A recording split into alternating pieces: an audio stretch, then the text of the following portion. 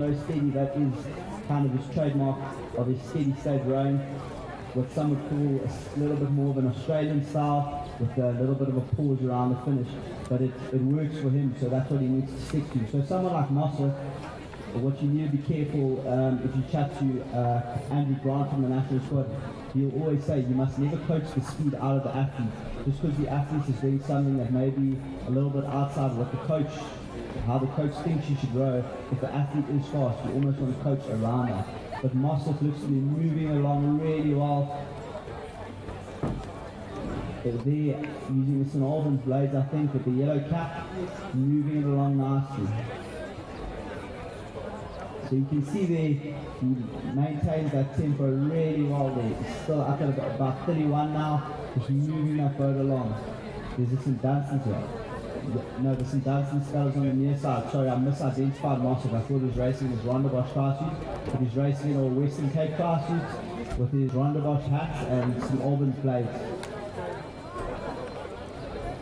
We've got him up at 33 now, so he's obviously looking to wind it for home. Mossa will also be racing the men's A single tomorrow, but he's entered the junior men's 18 single to just get a bit of extra racing, having made the trip all the way up here.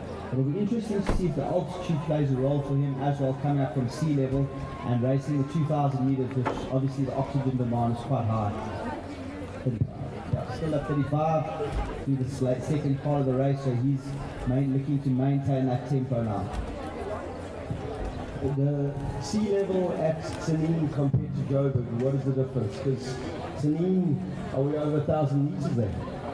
As far as I'm aware, Sanin's about 700, but the advantage of Sanin is it's very warm there, so the water is very fast, and the altitude is not so much that it really takes a toll on you from well, if you come from sea level to Sanin versus sea level to River Park, you don't feel it as much at Sanin. And then obviously you've got the faster water which helps you. So because you're going faster, the race is over quicker, so the oxygen demand is slightly lower because of the shorter duration of the race. Whereas at River Park, if it's a slow day, you could potentially be out there for 7-8 minutes.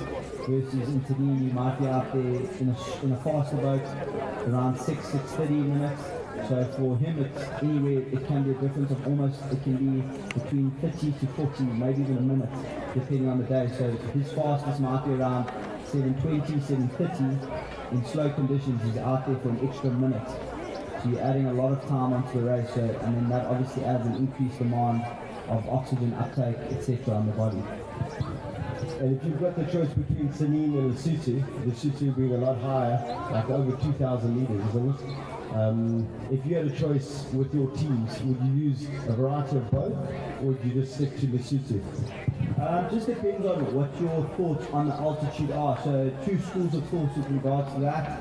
So some people believe that the high altitude causes a variety of adaptations, increases your body's ability to produce red blood cells, teaches your body to deal with less oxygen, and then when you come back down, your body's ability to utilize the oxygen is more.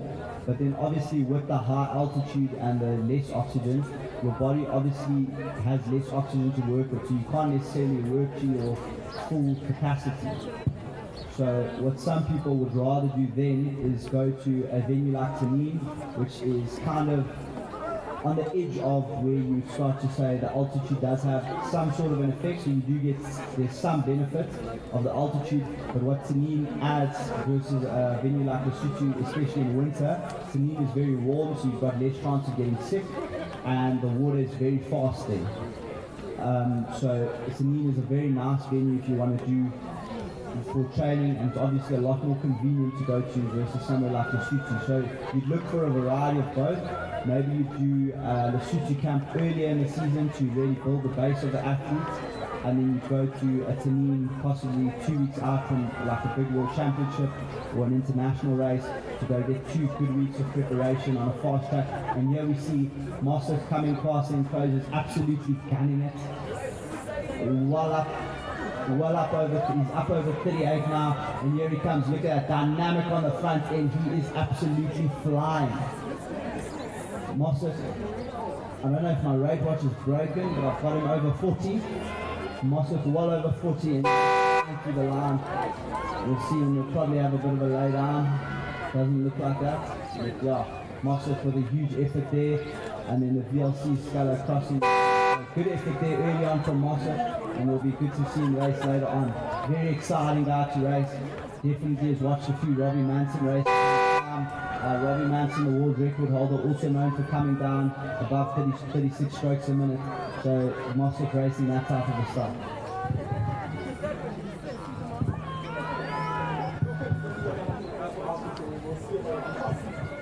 And in that race, it was only the first two. In the next two, there have been some fast finishes, but some of the guys towards the back just almost, the team is so settled compared to Mossad. Those people are smashing it out. Racing at 40, the guys coming in, racing under 13, there's a massive difference. But the technical ability to actually hit all those strokes, not go skew, not tip the boat, I mean, you got 40. There's going to be like a technical prowess to that.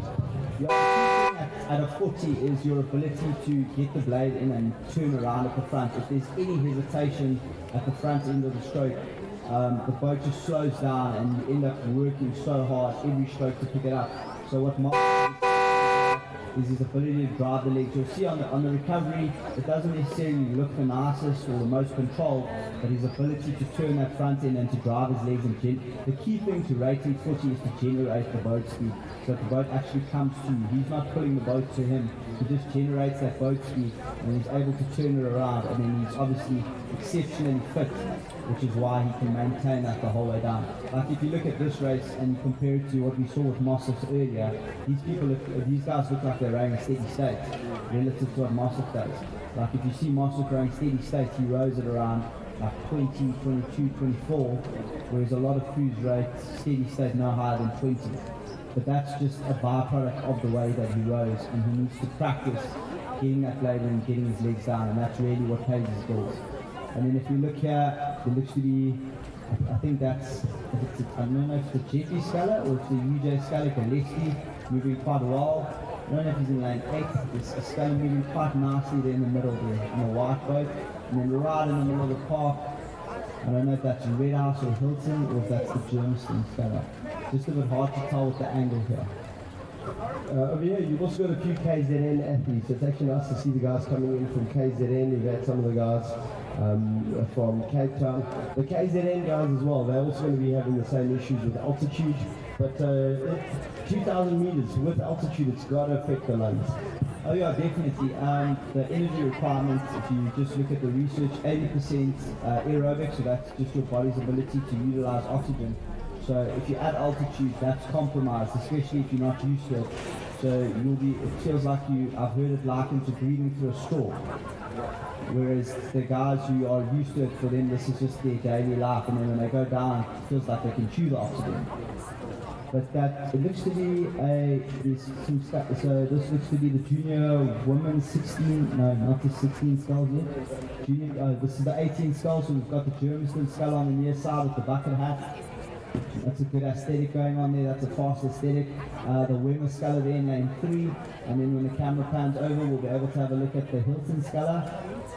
One of the Scullers looks to have been shot out the back. I don't know if that's Red House. I'm not sure if this is the Zimbabwean Sculler that you're seeing, or if this is Gillespie, oh no, that looks to be the Hilton Sculler there in 5, moving very well there. Emmett's moving nicely, allowing that boat to move. Just a nice, clean, relaxed style. And then if we look on the far side, there's another Germiston Sculler. I think that's in Flovu. He looks to be quite a big guy. He looks to be really sending it along, thumping it along. He's got a nice, powerful rhythm there. Oh, that's the Zimbabwean Sculler. So the Zimbabwean Sculler there in lane 6, rowing with the blue blades of St. Benedict's in the blue boat. Jeez, that is a unit. Yeah. Okay, I'm going to have a go at his name. Nyamung Pingita. It's a tough name, and I apologize. But hell of a good row. Like, very powerful, very strong guy. He looks like he's eaten one of the other rows. He's got great shoulders. Yeah, he's a big guy. If you look at him, he's what you're actually looking for. If you're looking for an elite single sculler, it's built like him. Very big guy, very big upper body, so maybe not so optimal to carry the weight, but if he can harness all that power, he'll be able to generate the boat speed necessary to be competitive on an international level.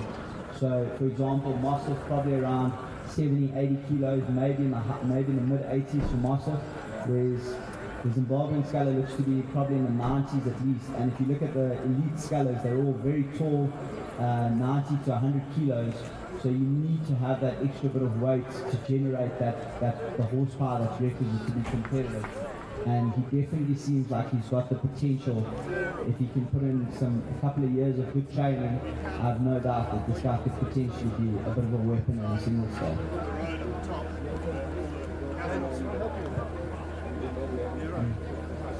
Yeah, so if you look at those two scullers, it's clear that you can see that the smaller Hilton sculler, he's much more technically adept, so he can move the boat more effectively with the lower body weight, and because he weighs less, he has less weight to move.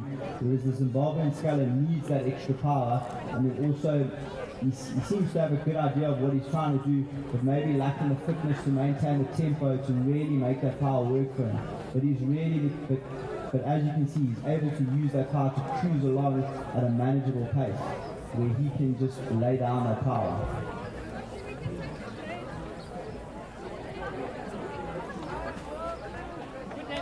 Yeah, the Zimbabwean sculler at 21, we're getting a zoomed in shot of him. Jeez, this ocean is huge.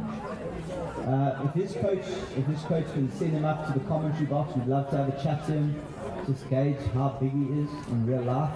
But yeah, he's just able to just cruise along, he gets hold of it, and then he just brings those legs down. It looks effortless for him, because he's just able to get his weight behind the oar handle and then just sort of lever it through, whereas the Hilton sculler probably working much harder at the same rate. But the Hilton sculler looking very smooth, which they've upped his tempo a little bit.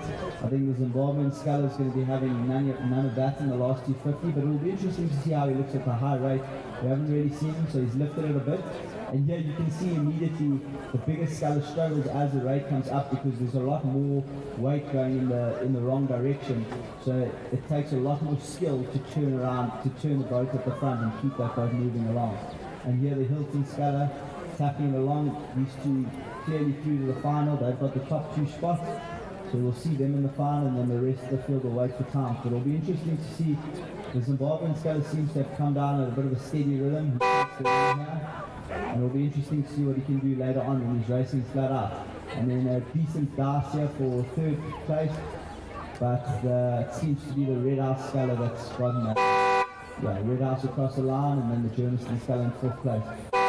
Will be looking for the times, all of from the 3 heats fighting for 2 places, so that'll be interesting to see now. For the Germiston guys, sorry Ryan, I need to ask you a question. So the Germiston guys that you've seen, they've got that fashion white hat, that fashion white suit, they're looking great. But they also race with the purple suit. Is it the first team guys and the younger guys? What is the difference between the outfits, do you know? As far as I'm aware, I think yes, the Opens race, or the first team guys race in the white car suit, and then the rest of the club races in the purple. So yeah, as far as I'm aware, that's probably a bit distinguishing thing. But I think they're all racing the white bucket hats. Shout out to their coach Level. I can't remember the name of his brand at this stage, but I think he makes those hats. So if you want one, find Level, and I'm sure he'll be able to hook you up with a cool bucket hat. Yeah, they've always said it's to get free speed, you need sunglasses and Crocs, but I think you also need the Germiston white hat, because that's it's only fashion, it's fashion but functional as well. If you're rocking a bucket hat, Oakley's and Crocs, you've basically won before you get to the start line. So you're a winner straight away. I agree. Because if you look good, you feel good, and if you feel good, you row good.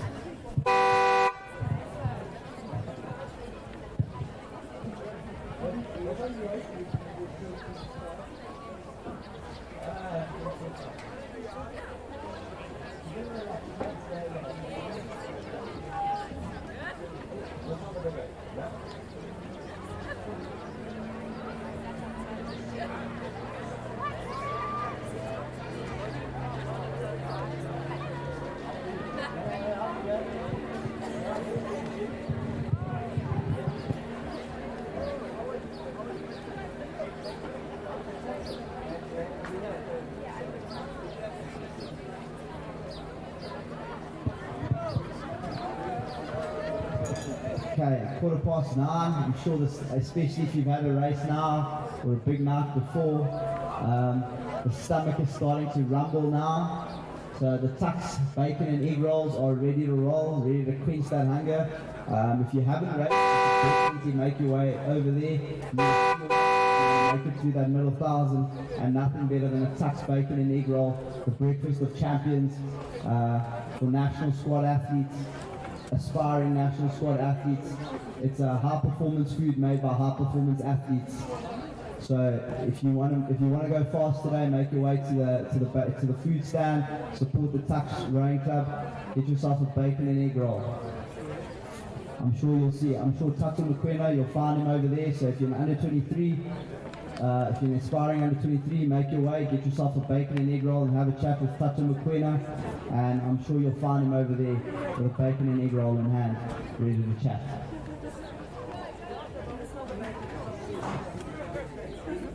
Yeah, you can hear the Masters rowers, they're veterans, they know a good bacon and egg roll when they smell one, and I'm just hearing rave reviews from everyone who's had one so far. So junior women's doubles on the course now, VLC Westlaw on the far side, St Mary's quite a strong contingent that have entered this regatta, St Stithians Close and Creasle moving nicely, St Mary's Babaya also moving really well. Babaya and Impy, the two under 16s. I wonder if we'll see Price Hughes, she's the star of the show there, and that's St Mary's under 16 age group. She'll be one to watch in the coming season. Creasle and Coast also moving really nicely here. I'm sure they've had their pre-season underway, so getting in a nice early season race just to prepare themselves for the season ahead. Nice to get some racing in before the long winter miles set in. And then if you'd like any information about there's a Masters Rowing Camp from Old Ned's Masters Rowing Camp from the 19th to the 21st of August. It will be at the Val, hosted by Old Ned's. From what I've heard, it's quite a jewel. Get some rowing in, chill with some really cool people, and the Masters rowers are some of the best people that you'll meet in South African rowing.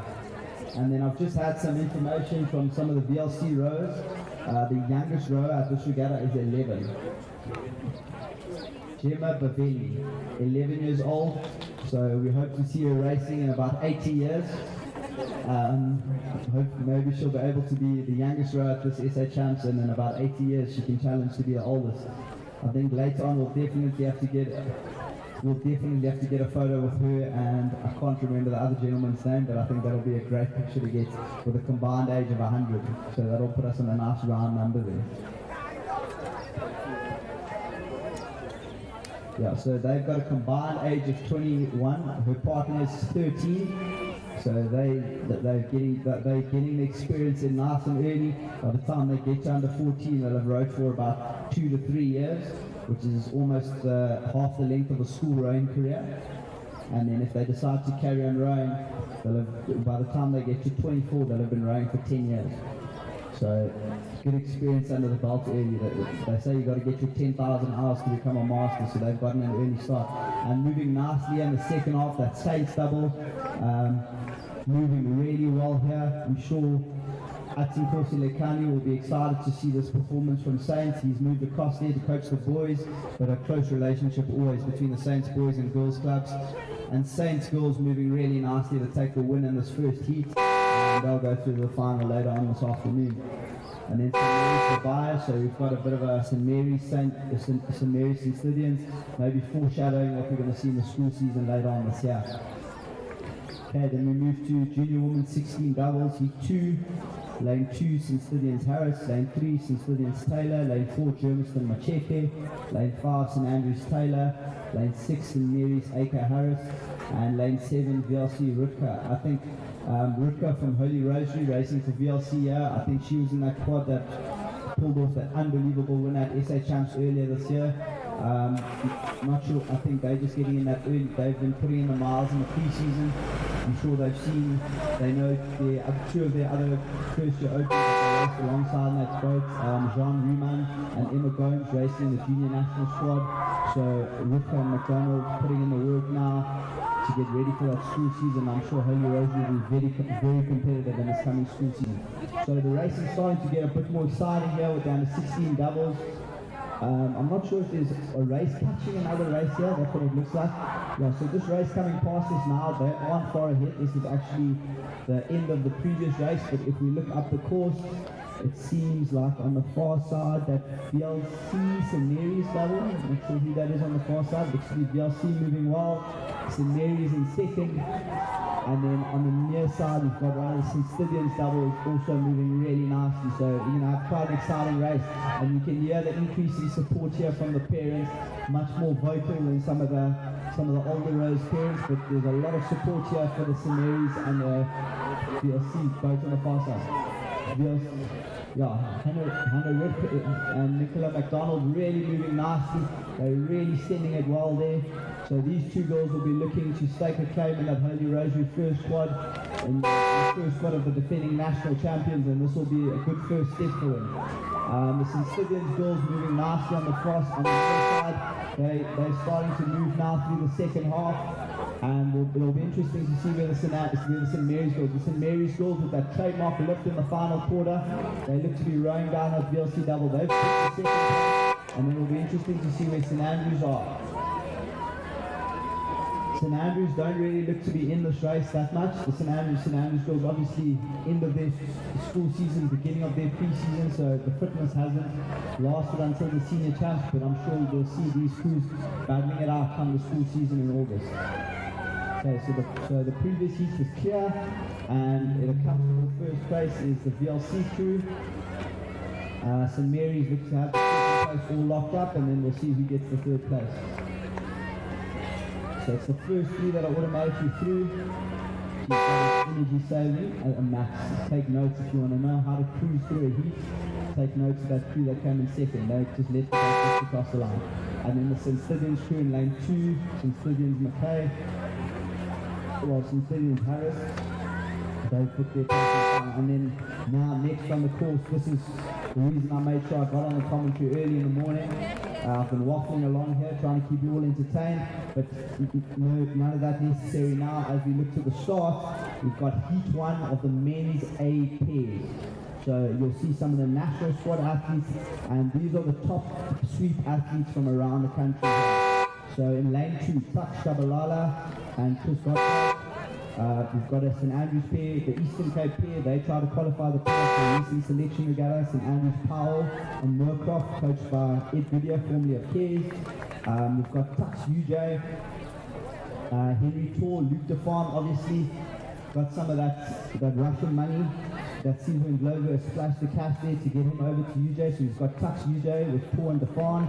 We've got Tux Lemaitre and Holmes. They qualified for the recent Student World Games. Obviously unfortunate not to go, but they're a very fast pair. And it'll be interesting to see what they do through the middle of the course. And then we've got UJ Walker. And then on the far side, we've got Tux Keeling and John Smith, former an Olympic silver and an Olympic gold medalist. So that's 90 snuff and training very hard at Gold's Gym, getting in the miles on the ergo there and getting in the bicep curl more crucially. And then we've got the junior national squad for, I think, on the far side, unless they've been moved over to the other heat. So moving well in the middle of the park there looks to be Tux Lemaitre. They're moving really well. The UJ pair seems to be sitting back a little bit. Keeling and Smith with that trademark fast start. Lemaitre and Holmes seems to have found their rhythm early on. And it'll be interesting to see what's happening on the far side there. So Keeling them on the far side. The 4's gone grassing off. That 4 looks to be right in the mix there. They look to be leading out at this stage, but obviously they're a 4, not a pair.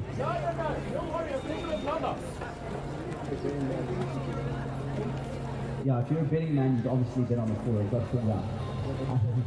And then moving nicely in the middle of the park, Tux Stefan and Tor. Luke Stefan looking to prove he was worth the money in the transfer window there. Massive contract apparently. I've got his coach sitting here, Ati Lekani. He did the negotiations there, a tough negotiator, Atilekani. But if you want a scholarship to UJ, pop up to the commentary, and I'm sure if you've got a good ergo score, he'll be able to sign you up. So it's Touch Lemaitre and Holmes, which have tracked Define and Tor through the middle, and then moving well on the far side is Smith and Keeling. I'm sure we'll see the trademark big look to the right from John soon, and then Gottschalk and Shabalala not looking too bad on the near side either. They look to be right in it there with Define and Tor, so it'll be interesting to see if Define and Tor move, and then that St Andrews pair also moving really well, tracking those universities, tracking that touch pair on the near side. So here through the middle, this is where the crews will look to do the damage. That UJ crew's been dropped, but Holmes, Lemaitre, and then Define and Tor are going to do battle in the middle now. So Define and Tor now stretching out. Henry Tor with that signature long stroke, really long stretched out. Luke sitting up a little bit more, but Luke with an enormous amount of power. Former single sculls, won the single sculls as a junior, and he's going to be looking to lay down the power. Luke known for being a powerful, confident athlete. Henry much the same, so there'll be no shortage of confidence in that national squad pair as they look to move through the field. So they've really separated themselves now through the middle thousands, and now they'll look to be Holmes and Lemaitre, Smith, Keeling, and it'll be interesting to see if there's a challenge from Shabalala, Gottschalk, or Murkoff and Powell. Powell and Murkoff moving well. They seem to have moved ahead of that UJ pair, and they're going to look to track that Gottschalk, Shabalala pair. I think for them that's going to be their best bet, to try and keep up with that university pair. I think there's not going to be much sense in trying to race the final call. They've got this well in hand. They seem to have already switched the taps off of it, so to speak, at around 27, 28. Some frantic jogging up to the tent happening. I see a rare face, so if you haven't seen Declan Williams in a while, make your way up here. Him and Atilekani having a UJ 2010 reunion up here. So the UJ 2014-15 reunion happening here. Make your way up, and then you can pop past the Masters tent. I think that's why they're trying to put together a Masters 8 for the World Masters Champs.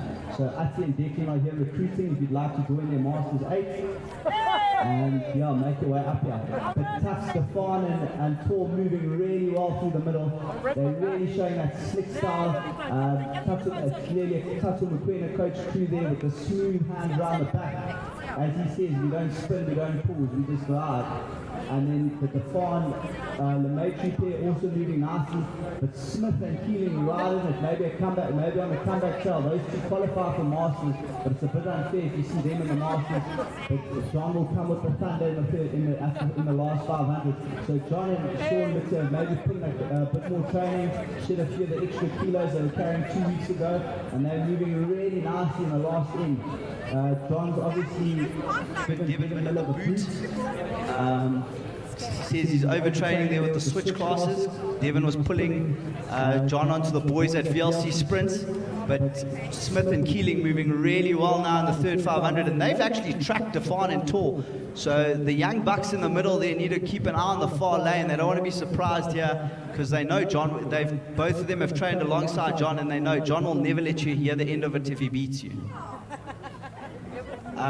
So Lemaitre and Holmes also tracking Keeling and Smith. So the crews here are really looking to book their place in the final. We see those four putting on a bit of an exhibition now of good solid sweep rowing. I'm not sure if they've got the tandem going on in the middle there with the two rows on bar side. I'm waiting to have a look there, and then I'll be able to let you know about that. But Define and Tor, they're going to make sure they get the win over John. They've got to keep an eye on John. John is very sneaky. He'll tell you he's not going to race, and then he'll go sprinting through in the last 500. So keep an eye on him. He's a wily operator, John Smith. And then that junior national squad 4 putting on an exceptional row here. I think just well in control, probably going to be in the final a bit later on. And all the top 3 pairs here seem to have all taken it down. It'll be interesting to see if there's any jostling for lanes here, but Smith and Keeling looking very slick. The muscle memory still there. Define and Tor with that long, powerful stroke. You see that strong acceleration from them. They've got a lot of time around the finish, very clean, very in control. Lemaitre and Holmes, so these crews are going to have an epic battle later on, so they're saving everything that they can for that battle later on. Smith and Keeling also through, and then Lemaitre and Holmes, so going to be an exciting final later on. And it looks to be that St Andrews pair has managed to row away from Gottschalk and Shabalala, so that's a good win for them to be the first schoolboy crew through the line.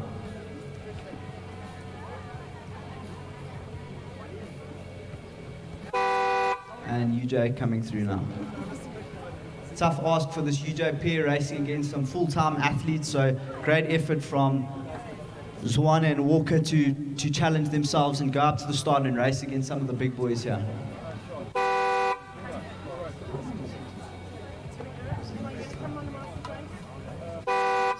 Okay, and then heat 2 of 2 now. Again, jostling for position. We've got those GSRF pair, Spammer and Taylor in lane 2. Junior national squad, Carrera and Hurst. So they're the junior pair that's been selected to go to the World Champs later on, Junior World Champs later on this year. In the middle of the park, we've got James Mitchell and Jake Green. Jake making the transition from sculling back to sweep, former Olympian. And then we've got Baxter and Bunach Kun, the under 23 pair. They've been an exceptionally fast pair. They've done world record pace over a number of, they've shown the capacity to do world record pace over 1,000 meters. And so they'll be looking to put out a fast performance here to just stake their claim as the top, one of the top boats in the squad in the national team here. So Mitchell and Green will be looking to challenge Baxter and Bunach Kun, but it'll be an interesting fight, and then it will be interesting to see where that junior national squad, if they can put the cat amongst the pigeons. But out in the middle of the park, it looks to be Baxter and Bunach Kun well in control. Mitchell and Green tracking them well. Jake with that signature aggressive style of his, with that big acceleration, long out, quick on the legs, driving that boat along. And then both these crews they've looked to have this well in hand. The side-by-side battle that we saw earlier on. And then on the near side, we've got GSRF Spammer and then Carrera and Hurst. The Carrera pair looks to have it under control, just managing themselves there.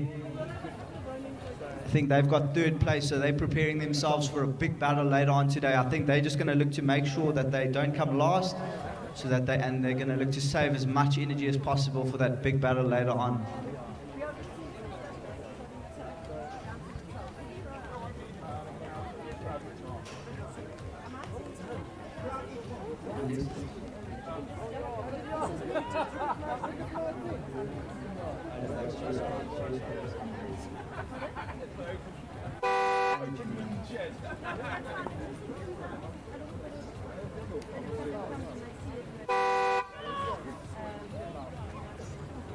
Okay, yeah, then on the far side, I don't know if that's the seat floor. I don't know if one of the GSRF pairs is scratched. That looks to be the UJ pair in third place. And then this is definitely the GSRF. So Carrera and Hurst have scratched, so they won't be racing this race. But I don't know if they've pulled out due to injury or illness, but it'll be, we don't know what's happening there. And then that Spammer pair doing a good job. They've been training hard. Two athletes with aspirations to maybe try and make the junior national squad next year. They've been training alongside those other guys for the past 2 or 3 months, working really hard. Didn't make it to the selection regatta, but working hard nonetheless. And then seems to be celebrity spotting hour at the moment. Sizwe and Glovu, Olympic gold medalist in lane 3, stroking that old Eds 4. VLC, Ramon Di Clemente there in the 3 seats, former Olympic bronze medalist. And then we've got affectionately known as the VLC Bullies, Hageman, Rose, Pence and Miller, racing for VLC at the sprightly age of 52. It'll be interesting. You see that old Eds crew with that signature smooth flowing style. Sizwe imposing his rhythm on the crew there. And then in lane 6 we've got old Eds, Temlet, Skinner, Jervis and Richard. So these guys will be looking to have a good battle for bragging rights here in the Cox's 4. They probably still call it a fine 4. Some of these buggers have rode probably in canvas boats. So a lot of experience in this race and a lot of pedigree. Brandon Skinner from Ravens making a feature in the old Eds boats. So some recruiting going on there in the Masters. Always a little bit of that going on, trying to load their boats up. Seems like Sizwe has been given the boot from the VLC crew after missing training. Ivan notorious for having a zero tolerance policy for missing training. So if you miss a session in that VLC crew, you're out. But I'm sure old Eds were happy to snap him up. Yeah, and that old heads crew has a beautiful rhythm there. If anyone wants to see how to row a good rhythm, have a look at that old heads crew. Slick, smooth. What makes someone like Sizwe an unbelievable rower to row with is that he's so easy to row with. He sets such a fantastic rhythm that you've just got to follow behind and put as much power down as you can, and he'll get you home. You can almost row as hard as you want with him because his rhythm will always get you home. Age of 43, De Clemente, Hodgson, Zanoni, stroked by Schlew at the age of 44. They seem to be moving along nicely, much more dynamic. Looks a little bit more aggressive on the rhythm, but more of a thump. This is what I was talking about earlier when you see the way that VLC crew, they're very quick off the back end and onto the next stroke, in contrast with Sizwe, who's just got that long flowing rhythm. Long off the back and then all the time in the world on the slide there, but they'll come through now in the end. Sizwe will start to lift here at 1500. You see them start their burst, but the VLC crews looks to have imposed their will in the middle of the crew. So these two VLC crews are going to battle it out. Lane 4 is going to have to move if they want to win this race. They're 8 years younger than the other VLC crew, so they're going to need to make sure that they win by, I reckon, at least about 5 to 10 seconds, but that doesn't look likely at this stage. Nice and aggressive.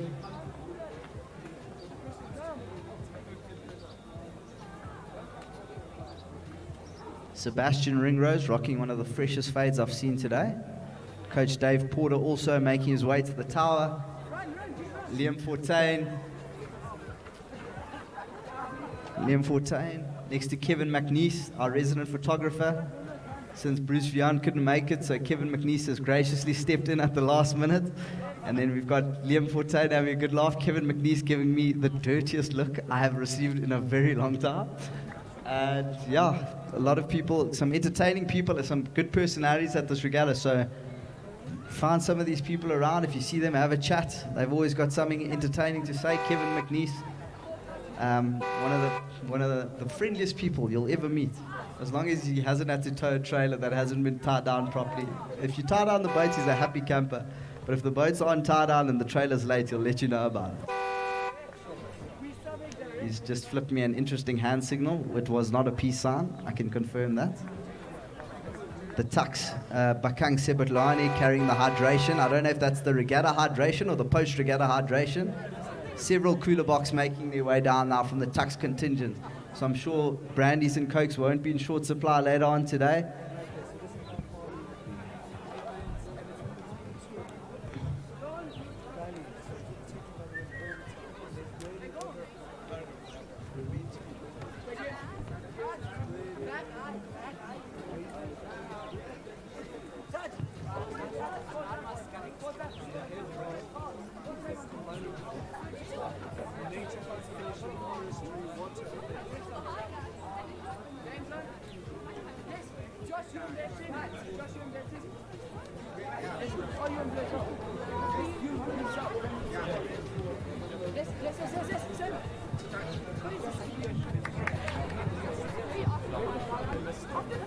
We've just got some of our young rowers who've just made it through to the finals. We've got McDonald, Rutger boat, great boat. So Nicola, just tell us how was that race, especially so early in the morning? What are the conditions of the water like? The water is beautiful and flat. It's actually really nice up there. It's not windy at all. Very good. So we were looking earlier this morning. We could see a bit of a dark water at the far end of the course. Did you guys see it at all, or was no difference? So Hannah, come over here quickly. So the first race was pretty relaxed. We saw you switch off in probably the last 100 meters. How did it feel? Did it go according to plan? Yes, I think it went quite smoothly. We were just taking it easy, just making sure we qualify for the finals. Excellent. And what are your aspirations for the finals? Just to go enjoy it, or are you going to go destroy everyone? Probably go destroy everyone. See, that's what we like to hear. We like a little bit of a little bit of healthy competition. Okay, and they've run off before we can ask them some really tough questions. Okay, but we'll ask the tough questions later on. You, Jake, the Tux novice coach, Dave Porter, keeping a close eye on here. So in the women's C single, we've got the A lot of these rowers have started rowing in the last year, 2 years. UJ Flongwa, the para, he's recently come back from the para regatta in Gavirate. He's one of the up-and-coming international rowers. There's also international para rowing. So Lifa will be looking to put in a good performance here. Just rows arms and trunk. And then we've got VLC Hindley out in front. Fitz Morrison in 7. Flongwa in 8. It'll be interesting to see where he ends up in the field here. Always tough for the para rowers, just with the use of the arms and the trunk. If you've ever tried to row, if you've ever done an extensive period of touching, you'll know just how tough it is when you when you don't have the usage of your legs. But it's unbelievably inspiring to watch Lifa and Sandra train. Their perseverance and their determination is second to none. And every row here can take a page out of their book. But in the middle of the course, it looks St. Mary Spencer looks to be moving reasonably well. Tux Joubert not looking too bad there. The St. Mary Sculler Spencer seems to be moving it along quite nicely. And it will be interesting to see how that St. Mary Sculler Spencer looks to be leading this race at this stage. And it doesn't look like any challenge will come. There may be a challenge on the near side. There is a challenge coming from the near side here. Looks to be the St. Dunstan Sculler, or is that Tux Joubert? No, it's the St. Dunstan Sculler moving nicely here. And she looks to have locked up that second place. And then on her inside, there's another challenge. Oh, and then there's a challenge coming on the far side as well. So the field's starting to bunch up here towards the end. Not sure if that's Wits or VLC there on the far side there. So the St. Mary's Sculler coming through in second place. Looks to be VLC in first, St. Mary's second, and then looks to be St. Dunstan's in third here, for my money. Don't quote me on that. Bit tough at these senior regattas, without the strong dress code requirements. Bit of a crab here in front of the enclosures, but I'm sure she'll make it across the line. I think Tux Joubert just regaining her composure, just looking to make sure she gets across the line. Not sure what's happening there. Yeah, I think that crab's given her a bit of a fright, and the courage seems to have deserted Tux Joubert. But I'm sure we'll be looking forward to watching Tux Joubert race in future years. I'm sure we'll be seeing her racing in the women's A-Skull in a few short years. I'm sure Coach Dave Porter, Coach Bakang, and Coach Tata Mokwena will put in some big mileage on her, and then she'll be ready to go in a couple of years. And then, so some variety here in the women's C-Skull. You see a wide variety of age, anywhere from 14, 15 to 24, 25. These are people who are, you could consider it the novice event. This is people who haven't been rowing for that long, or people who have just started rowing, who are entering the women's sea. Oof, nearly a crab there from Wits Theo. She's going to hope not to take a swim. But then moving out well in front is the Soweto Sculler. On the far side, we've got UJ Rach, St. Mary's Root, and they're moving quite well. The St. Mary's Sculler, so she's probably about under 15 by the looks of things if she's racing in the women's sea skull, looking to race 1,000 meters, but she's moving very nicely there. The UJ Sculler on the far side also looking quite good. It'd be nice to have a look at VLC Stoltz and Soweto in the middle there. And then once the camera pans over, we'll see if that Wits Sculler has managed to avoid taking a swim in the slime. Looks like when you come out the water, you look like you've gone to the Nickelodeon Awards. You've got the Soweto and VLC Scullers doing battle in the middle of the course. So you can see here, novice rowers rating slightly lower just so that they're more in control of the movement and able to keep that boat a bit more stable. Whereas the more experienced rowers, if you contrast that with Mossach earlier on, able to just go blasting down the course.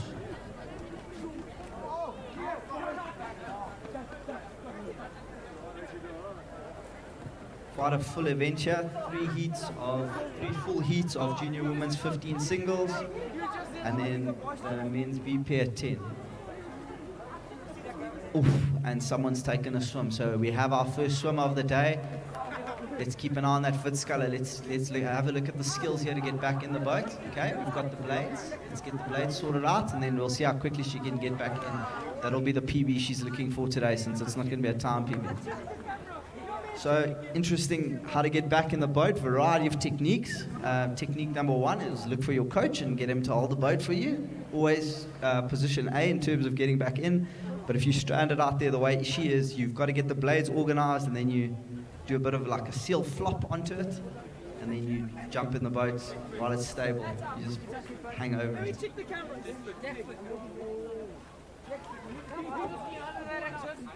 Okay. Get them while they're hot, get them while they're hot. Tucks bacon and egg rolls, 10:30. And then since we're doing the product placements, as you can see the Ergo advert from Rebel, proud sponsors of the stream. And then Wits in conjunction with the Sushi and Panda Foundation are hosting a raffle with 8,000 Rand. Prizes include Sushi and Panda merch, tech, and a MacBook Air laptop. Tickets cost 50 Rand, and the proceeds go to some amazing causes, including helping Wits raise money for their rowing club and aiding the Sushi and Panda in rescuing more animals. Just a note, bacon and egg rolls stop at 10:30. So to avoid disappointment, get there now. And then additionally, if you want to get yourself a hold of some rare rowing merchandise, Wits are running a separate raffle for a pre-loved dynamic ergo. It's not actually a dynamic ergo. It's an early version of the Row Perfect. It's wooden. So if you really want to get hold of a classic piece of rowing equipment, get a ticket for the Wits raffle, 20 Rand per ticket, and you can get hold of yourself of a retro Row Perfect. RP3s go for about 40 or 50,000 Rand per machine, one of the best machines on the rowing market. If you're not looking to shell out that much money, you can go buy a ticket for the Wits raffle at 20 Rand and get hold of an old school Row Perfect ergo, one of the best ergos for developing your rowing technique.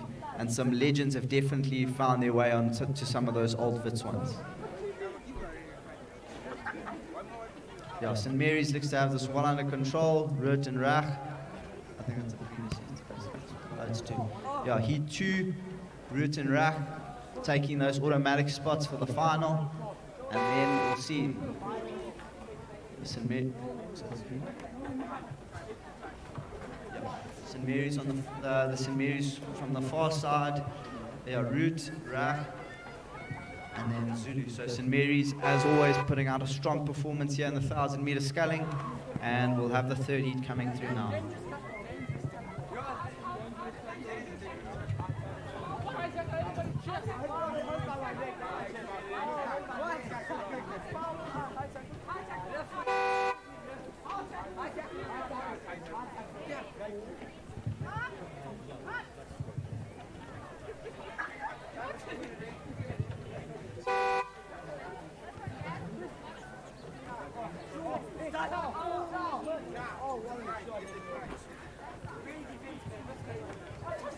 We're now moving on to Heat 3 of 3 for the senior women's C single sculls. The first two going through, then followed by the next fastest two.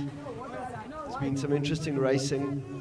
I think we've still got the one sculler whose boat had tipped, being moved just to the side. But everything seems to be okay. Marshall's right on the scene.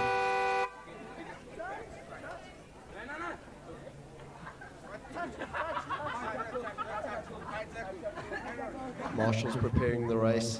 It's 1,000 meters, not too far for most of the rowers. Getting under the 6-minute mark is going to be the aim for a lot of the novices, but I think there are some seasoned rowers here going a lot faster. So in lane 1 here we've got Sokopase from WSURC, McGregor from St. Mary's, Rag from Tux, Katsia St. Dunstan's, UJ Hurst, Skirman, Gaborone, and VLC Love. Quite a packed race. Looks like lane 7 Wits, that's been scrapped. Girls getting ready, and they're off. Always a tricky start. They don't have much to go. They're going to be rating up very quickly at the moment. I think we're in lane 8. That's Love from VLC going out very well. Or it may have been Gaborone Skirman. She's going out nice and relaxed, some way more aggressive than others. Girls going very nicely at the moment. Hurst from UJ, Kutsia from St. Dunstan's doing very well.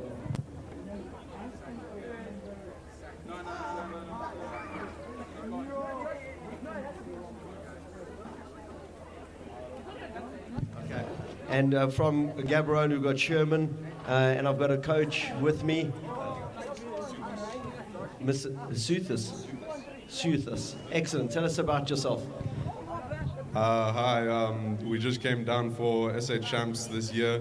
Got a few rows in Botswana that were pretty keen. First two months ago, they just started rowing properly, and it's been a wild journey ever since. We competed at the Gauteng Champs, got some pretty good results, and now we're here for the SA Champs to test our luck. We're going to see how it goes. Thanks. Tell us about your row. You've got Sherman out there. Great starts out of the blocks. What are your expectations for this race? The expectations, they're not too high. This is a test run for all of us. This is very new to a lot of the rows we've got out here, and I'm just happy to see that she's on the water and she's going up against some of these women's sea crews. It's amazing. And so tell us about when did you guys get down here for the race, and what have your preparations been like? We came down on Thursday. I'd like to give a big thank you to St. Stithians. St. Stithians have been helping us get some boats in. It would be a really big hassle if we brought our boats from Botswana down, but St. Stithians has been helping us with blades, boats, lane numbers, all the things above. And yeah, we came down on Thursday, got a few sessions in on Rudaplat. This is the first time these girls from my club have seen lanes, and it's just an amazing thought, really. And how big is your team, your contingency that are down here? We've got about 5 girl scullers, all of them ranging at around 15, 16 and 14. And we've got 3 boy scullers. One of them's under 17 and the other 2 are under 17 and the one's an under 16. The under 17 boy, his name is Neil Swanepoel, came down for the Gauteng Champs, got some pretty splendid results in the men's C finals, and we'd like to see what he comes in this weekend. And as you say that, I see your athlete screens zoomed right in on her. Great technique, nice and tall. She's doing really, really well. You must be proud. I mean, what do you think of her technique out there? Her technique, it's improved greatly over the last 2 months. She barely knew how to get in the boat the first time, but now she's really started to look like a professional rower.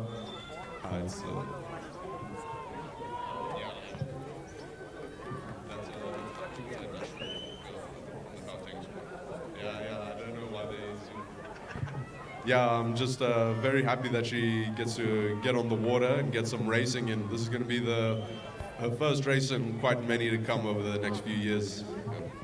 And how old is she? She's around 16 years old. She's under 16 this season, and she's going to be competing in the Opens next season. But we're just testing our luck with the 1K for now, and then we'll move to the 2K as soon as we can. Awesome. Thank you very much. Good speaking to you, and we hope to speak to you a bit later.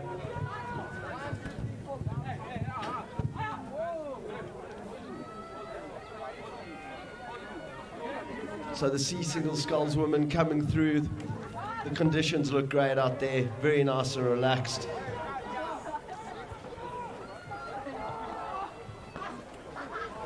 Girls finishing very strong at the moment. I'm not 100% sure of the names, but it looks like it's Love VLC. Sherman from Gaborone, I think was actually it's Hurst from UJ coming in second position. Lots of exciting shouting coming from the banks. People having woken up, had their coffee, had their bacon roll. The last bacon rolls, by the way, you've only got just over 30 minutes to get that inside you. Oh, and there's been a little bit of a challenge. I think there's a little bit of a crab caught out there coming in for that position. And it's the next fastest too, but still doing well. And they're St. Mary's McGregor, I think just pipping that third place from St. Dunstan's, and the rest of the crew's finishing. Always exciting times here.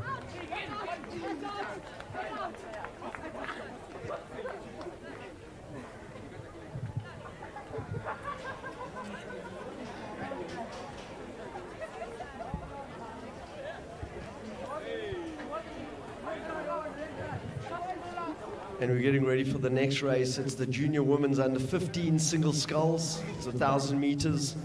Lane 1, St. Mary's Mbezi. Lane 2, St. Andrews Lum. Lane 3, Wemama Mokoto. Lane 4, Germson Kumalo. Lane 5, St. Mary's Ledile. Lane 6, St. Stithians Olivier. Lane 7, St. Andrews Mamonis. And lane 8, Sebapalo from St. Andrews. So a lot of the Saint schools out there, together with our locals from the East Rand. Very excited to see the Germson High team with Kumalo doing some great work out there. Wemapan as well with Mokoto. It's 1,000 meters, a lot of girls out there. You can see them overlapped in some of the lanes. And that's always going to be fairly challenging. And the race right behind them, getting ready, the marshals holding out the red flag, just slightly adjusting some of the rows to make sure that they're out there. Here we've got some of the legends from Ravens walking past us. Mr. Skinner, Mr. DaCosta, the nice guys, crashing it out there, although Mr. Skinner was seen in another boat, so there's a bit of a concern around that with the enemy, a bit of consorting there. But all will be forgiven as long as he rows a few more of the Ravens boats. Been a great day at the moment. We're only on race 18 at the moment. It's going to be an action-packed number of races today. Hopefully later we are going to be seeing some of the Olympians coming through to have a chat at the commentary box. We've got Luc Defan coming over, one of our top rowers, competed this year and competed at the Tokyo Summer Olympics. Rhonda Bosch boy. We've also got James Thompson. He's coming to speak to us later as well, out of St. Andrews College, rowed for Tux. He's going to come have a few words for us, maybe show us his Olympic medals. And the ladies are off. These are always exciting races. Some of the new younger girls especially going off at different angles, trying to keep the boat straight. They are the under 15s, some of them first time in a scull. And it's really good racing. They've got to stay upright, got to make sure you leave your blades in the water, don't go too deep, make sure you finish the entire stroke, try not to catch too many freshies. Oh, just seen a freshie there. Freshie's going to throw the boat a little bit off on a tangent, bit of an angle. Always a tricky one for the young ladies. But some of them doing really well, especially we see the St. Mary's girls. I think Ledelia's out there doing very well. And here's a big race. In this race, it's going to be the first two girls straight through to the finals and the next fastest two. So there's no need to hold back at all.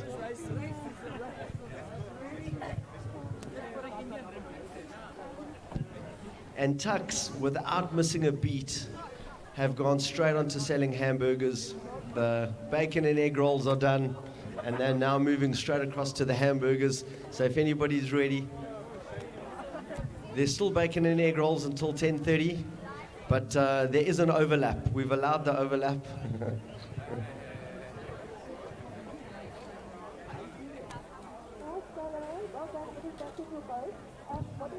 And we've got Seasway. We want to have a quick word just to make sure. How was your row?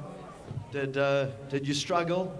We saw your good smooth technique, very different to the VLC hackers. So Caesar, how was it? Tell us about it. It was a good warm-up, so I'm expecting the final quite later. So I believe there was a final. I was thinking it's a heat. So now you, but some people think you were just holding back, trying to keep the nitrous oxide for the finals. No, that needs a bit of practice. So we've put a crew on in the past 2 days. Good session yesterday, and then the final was something else. We thought we were good, but we need a bit of practice. I mean, you've got the VLC 8. They've split them into 4 over there, like very, very fast guys out there. Yeah, no, there's big dogs in that VLC 2 4s. You've got obviously Ramon and Ivan Pence. So we knew we were just fighting for second or third place. So we quite happy with our performance for today. Yeah. And did you see the old Ed's boat on the other side? Was it the other old Ed's boat? They had Brandon Skin in there from Ravens. What did you think about that boat? Yeah, I think that's the only boat that's upsetting me right now. It was put together also lately, but you know, it's nice to have those guys, all Ravens and all Heads, all together in one boat. So yeah, they upset me, Brendan. Well done. Well, you know. So sees where the great thing is, because everybody knows you, you've always got a target on your back. You know, people are going to like lay it out there just to take you out. Do you feel that, or do you feel nothing?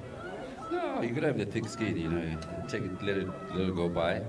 But, you know, that was there. Now it's a different day today, so you gotta work to stay fit. I'm looking at the girls coming down. Always St. Mary's and St. Stithians very close to each other, doing very well. Under 15 single sculls, but it seems like you're going to come speak to us a little bit later as well. For sure, yeah. I'm going to get busy with the day for one, and we can have a chat a bit later on. Some racing. It's good to be back in this game again, seeing all the clubs back here. So yeah, we can have a chat later. Was that the only race, the only boat that you're racing in through to the finals, or are you doing any other racing? So yes, I've got another race, but that's tomorrow. Masters 8 at 3:30 tomorrow. Awesome. I wish you all the best. Enjoy the rest of your day, and we'll see you later. Thank you. We'll see you at the bar when you come get some drinks. Sounds like a plan, my friend. That is a very close race. We've got the St. Mary's. Looks like a Wemmer, but from my screen, I'm not 100% certain with the angle here, but some very good racing. You've got St. Andrews finishing very strong. Yeah, I think that is St. Andrews. Seba Palo coming in third spot.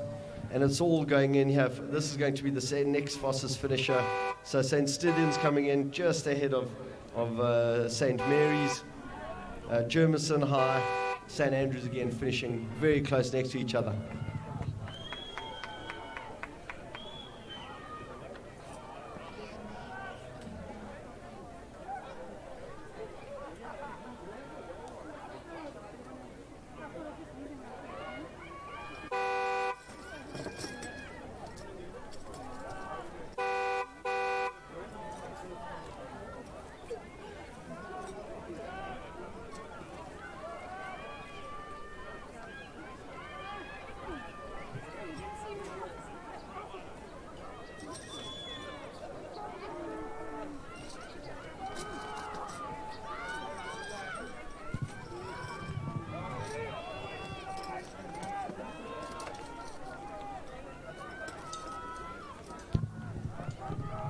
And this could be Bravelli in the race. I mean, Gemma is our youngest rower. I think it could be her. Looking at the race, lane 1, St. Andrews, Dallas. Lane 2, St. Mary's, Kingwell. Lane 3, St. Andrews, Manson. Lane 4, one of the Gaborone athletes, Xavier. Lane 5, St. Stithians, Taylor. VLC, Bravelli. Lane 6. Lane 7, Dos Reis, St. Andrews. And Gaborone, Malesi, lane 8. And is that the Gaborone athletes? Very strong finish there. St. Andrews coming in second, St. Mary's in third. Some really good racing there from the girls, leaning straight into those blades. That's St. Andrews. Some tight racing. We are looking at some of our younger athletes. Gemma Bravelli, 11 years old.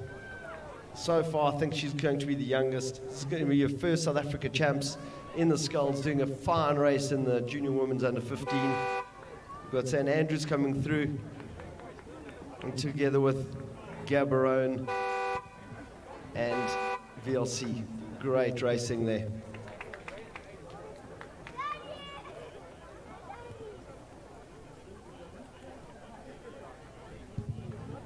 As we move on to Heat 3 of 3, lane 1, we've got Buffalo Kinkwana. Lane 2, from VLC, Bravelli. That's German's sister, Fran Bravelli. Lane 3, Germiston, Awesu. Lane 4, St. Andrews, Brown. Lane 5, VLC, it's Stewart. Lane 6, Gaborone Cirumola. Lane 7, St. Andrews Dietlefs. And lane 8, Gaborone Brewer.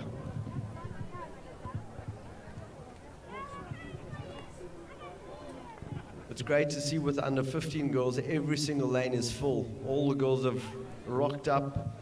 We've only seen one of the girls take a swim. The rest have held strong, finished very strongly in their races.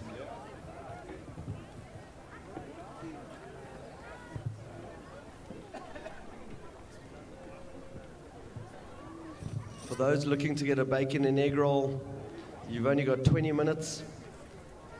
Otherwise, you're going to have to go for the burgers. Big decision to make. Nice to see the silverware coming out. Lots of trophies. Lots of people going to come have a photograph with those. Nice to see Fran Bravelli out there looking around. The Jermison row holding nice and strong.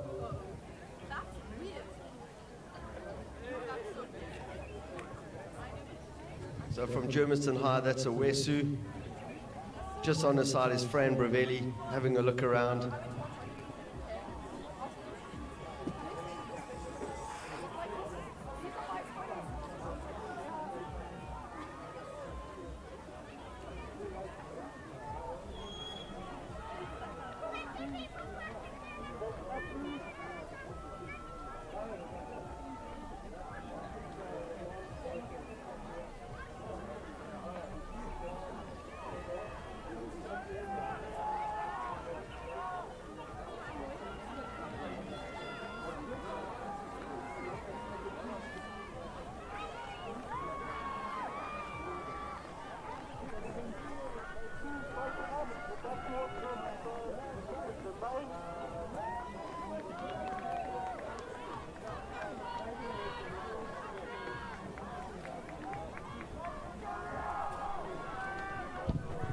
One of the girls has just fallen in there. I'm not sure which boat that is. One of the girls has gone in. We've got some of the, and everything happened in the last 250 meters. The girls seeing the red boys starting to pick up the rate, and that's where a lot of the risk is going to happen. At the top end of the fields, one of the, I think it's the St. Andrews girls, Dietlefs, doing very well. VLC lane 5, Stewart. And it's all happening here. There are a few crabs being taken. Very exciting racing. But you do have Bravelli making a late charge, coming through. Last few strokes, and this is very tight racing. You're going to hear 3 close peeps. Yeah, so I think that is Fran Bravelli. She had the Gaborone athletes at the top end.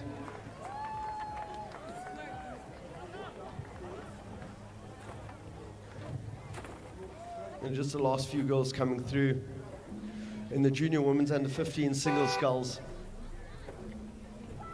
And one of the girls, yeah, did tip over. The marshals are helping her back on.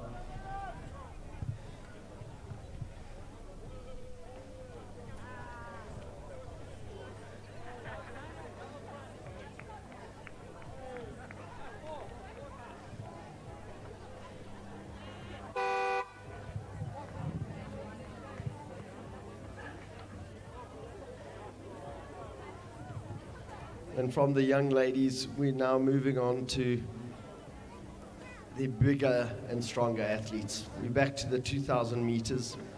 It's the senior men's B coxless pairs. And here we've got some of the big heavy hitters. We do have the St. Stithians boys in lane 2 with Swart and Schmidt. In lane 3 from Wits, we've got McCourt and Stoltz. All the way from Durban is Brokout and Frost. UJ, we've got Saar and Bryce. Saar, the ex-St. Benedict's boy. Tix, we've got Kretschmer and Riemann. And UJ, Gillespie and Clausen. Tix, Riemann, that's Sebastian Riemann. His sister Jean Riemann's actually rowing with the under-19 international team. She'll be rowing later this year in Varese. She's currently Holy Rosary girl. Sebastian, young St. Benedict's boy, now studying out of Tix.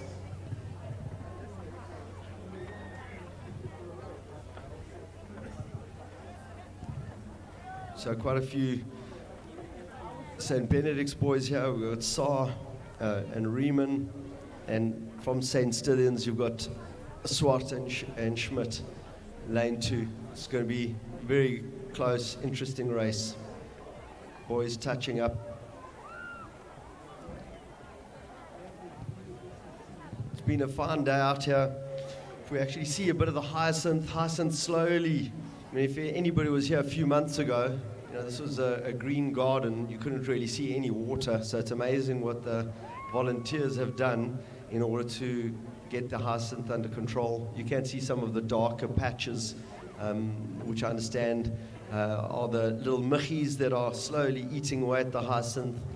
And so it's very good to see the amount of work that's got in here to make sure that Rhodoplat is going to be a world-class place for next year's rowing for the World Masters.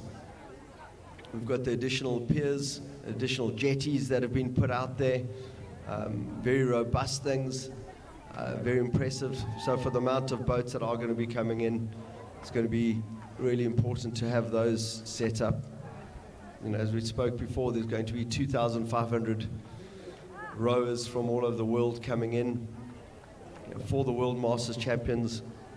It's actually the biggest rowing regatta in the world. The next biggest, well, I think the world's biggest 3-day regatta is the Head of the Charles in Boston. But that's a 3-day regatta. The World Masters, I think, is over a period of 5 days. So it's good to see SA Champs back on again. And the guys are off. So this is the start of the senior men's B coxless pairs. Over here we're going to be having the first 3 through and the next fastest 2. There's going to be 2 events.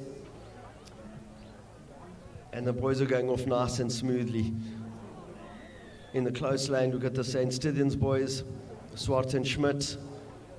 Nice and controlled, but it's the Wits and Durban boats right next to each other. All the Durban boats seem to be going out at a bit of an angle.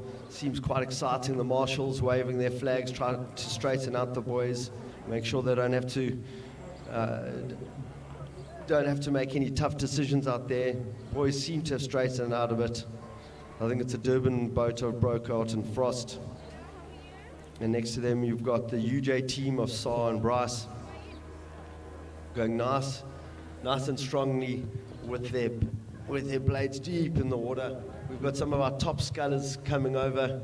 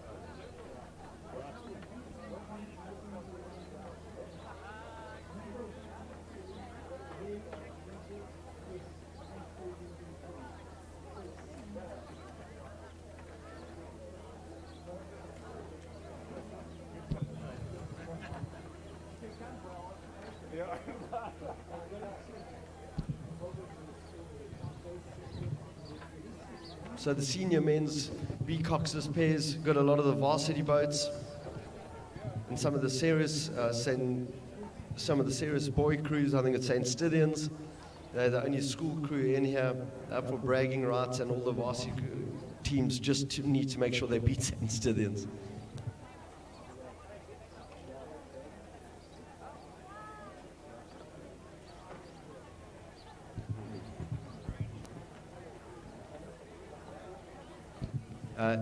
If I could ask Hannah from Peterhouse to come to the control tower. We've got some shoes for her. So Hannah from Peterhouse, if you could come to the control tower, thank you.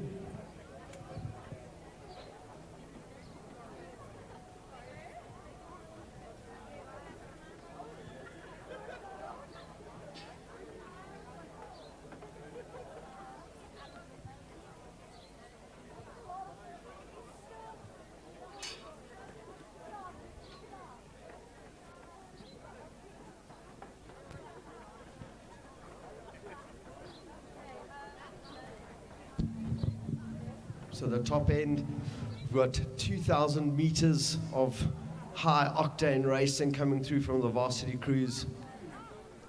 Some of them need to get through to the finals later today. So they are putting it out there, keeping strong. UJ crew going nice and powerfully. You know, Kretschmann and Riemann holding really well there in the boats. The UJ crew of Saar and Bryce as well, as we move up to lane 7. I think we've just seen the Tux crew. In fact, that's the Tux crew there with the single red line across their white vest. That's Kretschmann, Riemann, nice and controlled, good smooth rowing.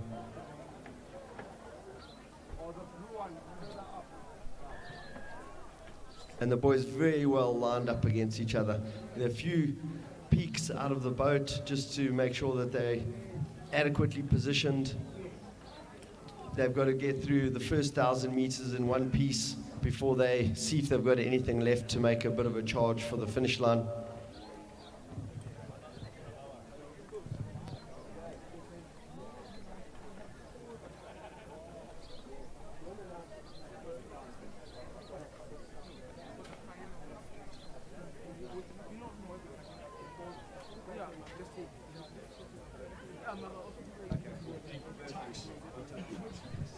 So the Tix guys have just given me some breaking news. There are only 4 bacon rolls left.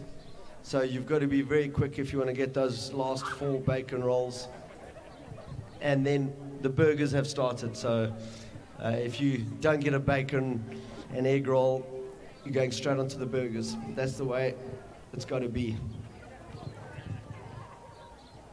So the boys are making it across.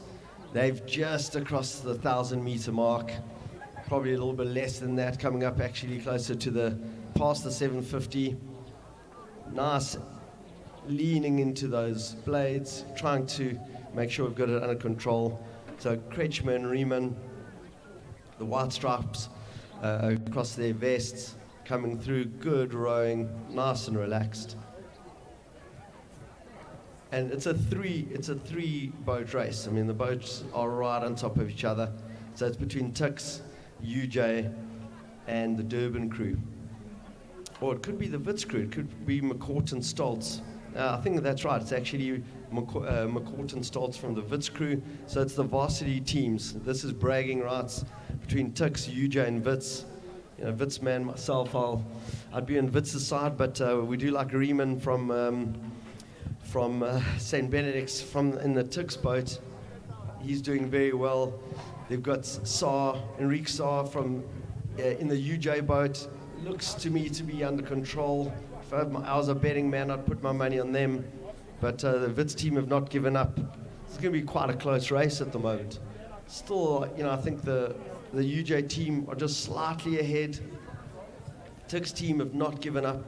And then it's the Wits team. You've got the rest of the teams still making their way up.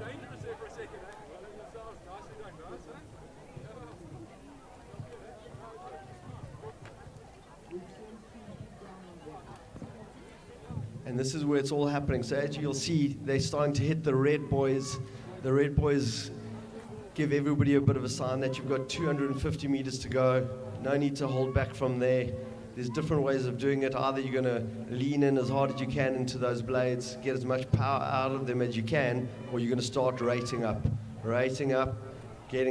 turning the stroke rate, trying to go as fast as you can. And you've got Saar picking it up from UJ, going strong. He's moving away from the rest of the crew. So Saar and Bryce, they're going to take it first. Tix is going to be Kretschmann and Riemann. They're in second position, so they're straight through to the finals. And you've still got the third boat's going to make it through. So the first 3 are through. They're actually tapping off the power, just gliding through the finish line. So you've got UJ, you've got Tux, and I think that's actually the St. Stithians boat in third, doing very, very well. Next boats are coming through. Now these are the St. Stithians boys. There's a bit of crossing of lanes there. So I think it was Wits in third place. Those are the St. Stithians boys.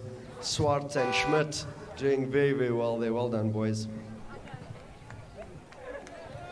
And then you've got our Durban Rose, Brockhart and Frost coming through to take the last slot. There's still a chance that they make it through to the first three in the next Foster's 2.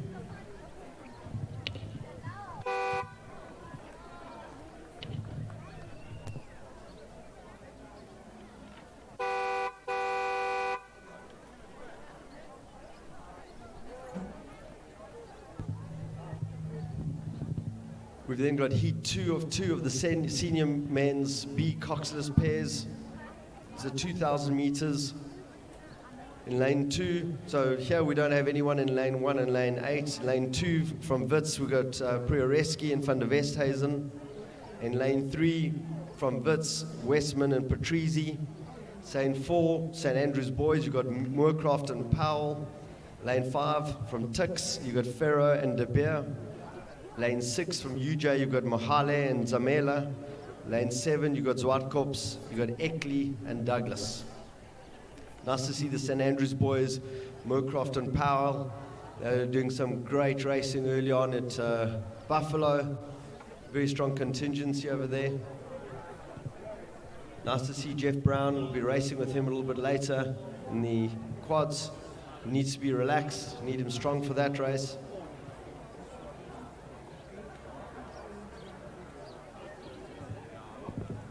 And the boys coming through, they're really like 500 meter mark. That's about where the Hyacinth is. You know, from there, they're starting to hear the crowd. They're starting to sniff at home. You've got Tix, you've got Ferro and De Beer. Nice and controlled, long, powerful strokes. Don't seem to be stressed at all. St. Andrews boys, Moorcroft and Powell. Very nice and relaxed. Good work. Nice to see the boys coming up from St. Andrews. Always nice to have our coastal brothers up here. And Westman and Patrizi from Wits boat. And they've got that yellow streak down the back, together with on their white suit with the blue trimmings. So it's a great race. So the Tix boat in the lead. You've got the St. Andrews boys, I think, who've got it under control. They do have a little bit of power towards the end, but they seem to be just tapping off. Quite happy with the first 3, taking it quite easy across the line. Westman and Patrizi as well,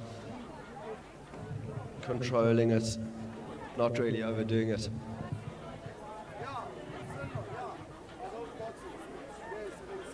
And probably the best racing is happening towards the end of those last 3 boats. Only 2 are going to make it through. I think the Wits boat with Van der Westhuizen and Prioreski, they've got it under control, make it through. So it's the UJ boat, followed by St. Andrews, and then the Wits crew in 3rd position. Nice and controlled, able to row straight through the finish line, which is the way you should do it. Now got the 2nd Wits boat. They're going to make it through, hopefully, as the next fastest 2 finishes.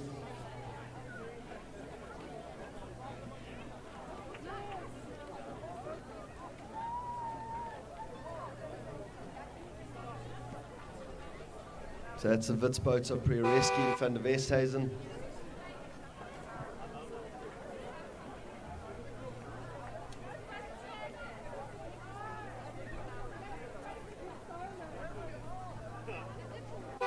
Followed by the next 2 boats, Zwartkops and UJ.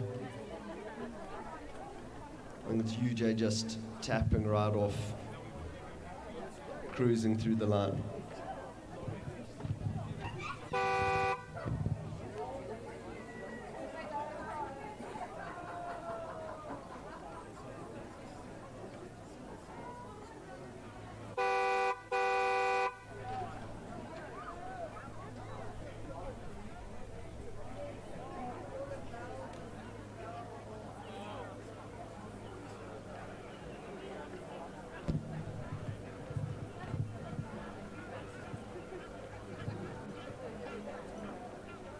And for the next event, event number 23, it's a junior women's under 16 single sculls. It's heat 1 of 2. We've got 6 girls racing in this one. Lane 2 from St. Mary's, Van Loggerenberg. Lane 3, St. Andrews, Potgieter. Lane 4 from Durban, Sivia. Lane 5 from Red House, Mbango. And lane 6, VLC, it's Vasha. And lane 7, it's VLC, Wetzlar.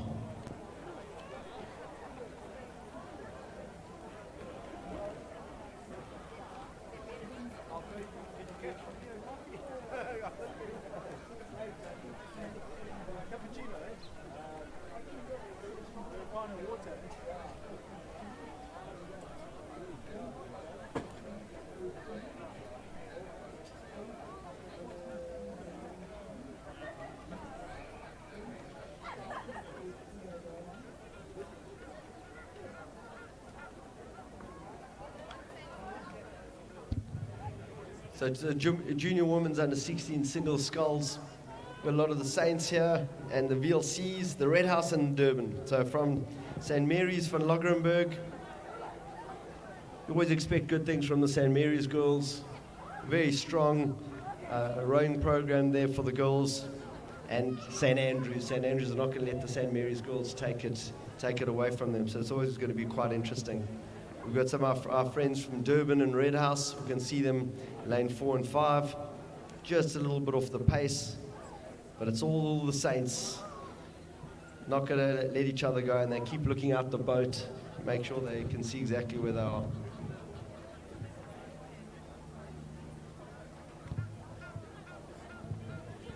So there are only 2 in this race in the under 16s, only 2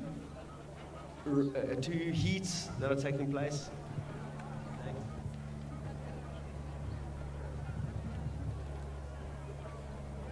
And the St. Andrews girl doing very well. She's looking everywhere, and I think it could be she's just trying to avoid hitting the boys on her bow side. And she's slowly moving back into the center of the lane. In fact, sharing a lane with the St. Mary's girl. So, but it looks like this St. Andrews girl's got it under control. Still quite a long way to go, though.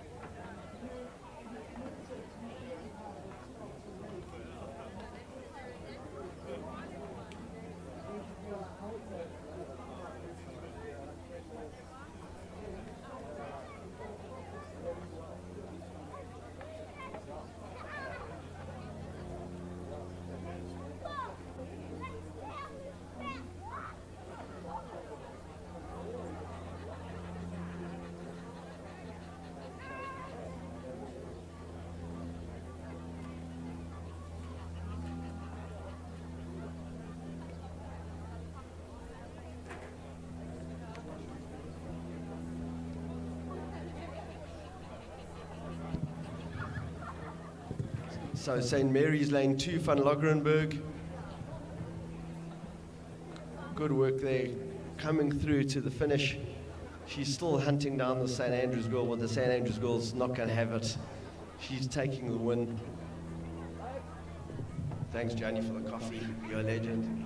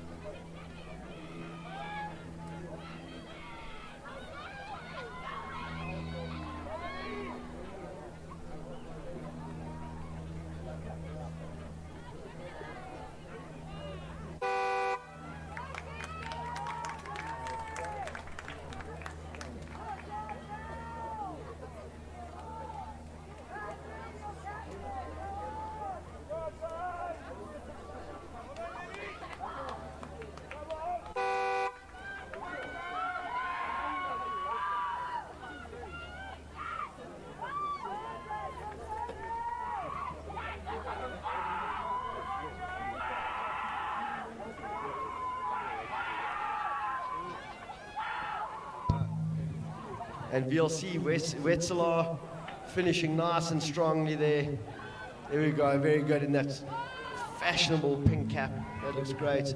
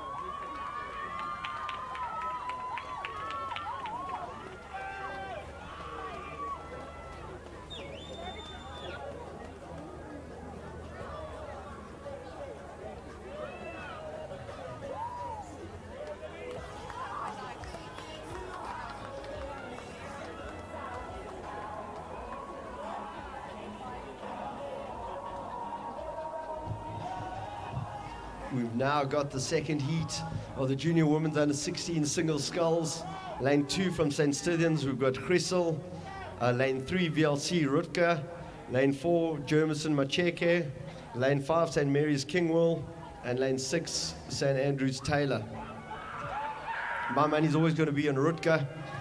She's done really well. I haven't seen her actually lose a race since I've known her. So I'm pretty confident she's going to have this under control.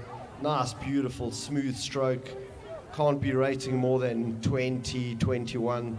Very nice and relaxed there in lane 3. We've got the St. Mary's girl, Kingwell, just on her bow side, doing very well. Nice and strong. Girl's got, still it's a 2,000 meter race, very heavy. Thank you very much for the water. Very heavy to do all that rowing for 2,000 meters. Not sure I could do it without a little bit of help from the marshal's boats.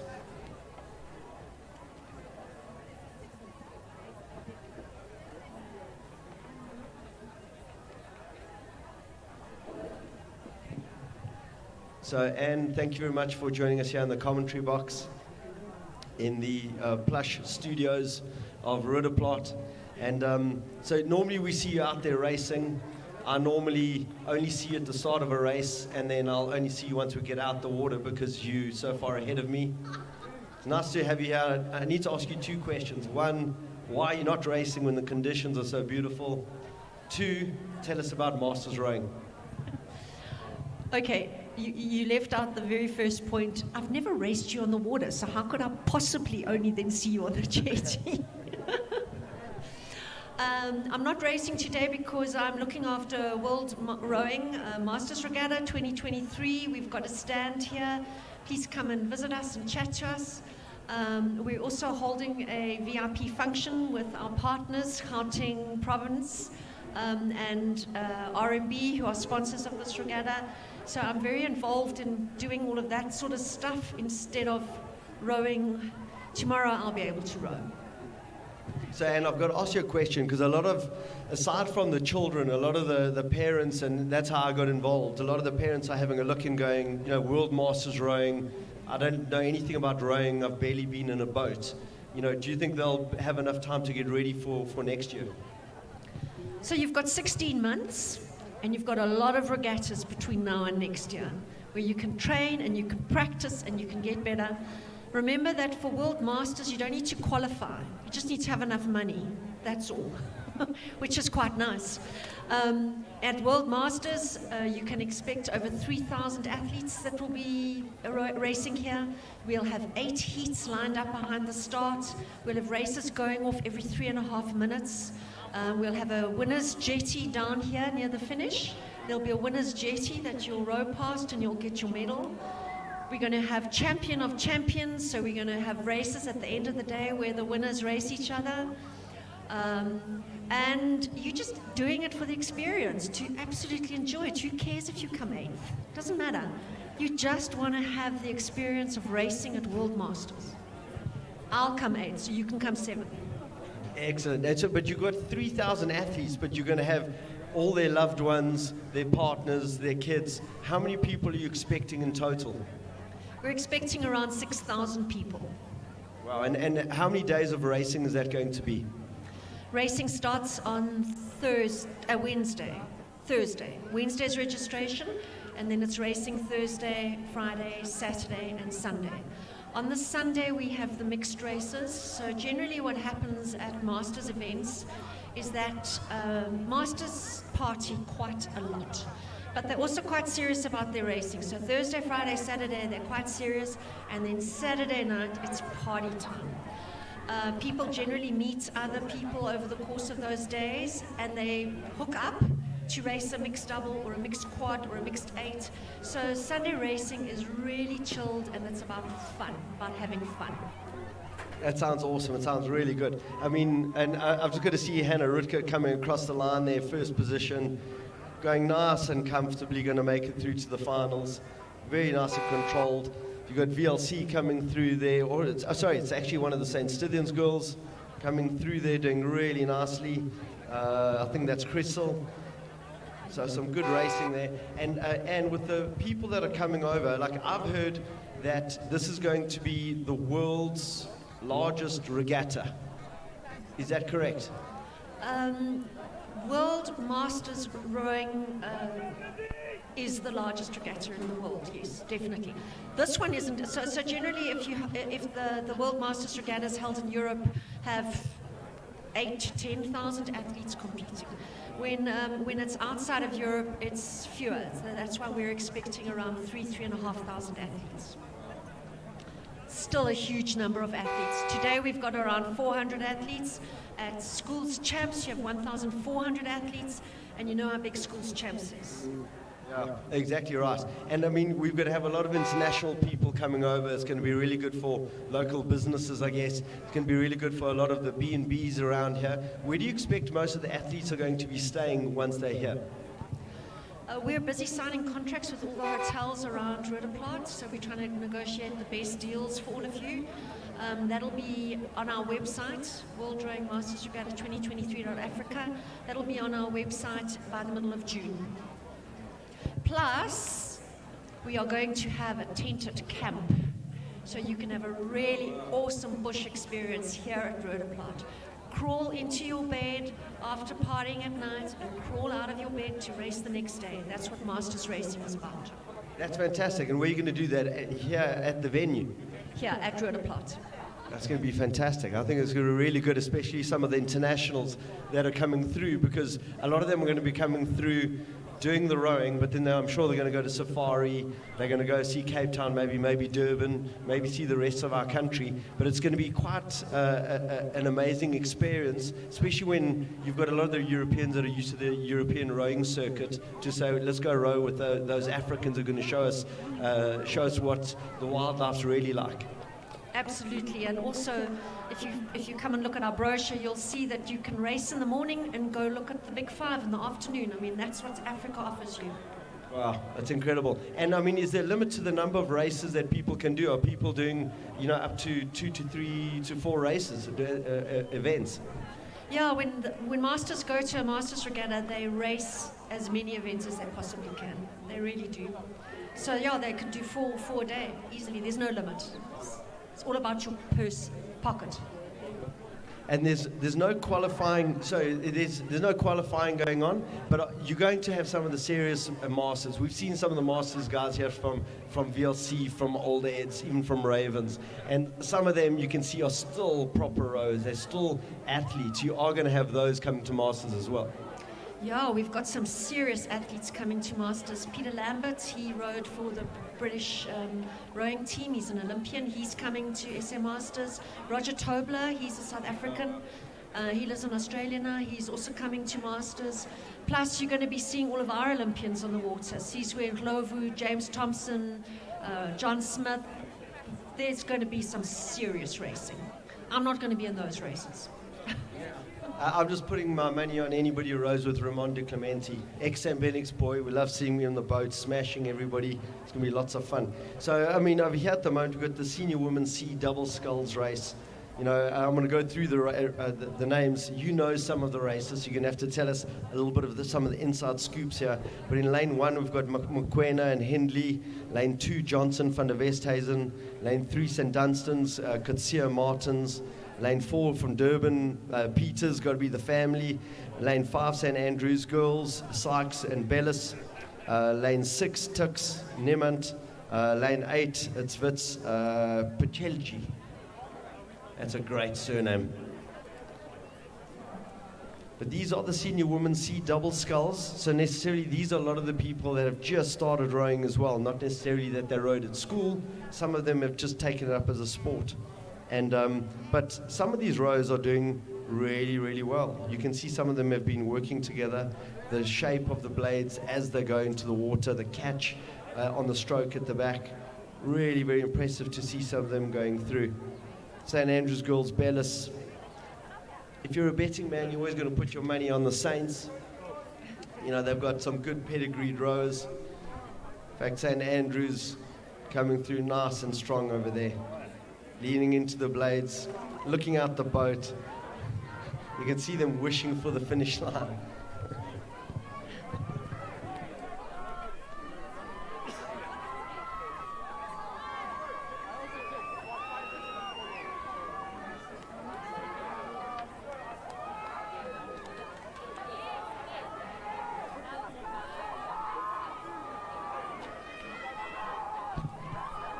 And this is a great race.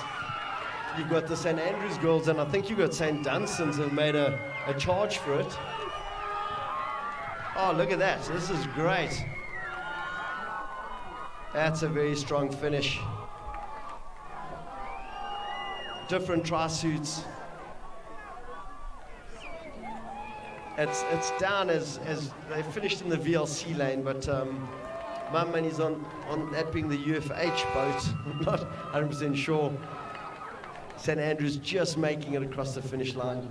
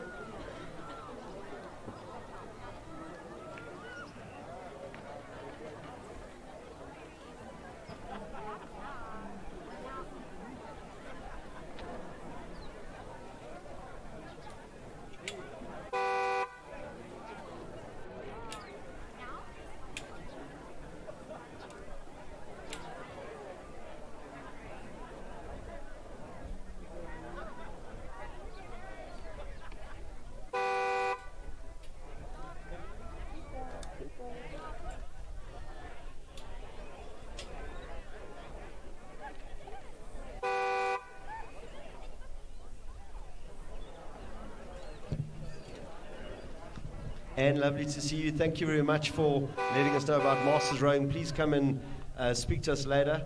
We'll come visit. Will do. Enjoy the day. Yeah. Thank you very much.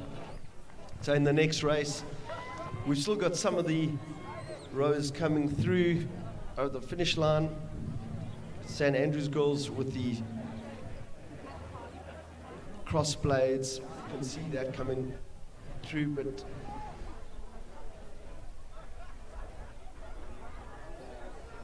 and we're already on the senior women's C double sculls, heat 2 of 2. And it's a St. Andrews boat. They're way out in the front. Very impressive. It almost looks like 2 races.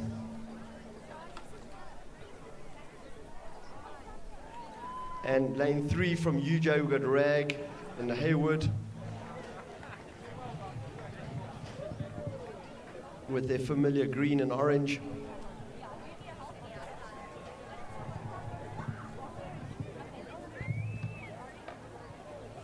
And so in lane 7, I think in the lead there's St. Andrews Saltus.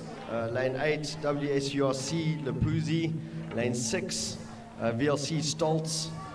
Lane 5, Wits Theo. Lane 4 from Gabro and Sherman. They're from the Botswana team. Spoke to some of their guys a little bit earlier. There's a team of about 6 that have come across from Botswana using some of the St. Stithians boats. Lane 3 from UJ got Haywood. Lane 2, Durban Sarju, and lane 1, Tux King.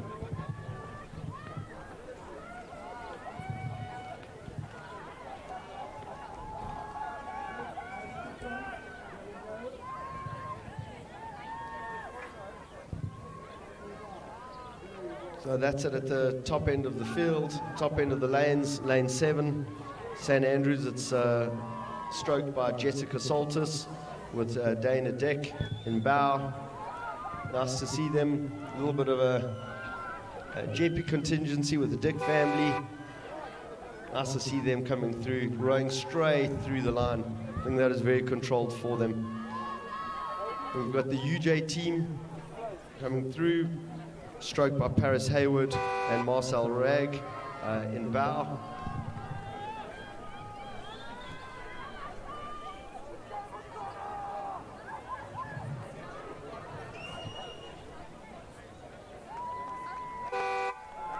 Well done to the next team finishing. This race, it's a first 3 in the next fastest 2, so there is going to be a little bit of excitement in the back end of the racing. Some of the girls really pushing hard. Yeah, we've got the VLC team, stroked by Sarah Stoltz. There's Genevieve Stewart in bow. They're pushing through nice and strong. I think right on their heels, they've got the Wits team, Joe Theo and Sarah Morrison.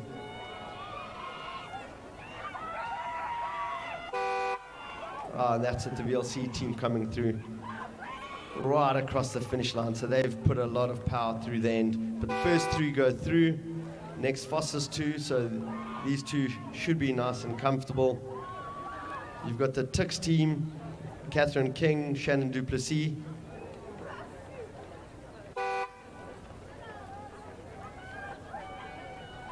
Coming through in lane 1.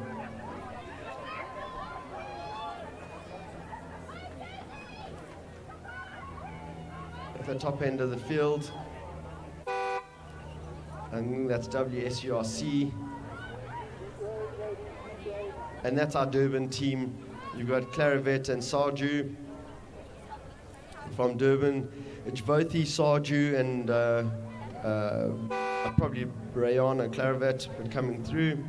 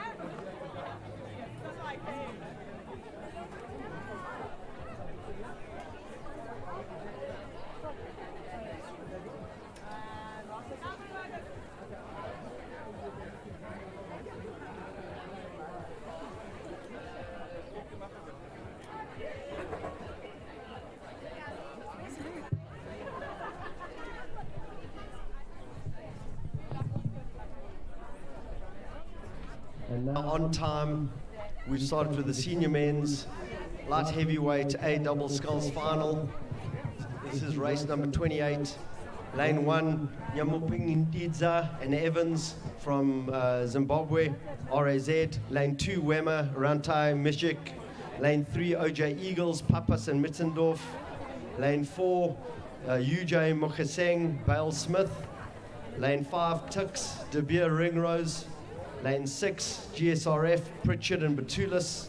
Lane 7, GSRF, Taylor Spammer. I'm going to say the lane 6 guys. You got Ethan Pritchard. It's a good, strong St. Benedict's boy. I think some of the fastest sculling times coming out of that lad. Very, very impressive. You've got the South African team at the moment. They're going out like nails. Really interesting, really powerful race.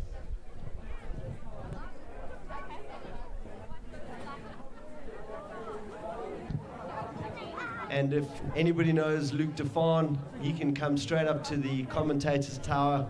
We're looking forward to speaking to him. I think he's finished off with some of his racing, should have done his cool down already. So Luke, if you're around, come and have a chat at the commentators tower. He's probably keeping a close eye on this race, trying to see how the guys are going. But very powerful racing here from the guys. You've got the Tix team. I think it's Mokeseng and Bale Smith doing very well. The Tix team just off them. In fact, the Tix team out there in numbers.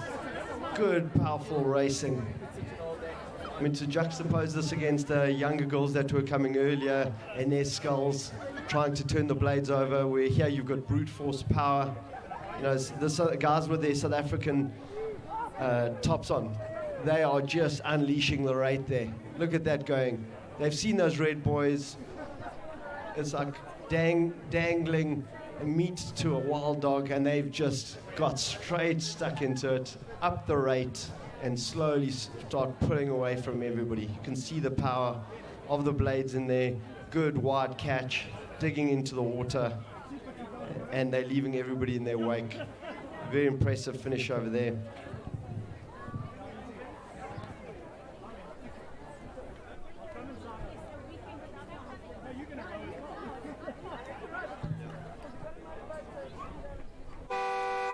That's a very strong finish from the guys. It says OJ Eagles. Could be Tux, you never know. Or the UJ team, I think that was Bale Smith and Mokeseng. You've got the next guys coming through. And that's a good boys, GSRF. And that's Batulis and Pritchard. Very impressive for the young men there. And the Tux team, Sebastian Ringrose and Dirk de Beer coming through.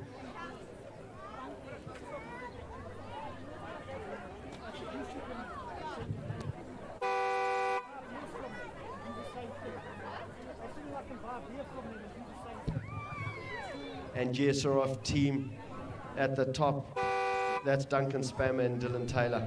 But a very impressive race there from our friends, Stephen Batulis and Ethan Pritchard. Pritchard, good St. Benedict's boy, we know he rows with the Opens there, probably one of the strongest rowers. But this is going to be heat 1 of 2. It's going to be the Masters Men's First Division double sculls. These are the other boys coming out of there. So we're going to see lane 3, VLC, Shaitama and Keegan. And so that's Khalil Shaitama and Tim Keegan. Then you've got the Vikings with Manike and Wilkins. You've got the next Vikings boat with Kent and Graham. And then you've got the Ravens team with Brandon Skinner and Philip DaCosta. I think the Ravens team, those are the guys that we're going to keep an eye on. They've got that very noticeable green outfit. They are surrounded by the guys with the Vikings on either side of them and the VLC team. Just remember, we've got the fast finishing Brandon Skinner and Philip DaCosta. They are only going to start pushing ahead right at the end, but over here you've got some really strong rows. You've got the Vikings team going like bats out of nails. That's the Manike and Wilkins team, and right next to them it's the VLC team of Keegan and Shaitaman. And they're right on top of each other, they're very close.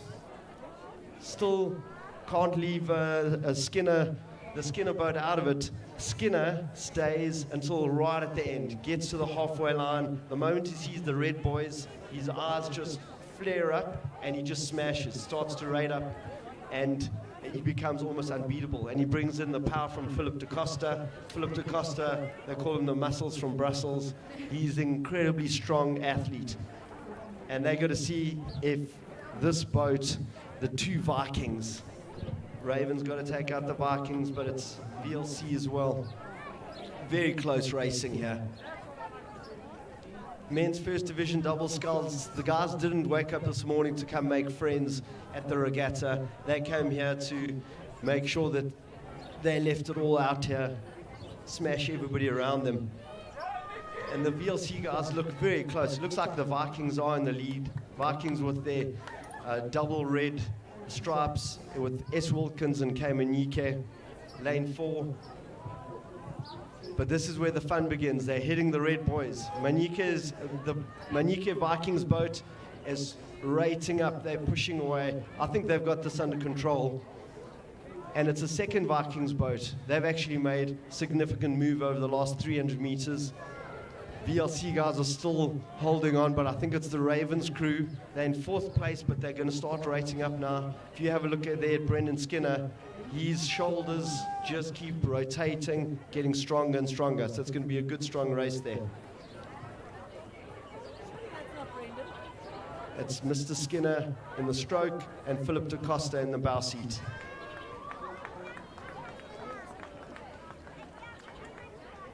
And that's it, Vikings coming across there. Good, strong race. First place, VLC finishing strong at the end. The last few strokes, who's going to take it? And it's the Vikings boat with the fast finishing VLC. Ravens boat coming in with a close 4th. They've got a lot of racing to do in the next couple of days, maybe tapping off, saving some energy for some of the other races.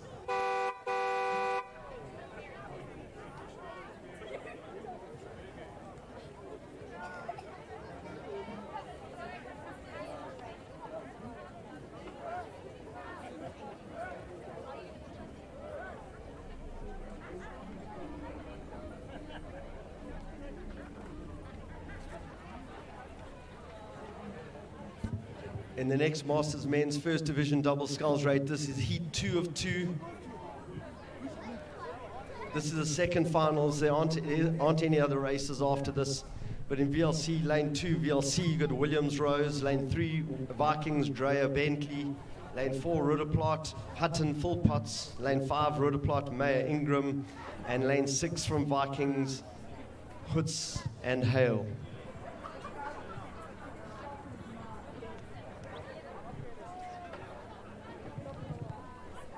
The great thing about some of this rowing, it's 1,000 meters, but you actually get the age of the various teams. So we've got a variation here from, the Richard boat, average age there is 51.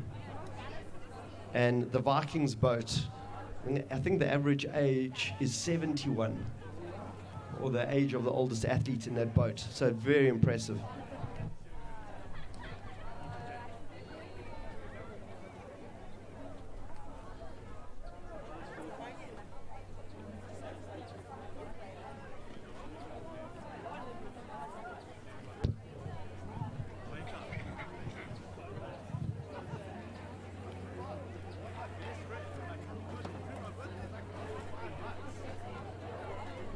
And in this finals, you've got some of the boats going really well there. You've got the VLC boat of Williams Rose in the lane closest to us.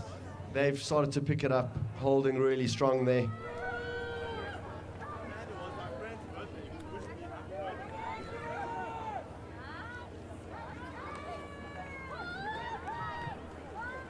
Oh, there's some fast finishing racing here. Look at the VLC guys rating up. They got Vikings right on top of them, but the VLC guys are going to take it out. You got the Rudderplot teams going to take 3rd position there. That's some good racing from the VLC guys from the Williams boat. And in fourth position, you've got Vikings.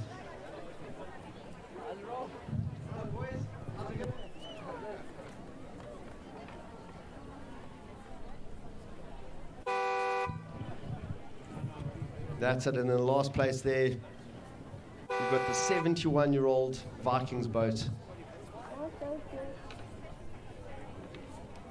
Stroked by Hale.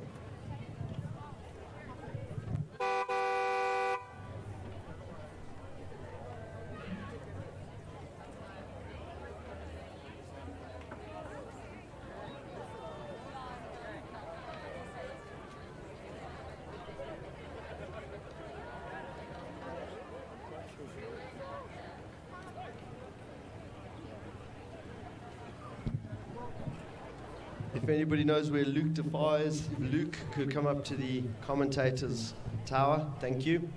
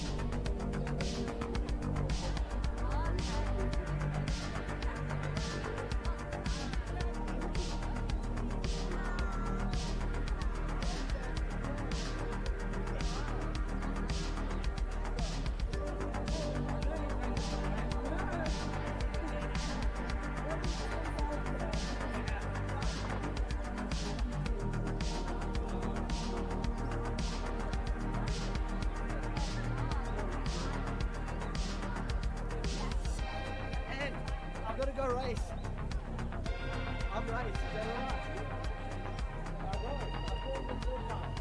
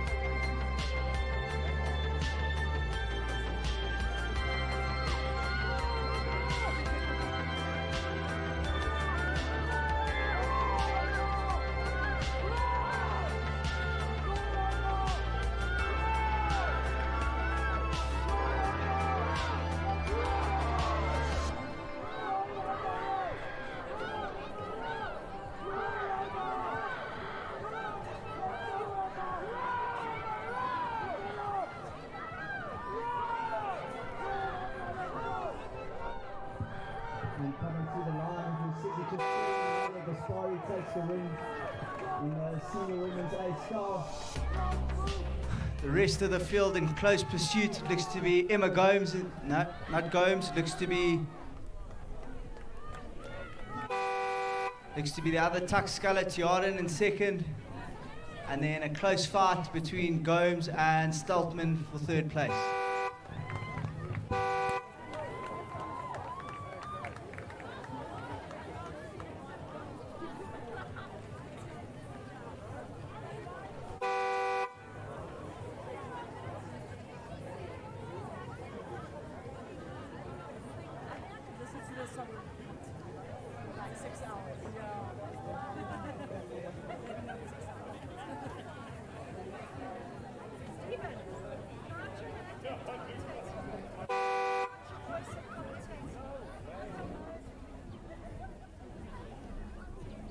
My apologies to the ladies for missing that race.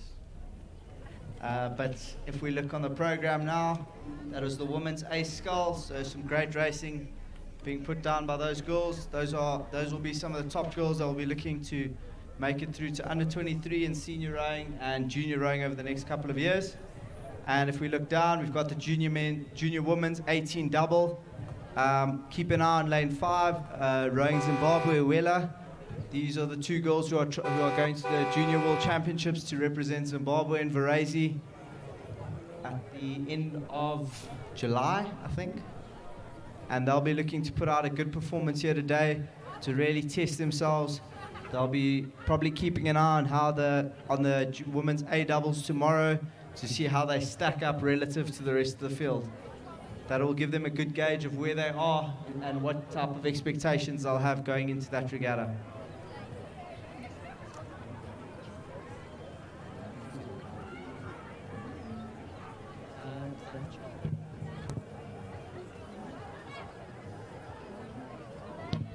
And then make your way down. If you're sitting here, it's nearly lunchtime, so if you're thinking about lunch, make your way to the food stand.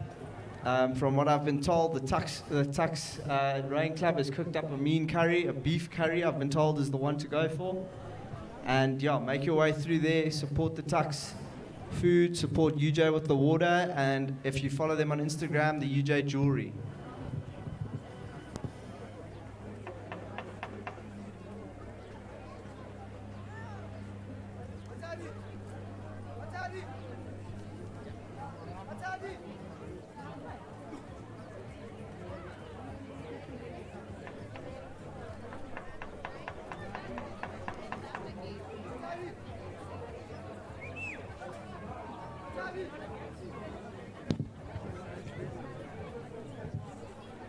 Okay, so junior women's and 18 double scull still coming through the middle now.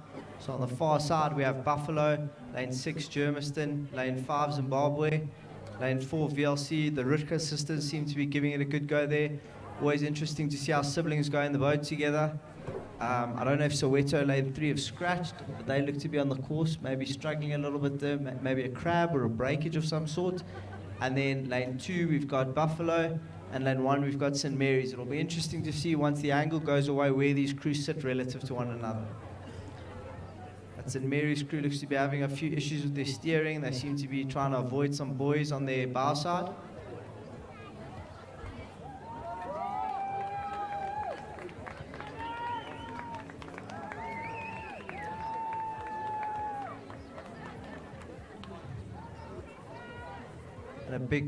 And a big round of applause should go out to the women's A singles, heavyweights and lightweights all coming through now, putting on some excellent racing. So these girls will be now looking to go recover and getting ready to go do battle in the 8 later this afternoon.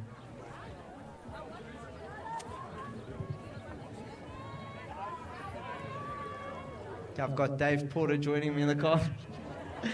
Now Dave is chickened out. Maybe he'll say a few words here and there. Maybe he'll chip in for the Tux.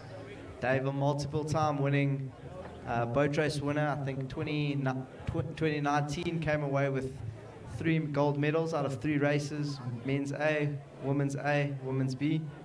So quite a quite a good guy to have alongside Tato Mokwena. They worked together at St. Benedict's in this previous season. Tato coached the first 8 and Dave coached the second 8. So they'll be looking together to put together a strong tux program. So Dave, what would you suggest to the school rowers finishing school now, coming to row tux? What would you tell any school finishing rower if they'd like to continue their rowing? Like, explain to us what's the difference between rowing at school and university? Would you recommend it, and why tux?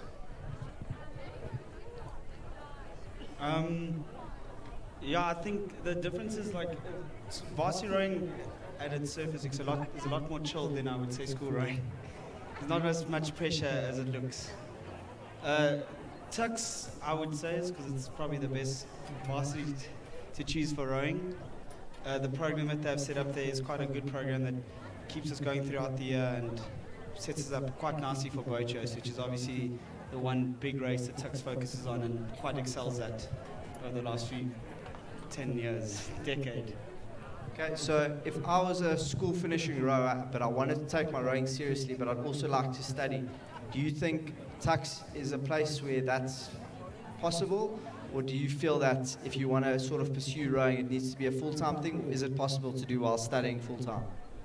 It's definitely possible. It's called student athlete. Student comes first. And tux does provide a culture and an environment to allow you to focus on your studies while also developing your rowing prowess. And Chacho, so what is available to, so what type of resources will a row who comes to tux have in terms of coaching, equipment?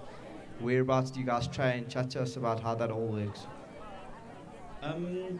So Tux is obviously based out of Pretoria, focusing, we row at Ridderplaat Dam, and then we do have facilities at HPC, which is a high performance center that Tux University kindly provides for us.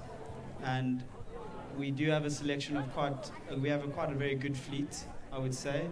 Obviously, a lot less than some of the schools around here, but as far as varsity fleets go, I would say it's not that bad. And I definitely recommend it. I'd recommend that fleet out of a lot of other fleets. Okay, and then in terms of coaching, what type of faces? Is there anyone that we know at Tux who can expect to see when I arrive there from school? Will I know who's there, or will I just see some guy who's just an old buddy? Coaching. Well, currently we're going through a transition phase, but obviously, as I'm sure many have heard, Tato Mokwena is taking over as a lead man there. And I'm sure he's going to do wonderful things when he comes, make some big changes, and obviously take Tux to a new legacy, a new step forward. Okay, Shad, thanks for your time, Dave. If anyone wants any more information regarding the Tux Rowing Club, please pop by their gazebo, and I'm sure the students there will be happy to chat to you.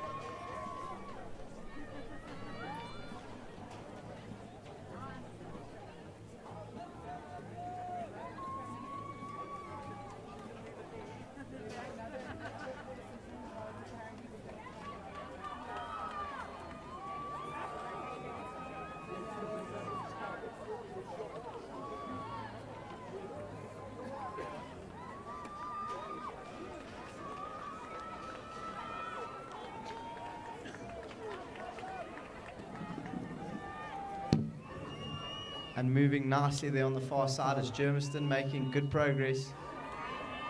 Germiston striding out. Good for them to get out here over the 2,000 meters. That Germiston crew really cruising along nicely. We've got Buffalo in second, and it'll be interesting to see where that Rowing Zimbabwe crew comes through, Ferry and Wela. So a good effort from all these athletes to get out here, do some racing. And this will set them up nicely for as they go into their pre-season and they begin their preparation for the upcoming rowing season. Buffalo moving nicely. into a headwind. I'm sure these girls are accustomed to rowing in the wind.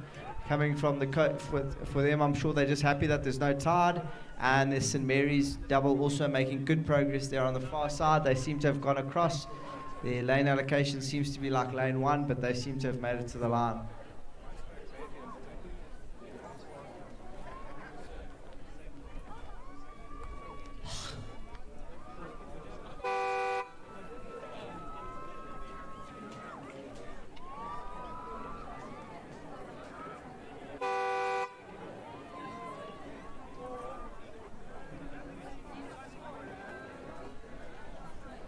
Okay, so next up we have the women's C4s. We've got St. Andrews girls, Market Sellers, Wits Luhadi, St. Andrews girls Bayers, UJ Haywood, UFH Langa, Wits Komani.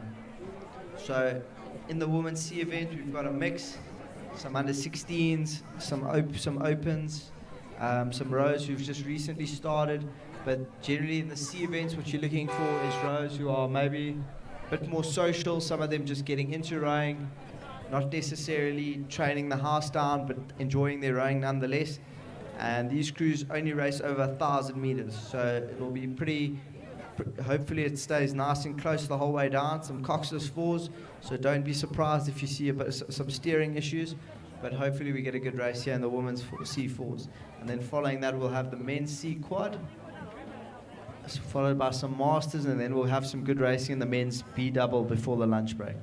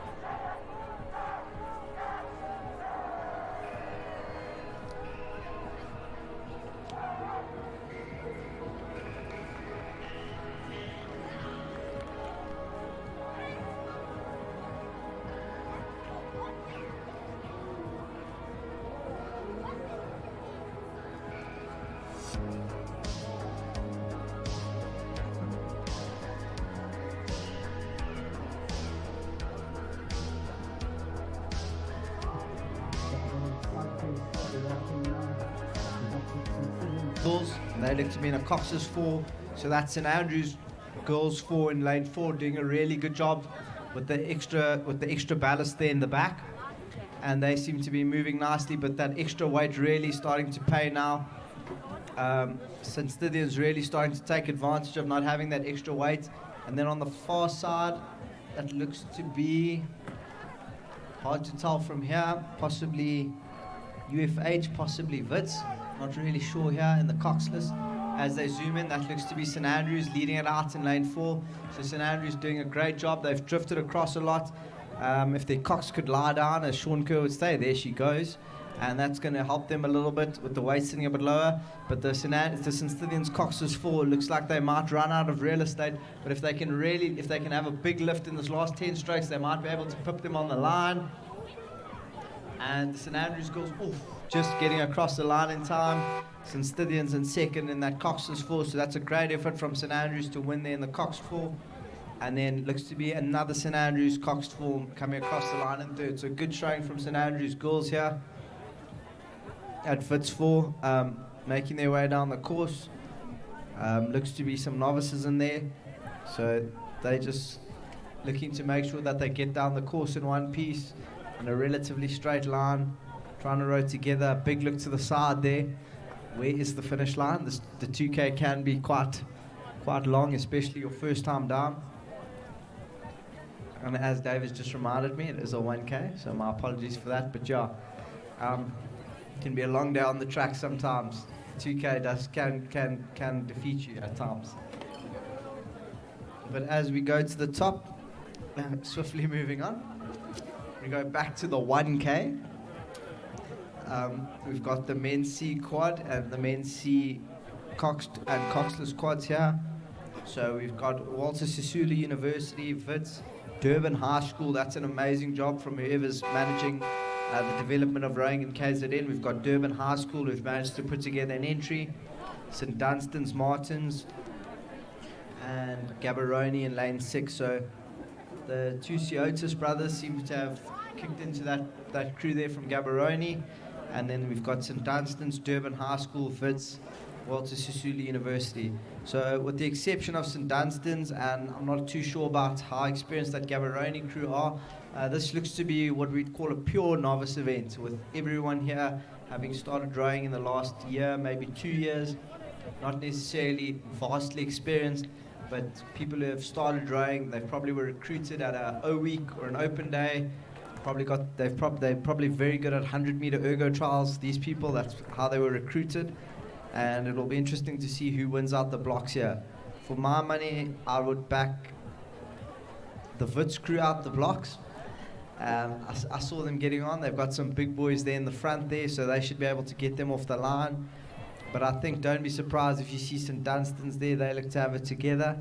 And then on the far side, Gaborone have got off to a good start, but I don't know if they've called the crews back. Bit of steering issues there in the Wits crew, so that's the commentator's crew striking there. And once the Sisulu seem to have hit a good rhythm straight out the blocks, and they seem to be making good progress across the course there. On the far side there, St. Dunstan's and Gaborone getting into a good battle. Watching them perhaps might have been a good idea for them to wouldn't have been a good idea for them to enter the men's B.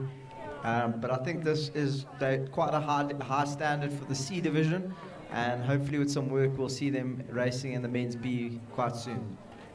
But here they come, moving nicely on that far side. We've got Gaborone. So Gaborone and St. Dunstan's are going to have a battle for first and seconds, and then I want to have a look at that DHS crew. Always good to see a new school name on the program, a new club, and hopefully Durban High School can make it down for SA Schools Junior Champs in March.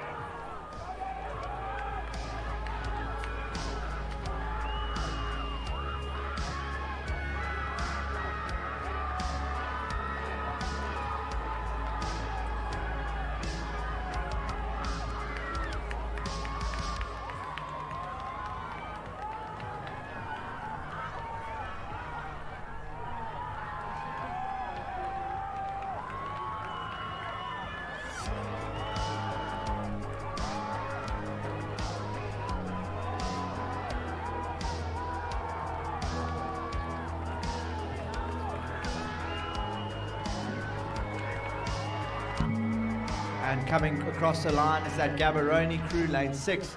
That's a great result for them. They've borrowed a UJ boat. Big thanks to UJ for making that happen and facilitating their participation in this regatta. I think always a tough ask for crews to get a boat.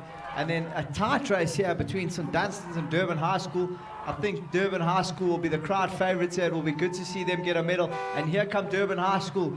Durban High School coming to the line with a Cox.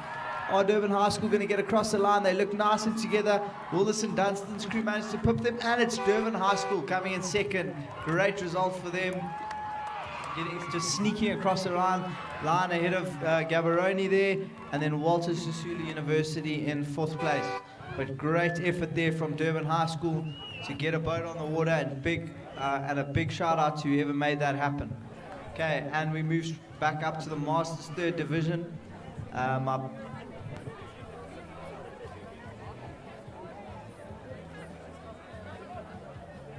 Okay, so Hillary Abrams is the person we need to give that big round of applause to, and I think a big round of applause to that Durban High School crew, rowing very, very well. I haven't seen them rowing, so I assume they've only been rowing for the last year or so, but they've done really well to get out there and to get a crew together, so it'll be good to see them participating in some of the school events come the main season.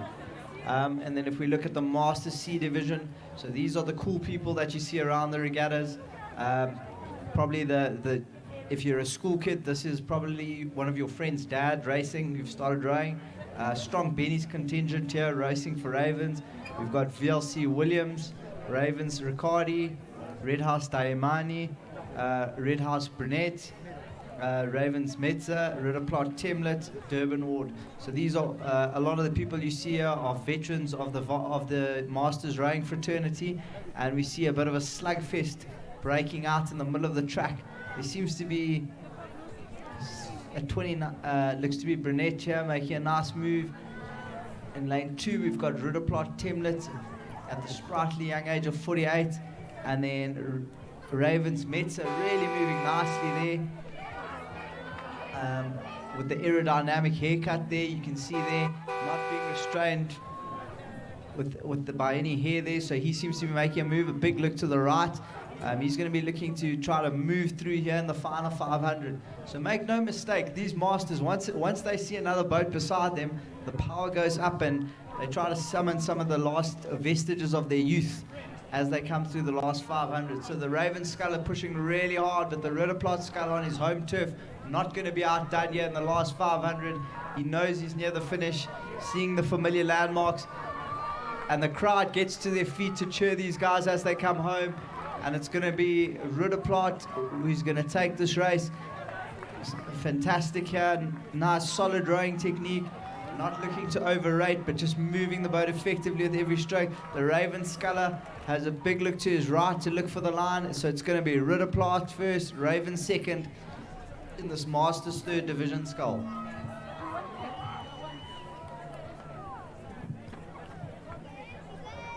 And the Ridderplot Sculler will take the win in this heat. We can see the handicap. So I think the Ridderplot Sculler is probably going to get that on the handicap 48, one of the older rowers in here. It'll be interesting to see where Williams fits into the mix. He might be doing quite well once we see the adjusted times, and then a clear gap between these top 2 scullers and the rest of the field.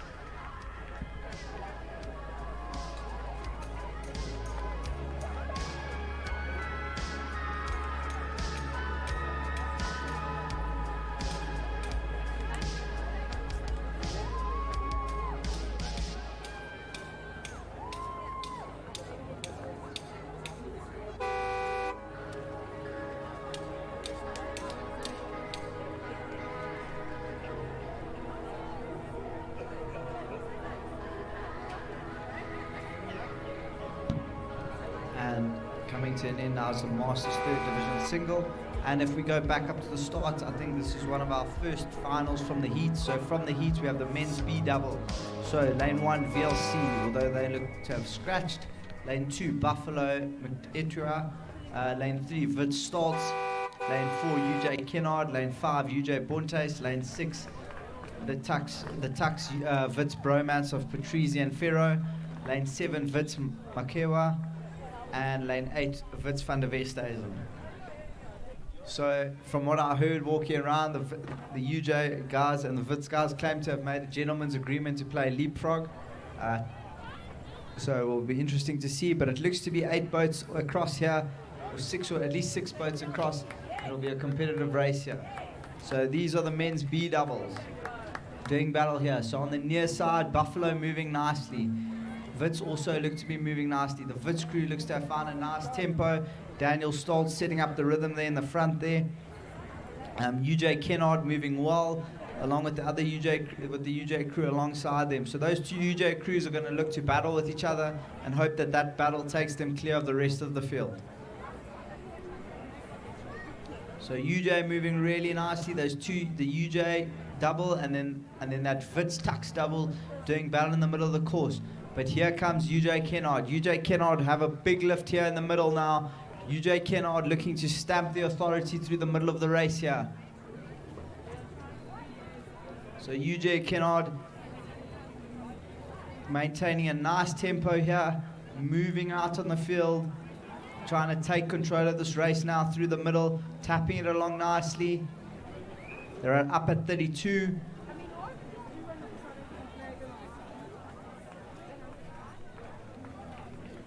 Ferro and Patrizi at 33.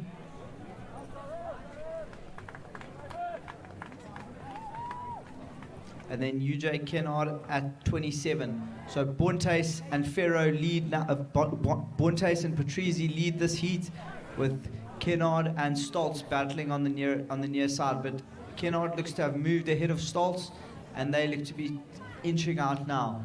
Bontes and Patrizi, their battle taking them away from the rest of the field as they come through the 1,000 meter, and now the race will begin. It'll be interesting to see how much training these two crews have done, because this is where the conditioning will kick in. So here comes Bontes, Nick Bontes, a powerful athlete. He looks to make his move now. Bontes starts to lay down the power now. Kennard moving nicely. It'll be interesting to see where Kennard and Patrizi are relative to one another. The Wits crew on the far side, Makwea moving quite nicely as well. They don't look to be out of it just yet.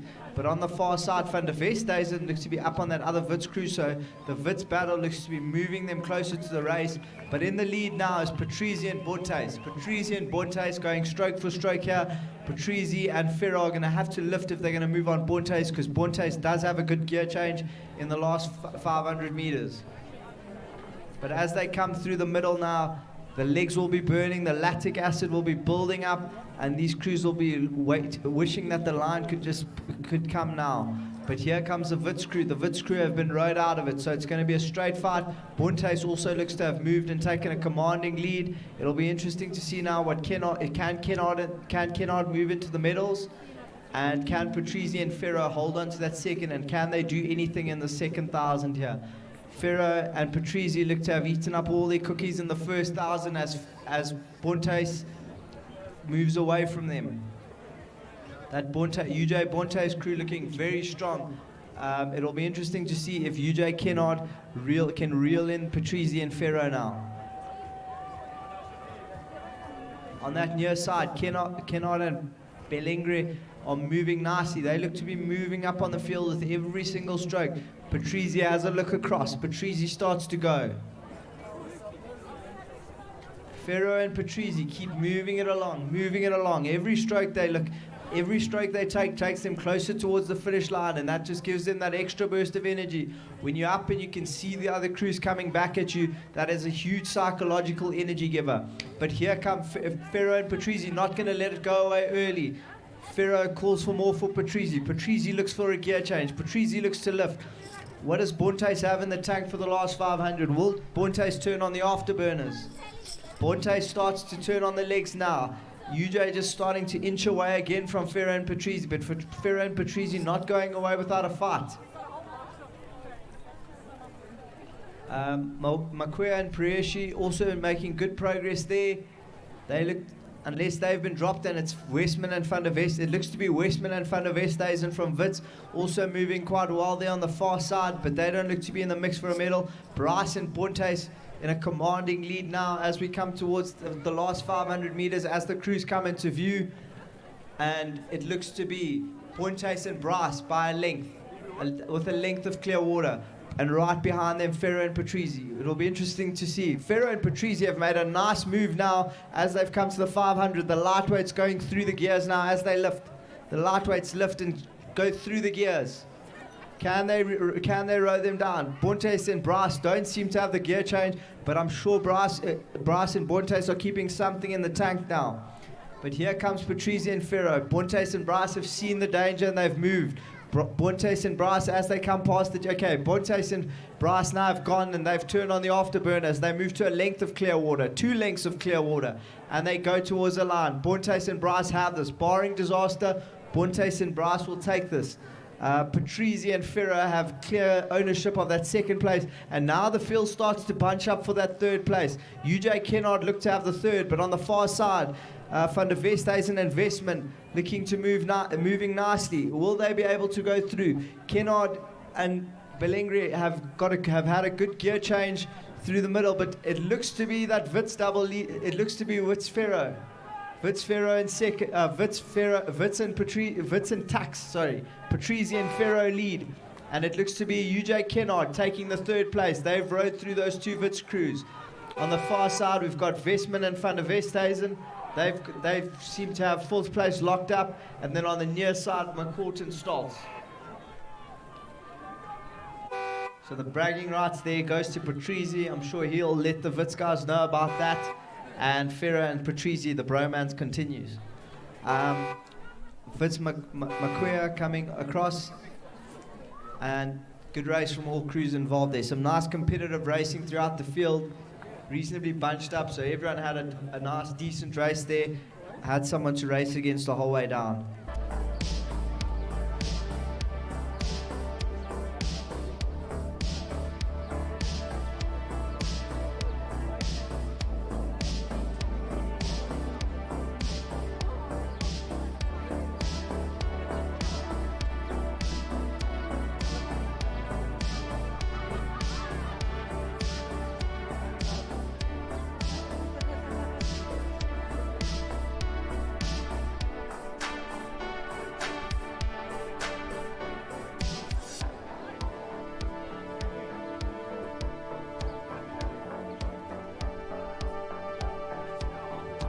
Right, and racing's back underway now. Women's B singles, girls under 15 quads on the course here. So this should be a nice competitive event. We've got a full complement. Lane 1, St. Mary's Zulu. Lane 2, St. Andrews Girls Vanka. Lane 3, Durban Women Goma. Lane 4, St. Andrews Girls Banan. Lane 5, St. Mary's Spencer. Lane 6, VLC Bravelli. Lane 7, St. Mary's van Logenberg. Lane 8, St. Mary's Fisher. So lots of St. Mary's, lots of St. Andrews boats here. These girls looking to kickstart their pre-season, getting a little bit of racing before the cold sets in and the long winter miles start happening. So in the middle of the course, we have St. Andrews Banan and St. Mary's Spencer. Those will be our 2 crews to watch. St. Andrews Banan, they were very dominant in the under 14 age group this year, so they'll be looking to make the jump to under 15 and to look to continue that good form.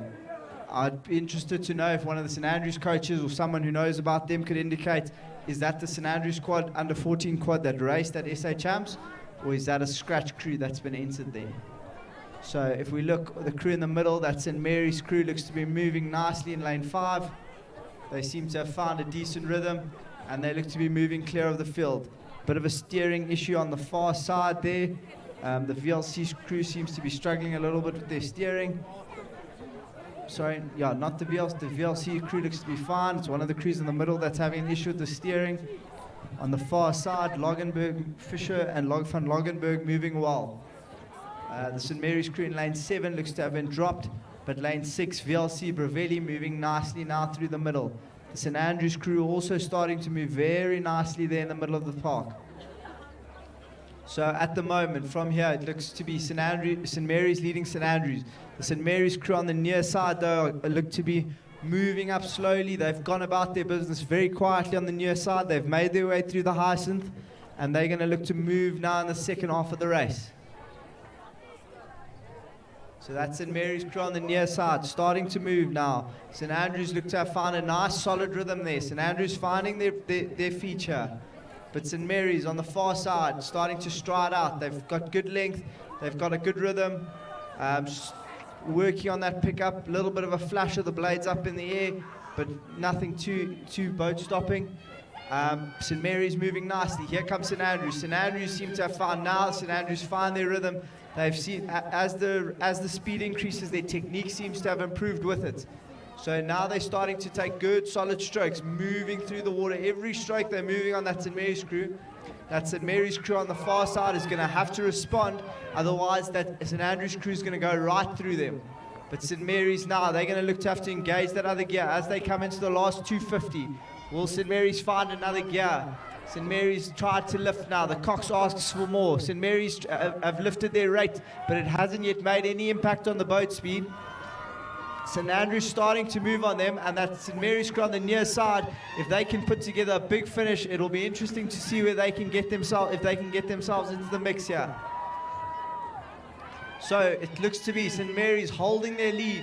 They seem to have, now they move again. Now they found the boat speed. They've moved away. They lead by length of clear water ahead of St. Andrews. St. Andrews and St. Mary's on the near side, battling it out for second place.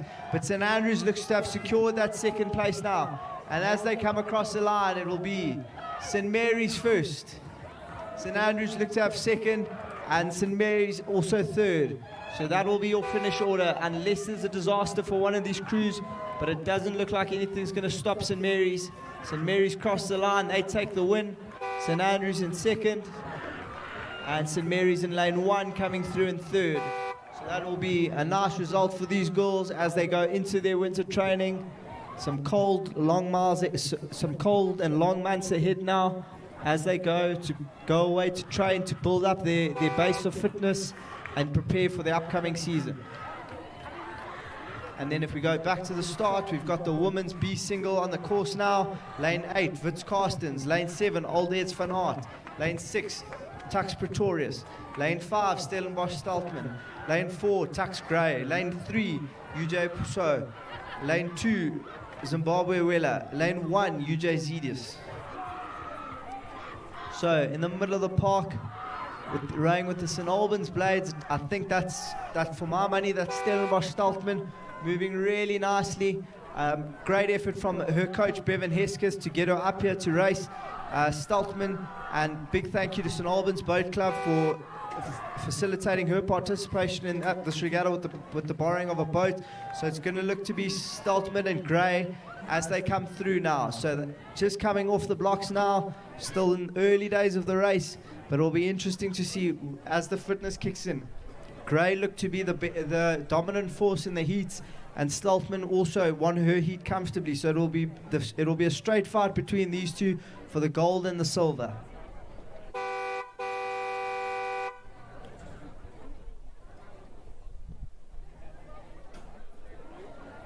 So the UJ Sculler is starting to move really nicely now. She seems to have found a nice solid rhythm. Gray also seems to have found a rhythm. She's got that nice long rangy rhythm, but very punchy as well. It's got a good solid leg drive and a good acceleration of the boat through the finish.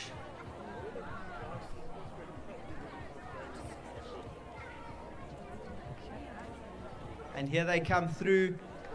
It looks to be Steltman looks to have the lead, so it'll be interesting. Steltman's done the work early on. She seems to have front-loaded the race now, and Steltman's going to look to move through the middle of the race now. So Steltman's going to look to establish a big lead on Gray, and it's going to be interesting to see what Gray can do in the second half. Old Eds van Aert moving really nicely on the far side there. Carsten's also not out of it just yet. Old Eds van Aert moving nicely. Old Eds van Aert seems to have found a nice solid rhythm, just going about it, racing her race in lane 7. But now Staltman looks to engage another gear. So Staltman has put in good work through this first 500 and good work coming into the middle 1,000 now. Staltman just pushing away every stroke, but Gray looks to be very focused, very locked in on her rhythm. Gray tapping along nicely. Gray just keeps it moving. Every stroke, she looks to be trying to just take a little bit out of Staltman here with every single stroke. Gray striking 27.5.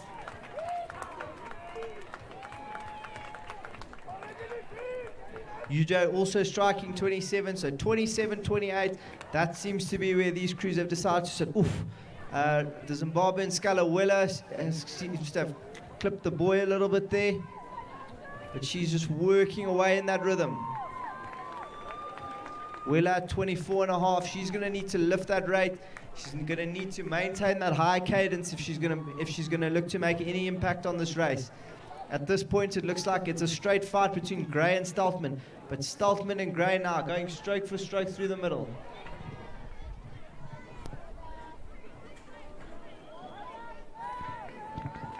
So Staltman moving really nicely now as she comes through the middle. She has a look across. Yes, you are in the lead. So Staltman is moving. Staltman starts to move. Gray looks to have shortened up a little bit. Gray's going to have to hold her length if she's going to want to make any impact on Staltman now. As they come through the middle 1,000, now the race becomes tough. Gray finds more length, but now can Gray engage that other gear? Gray and Staltman. It's going to be a straight fight between these two. Tux Pretorius in third, so the fight for the third place seems to be on the far side. It'll be interesting to see if UJ Zidis or Zimbabwe Wella will be able to make an impact here on the near side. So the bronze medal will be decided on the end, but the gold and silver will be in the middle of the course. Staltman moves again. Staltman looking to further extend that lead. Now it's going to get tough. This is where Gray did the damage in the heat. Gray's going to look to really lean on that experience, lean on that technique, lean on that power, and really look to move now through the middle. Gray looks across. She pushes again. She lifts again. Gray squeezing it away. Every single stroke, Gray is moving. Gray is moving with every stroke. But Staltman looks across. Okay, Staltman now looks to be tiring. Staltman starting to tire now. Has she got the legs now to hold off Gray? Gray is absolutely relentless. Staltman still at 27.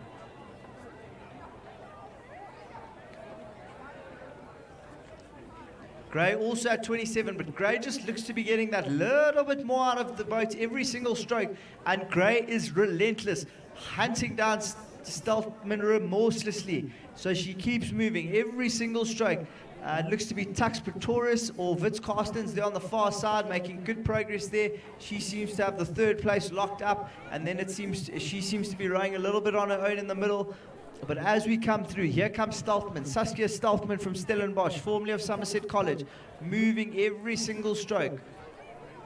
Staltman keeps it going, keeps it going. Can Staltman hold off Gray until the last 500 and then maybe she can engage another gear? But it will be interesting to see what tactics she's going to employ. Staltman looks to have spent her cookies and really looks to be suffering now in the third 500. In stark contrast though, Gray finds another gear. Gray looks to be looking very strong. She looks to just be going through the gears, just slowly rowing down Staltman inch by inch, taking a little bit every stroke. On the far side, old Eds van Aert is right in the mix. She seems to have the third place locked up. I think if Van Aert can find something here, she may be able to get herself into that first and second fight. So Van Aert's starting to move up on the field, it looks to be.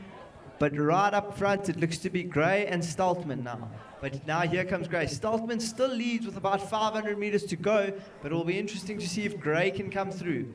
Can Gray find the gear change now? Staltman has managed to survive through the third 500, and Gray doesn't seem to have made any more of an impression. So Staltman has stopped the move, but now can Gray come through in the last 500, or will Staltman be able to turn on the afterburner? Staltman's blade work starting to look just a little bit ragged. Oof, a little bit of wash there, not sure where that's coming from. Staltman rides over it nicely, but here comes Gray. Here comes Gray. Gray pushing every stroke. These girls absolutely tired now. They've rode 2 races today. Some of them possibly more. Maybe they've featured in the double or in the 8 earlier. But now here they come. Here comes Staltman holding off Gray with everything she has. But now here comes Gray. Gray starting to push. Gray pushes her now. Gray is moving up. She's about half a length down.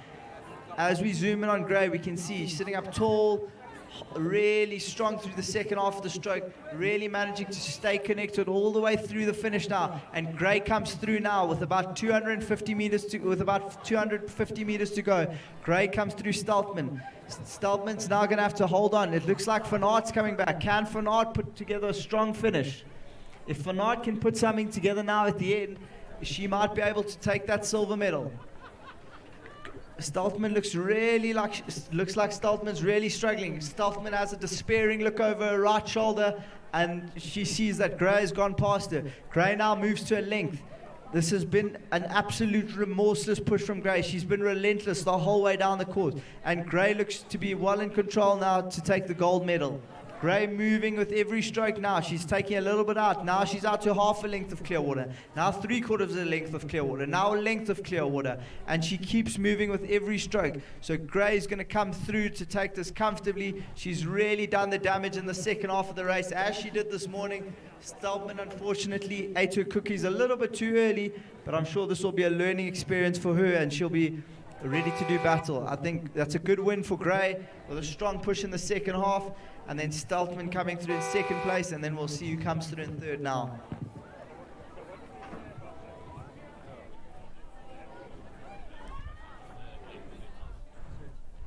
Okay, so I've got Mr. Surtees here. He's the MRC of Durban High School Rowing Club. So Mr. Surtees, we obviously haven't seen Durban High School racing. I don't know if there's been a pre-existing rowing club, but for as long as I've been involved with rowing, I haven't seen Durban High School rowing. So is this a new thing, or have you guys revived? Maybe Durban was rowing in the previous years, and can you just chat us through how you guys have gone about that?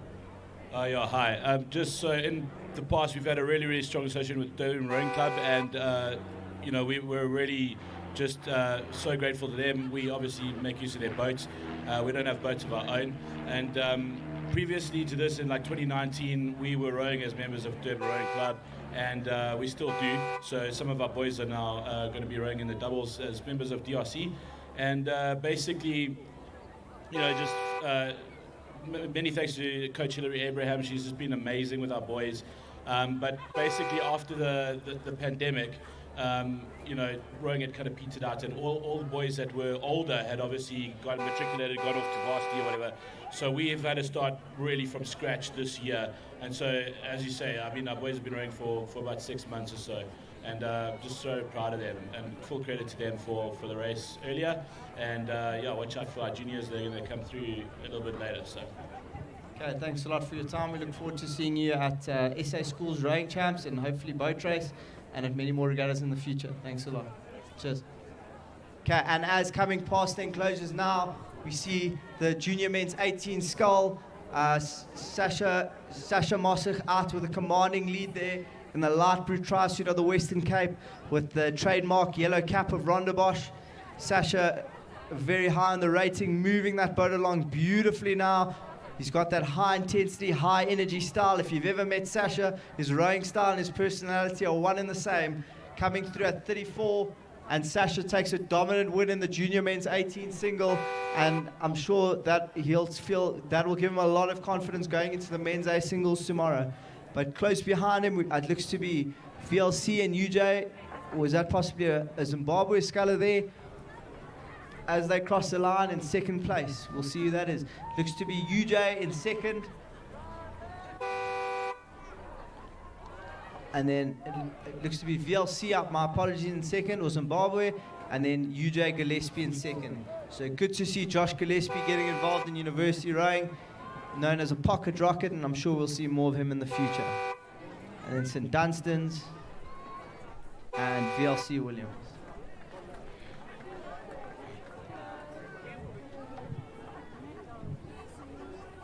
Okay, if you need medals, come now. We have someone handing out the medals. So anyone who's won a medal so far in the day, if you'd like to come collect it, please come now. Okay, and we go to the start of the men's B8. Not entirely sure who's filling up these boats. Some people who I'm not sure are rowing anymore in that Wits boat, but we'll see how that goes. In the UJ boat, we've got Saar stroking, Bryce, Mohlale, Zamela, Stein, Ndlovu, Belengre, Kennard, Liam Fortuyn coxing them. So that UJ B8 looking quite strong.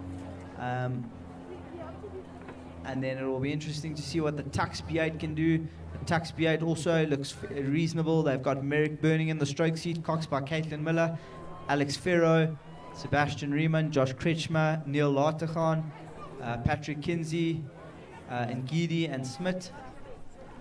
I don't know if they're underway. I'm not sure if that's just some very aggressive touching up to the line or if that's them to the start. They look to have been started. The official looks to be behind them, and Tux looks to have moved out to an immediate lead.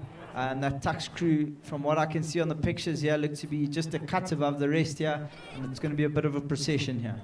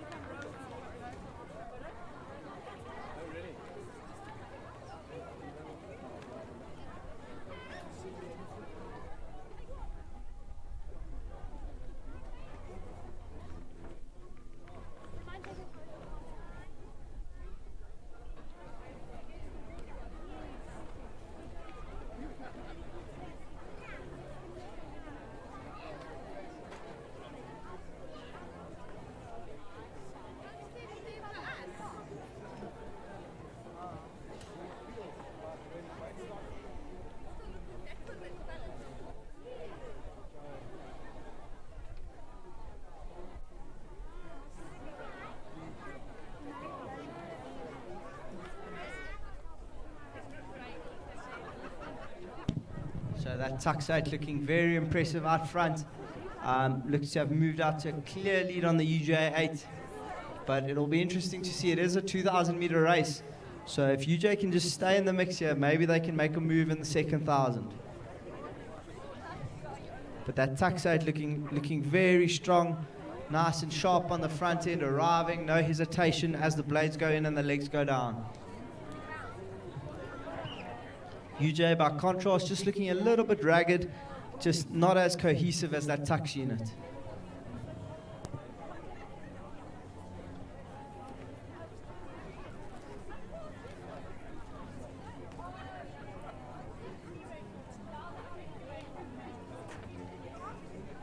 And then just behind them, you'll see the junior women's 16 doubles starting to get on the line.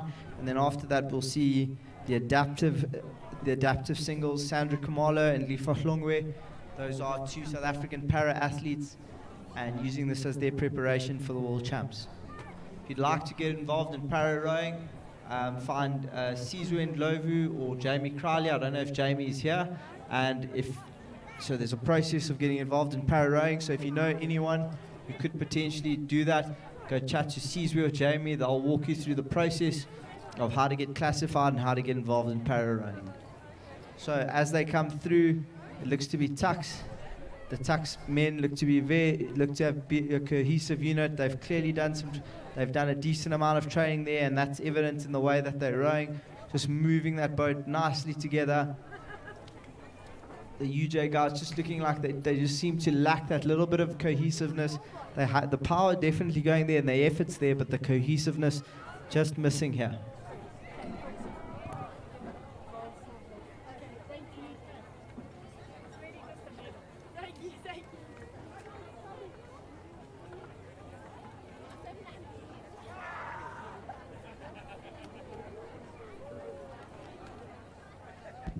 UJ seem to have found some semblance of rhythm now through the middle, so if they can really just put their heads down and get to work, they can make good progress now. But it's going to take a huge effort from UJ to come back on Tux. So Tux still leading, but UJ seems to have really eaten away now. And coming through the middle, it looks like that leads only about a length maybe of clear water. If UJ can find contact, they'll be able to make it. They'll be able to really, then the momentum will be with them, and they can really start to move.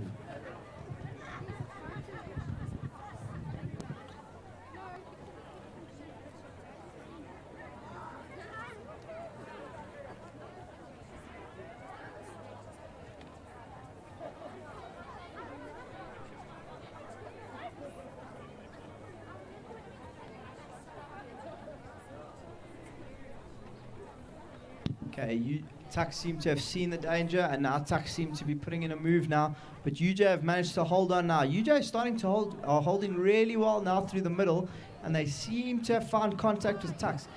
UJ are going to really need to put all their chips in the middle of the table and really go for it now here through the middle if they're going to look to challenge Tucks for the win. So a straight fight here between Tucks and UJ. I think if UJ can find contact, then the momentum will be with them, and will be interesting to see if that Tucks crew cracks under the pressure.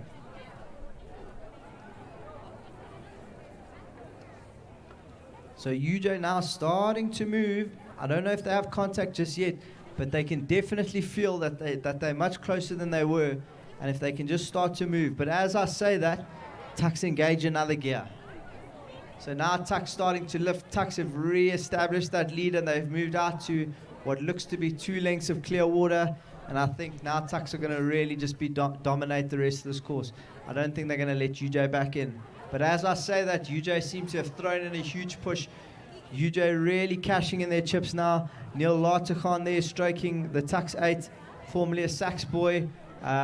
Took a year or 2 off rowing, as you can see, but I'm sure he'll be on his way back. He's aiming to maybe move up into contention for the A boat maybe next year, and then who knows.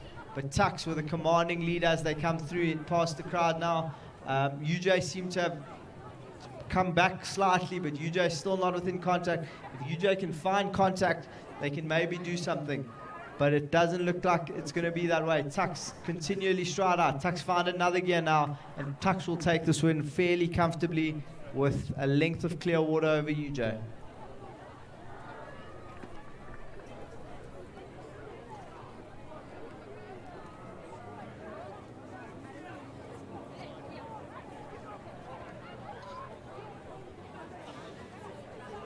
And Tucks will come across with about a length of clear water.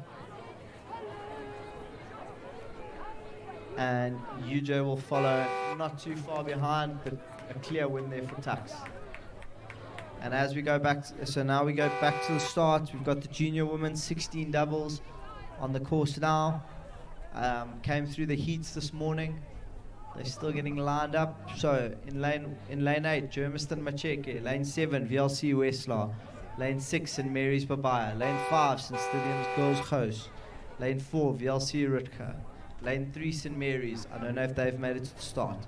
Lane 2, St. Stithians Taylor. Lane 1, St. Andrews Taylor.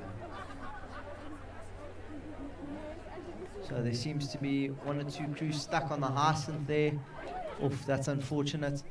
That St. Stithians crew seems to be going nowhere in a hurry. Stuck on the Hyacinth there. They're probably going to have to back out, and I think that's the end of their race. But on the near side, St. Stithians Girls making good progress. Both St. Stithians crews moving fairly well. There's a St. Stithians crew on the far side as well. The St. Mary's crew in lane 7 looks to be moving very well. They look to have moved out a little bit on the rest of the field. And then the VLC and the Germiston crew not out of it just yet. So this race will develop more as we come through the middle 1,000.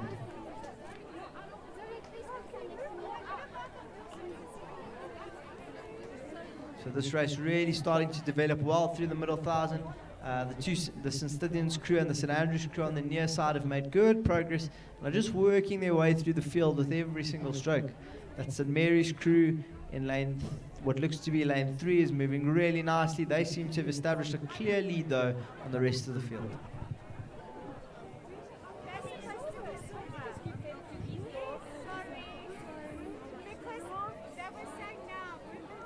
So that St. Mary's crew looks to have found their rhythm, found their rates now, and they are moving nicely out in front. So St. Mary's have a clear lead here. A St. Stithians crew right behind them in hot pursuit, but it will be interesting to see what they can do now as we come into the second 1,000. The second 1,000 is where the endurance and the fitness really comes into play.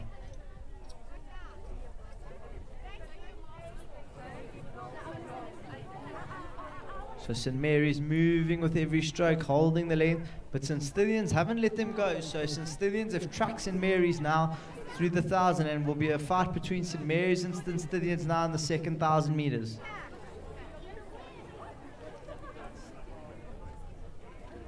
That VLC crew that's supposed to be in lane 7 seems to have been moved across to lane 3, so they seem to be in the race. I've misidentified them as St Andrews. So VLC starting to move nicely. They look to have the second place. In lane 1, the St Andrews crew looks to have been rode out of it a little bit. A big look from the St Mary's girls. And as the camera pans across, it doesn't look like the St Andrews crew made it.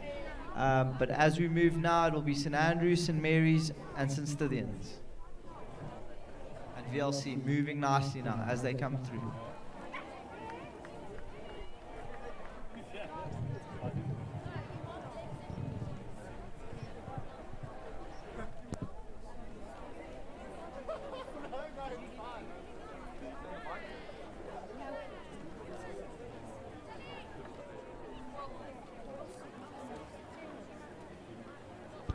And VLC moving nicely now, and St Mary's, but St Mary's look to have control of this race in the middle. If St Mary's can look across, if St Mary's have a look across though, that VLC crew has really started to move. So McDonald and Rutger have made their move now in the second 1,000, and so McDonald has a look across, she tells Rutger, and Rutger finds that extra gear now. Can VLC continue moving? VLC have gone through St Mary's by the looks of things. And it'll be interesting to see now, can they take control of the race now? So they've got the lead, but they don't have control of the race just yet. But VLC starting to push away now. So VLC pushing with every stroke, moving away from St Mary's, finding that gear. They've all negotiated the Hyacinths fairly well. No one seems to have been obstructed. But that VLC crew, McDonald and Rutger, leading that St Mary's crew. Will St Mary's be able to find that signature gear in the last 500? And then on the near side, doesn't look to be much happening on the near side here. But St Mary's keep moving with every stroke, moving it all the time. St Mary's are trying to make up that gap, but that VLC crew, now that they've got the momentum, they've really got the bit between their teeth, and it looks like they're going to take this race.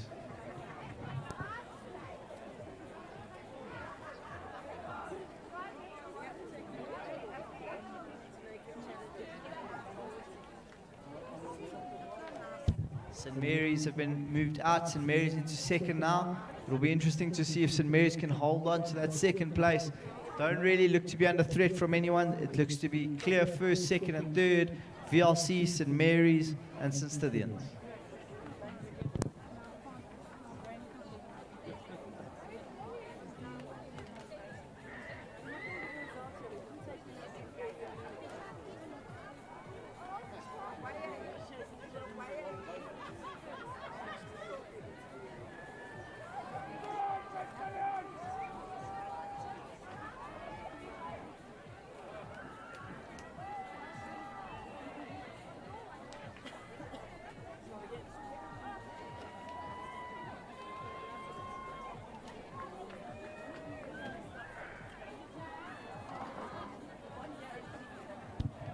VLC take that fairly comfortably. They've really done damage here in the third 500 and then the last 500. So the second 1,000 is where VLC really took that race away from St Mary's. St Mary's hanging on, gamely coming through, but they'll take the second place. And it'll be St Stithians. Maybe a fight will develop for third, but doesn't really look like it at this stage. St Stithians look to have control of that third place. And these girls will all know what they have to do now as they go away for the winter. Some long miles on the ergo, some long miles on the water as they prepare for the next season. And the next time we'll see these girls will be in August, September, as they come off their rowing camps and as the rowing season begins. Holy Rosary, those two girls from Holy Rosary rowing for VLC, they'll be looking for a place in that first quad, looking to defend that South African title that they won this year. And St Andrews and St Mary's and St Stithians, no doubt, will be looking to dethrone them.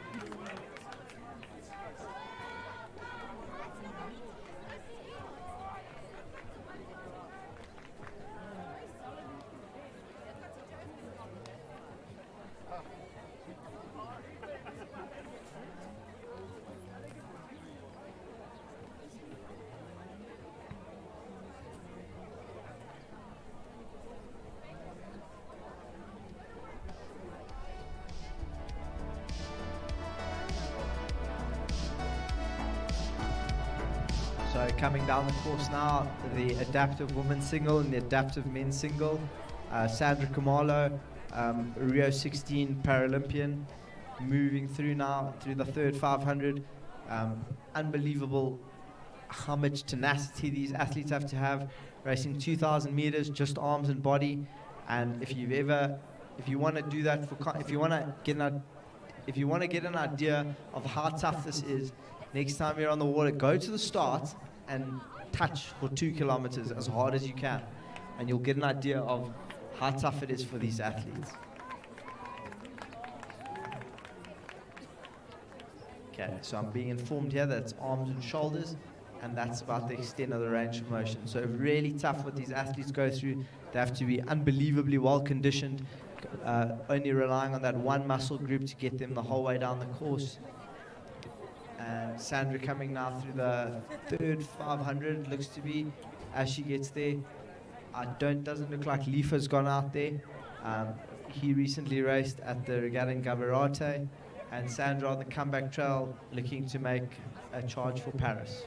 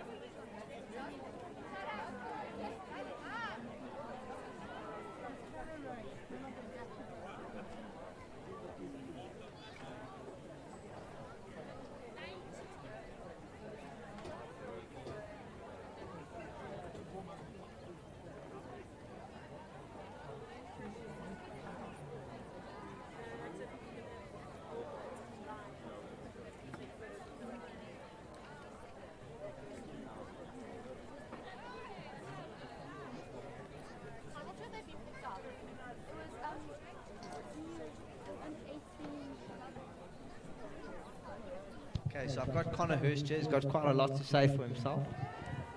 So Connor, you managed to qualify the pair for the Junior World Championships in Varese later this year. What did you like to talk? Tell us about your process. How did you make the junior squad? Talk us through the process of the training and the development and how you qualified the boat. Hello. Basically, we just a lot of hard work and trialing of schools over the course of like 4 or 5 weeks. Then we went to a camp in Zanin and Popo, where you just train really hard for like 2 weeks, and then you just have to put in the work on the regatta, and then just see how close you are to the top performing crew, which is the junior men's Coxwall. Thank you, sir. Okay, so Connor, you've said a lot. You've said a few things there.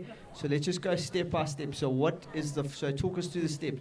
So when I start, do I arrive on the first day and do they make you do a sculling race? Do you pull a 1K ergo trial? Is it a 500? Is it a 2K, a 5K, a 17K? So talk us through the whole process. So what sort of trials do you do? Talk us through the process, and then after you pull your trials, do you go into sculls or doubles? How does it all work? Okay, so first you have to put a 2K trial on like invitation. So after that, they then decide what the cutoff time is, and if you're below the cutoff time, you're in. After that, it's like pair matrix, where you just swap with each strokeman. And then after that, more cutting of athletes, and then you go to seed racing in fours, and then you just see where you're ranked with everyone, and then they'll put you in a crew from there after. Okay, so what for you has been the biggest thing that you've learnt, and what would you suggest to anyone who has aspirations of rowing at the Junior World Championships, or trying to qualify at least? I think the biggest thing I've learned so far is just to make sure that you keep your head up and just carry on to train hard. Okay, sorry, we didn't quite catch that. Do you mind just repeating yourself? Yeah, no, I think it's really important for you just to carry on training hard and just keep an open mind with all of the things you do, because then no matter what happens, everything will work itself out. So, yeah. So, Connor, you're talking about training hard. Are you talking about on the ergo, on the water? Is it about the effort that you're putting in? Is it about improving your technique? What do you feel is the main aspect that will help someone go from being a good school rower to being able to race at a bit more of an elite level?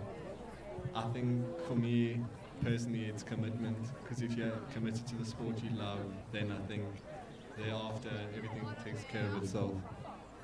Okay, thank you, Connor. And then I've also seen a lot of activity on social media at the moment. As far as I'm aware, going to the Junior World Champs is quite expensive. So can you talk us through how you guys are overcoming those funding challenges? Myself and around 6 other athletes are like doing a fundraiser, so just to get some money in, because the tour is self-funded and ROSA doesn't pay for it. Okay, so do you mind just telling us who those athletes are and which platform we can use to help fund these athletes to chase their dream? These athletes include Ethan Romberg, Delano Sa, Jaden Thompson, and Cristiano De Freitas, and their website is on BackaBuddy. Thanks a lot, Connor. Have a good regatta.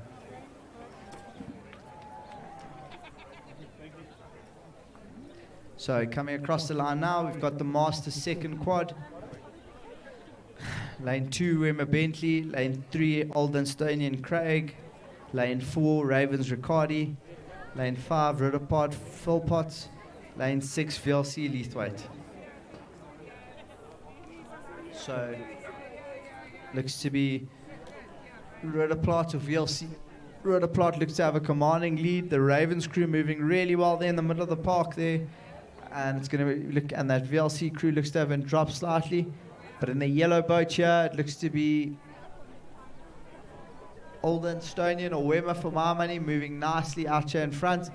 And then coming up strongly behind them is the Ravens Riccardi crew.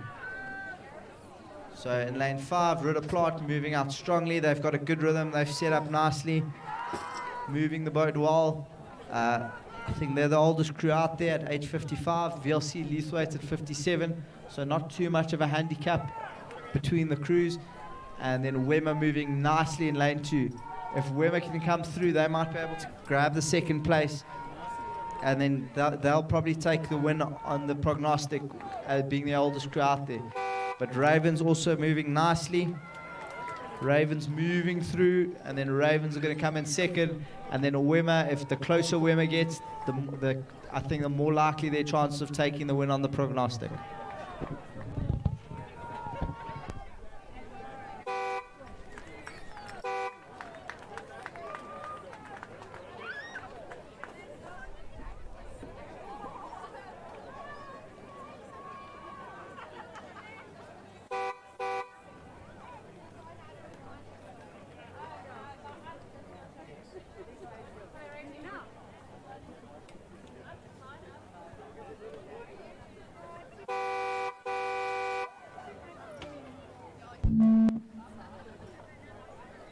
Okay, now the race that many people have been waiting for, the race most people have come here to watch, the men's A pairs.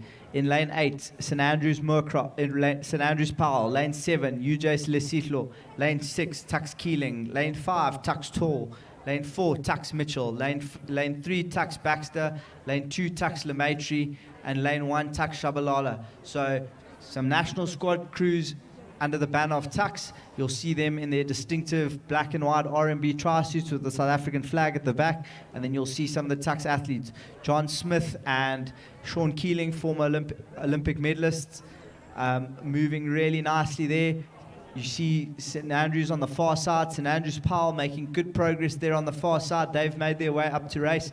They've only come up for the day, and they've made a great effort to come out here and get some extra racing in. UJ Lesihlo also starting to move well. They've looked to have put themselves in the race now. They want to hang on to the front runners for as long as possible. But Defan and Tor moving out nicely now. It'll be interesting to see once the camera pans across to see where are Mitchell and Green. Keeling and Smith not yet out of it, but Mitchell and Green going stroke for stroke with Defan and Tor. Defan and Tor look to be leading as they come to the 1,000, but it will be in the second 1,000 where Green and Mitchell will look to do the damage. Bunach, Kun and Baxter also moving nicely. The umpire waving one of the crews across. Not sure who that's at. They're going to have to adjust their steering as they come through the Hyacinth. The coaches will be keeping a close eye on this race now. So Bunach, Kun and Baxter, this is traditionally their strong part of the race now, through the middle. Here come Baxter, here come Bunach, Kun. Baxter and Bunach, Kun moving all the time. But they seem to have been rode out. But the decisive move seems to have come on the far side from Defan and Tor. Defan and Tor seem to have made a decisive move. But Green and Mitchell look to have the lead now as the camera pans out and we get a better view. Mitchell and Green have the lead, but Defan and Tor in hot pursuit. They're not going to let them go away. Here comes Baxter and Bunach Kun. Baxter and Bunach Kun lift. Will Keeling and Smith will John Smith be able to find that legendary last 500 of his? He looks for it. He asks for more. Keeling and Smith look to be out of it now, so it's going to be a straight fight between Mitchell and Green and Tor and Defan. Baxter and Bunach Kun also look to have been rode out of it slightly. They look to be a length down. Unless they can produce something magical now in this third 500, it's going to be a straight fight between Tor and Mitchell. So Mitchell lifts now. Mitchell takes the rate up. Now they've taken the lead. They've got the bit between their teeth. They go. Mitchell lifts again. Defan goes with him. Defan goes with Tor. Defan asks for more. Defan asks for more. Henry Tor looks to find it now. Henry Tor has that gear change. Can he use it now? Can Tor turn on the afterburners to row down Mitchell and Green? Jake Green absolutely fighting for his life here. Jake is on it. He goes. Green goes. Green laying down the power now. Mitchell raises the rate now to match that power. And Mitchell and Green have found their groove now. Now they row away from the field. They move out to a length. Mitchell and Green have a length. Defan and Tor now in danger of being rode through by Baxter and Bunach Kun. Baxter comes through. Baxter lifts now. Can Baxter go through Defan? Defan and Tor are going to have to find something now, otherwise they risk losing that second place. Mitchell and Green have taken the initiative and they stride away. They have a length of clear water, but coming through now strongly in the final 500. Baxter and Bunach Kun have come through. Baxter and Bunach Kun coming through. They move to a length. Can they find contact before the line? Baxter, Mitchell and Green lift. Mitchell and Green go. Baxter and Bunach Kun closing all the time, but the line's going to come in time, and it will be Mitchell and Green. Mitchell and Green will take the win with about half a length of clear water ahead, and Tor and Defan just running out of it a little bit in the third 500. Smith coming through with the big sprint at the end, Tux Lemaitre, and then it's going to be a battle between St Andrews, UJ, and Tux Keeling on the far side.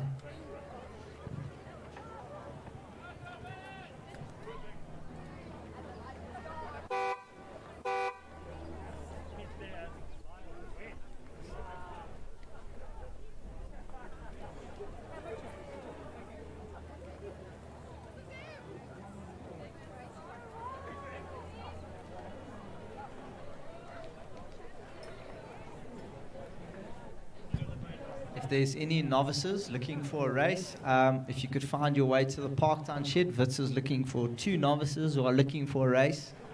If you'd like to race and you're a novice and you're not busy now, find your way to the Parktown shed and the Wits Oaks will direct you to your seat. Also from Wits in conjunction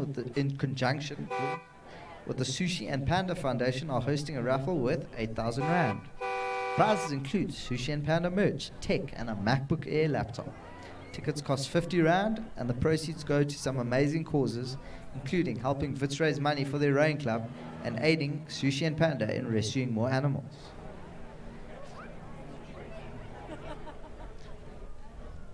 Wits Rowing is also running a separate raffle for a pre-loved RP Row Perfect. It's an old wooden one, very retro piece of equipment. If you'd like to own that unique piece of merchandise, the tickets for the raffle are 20 Rand each.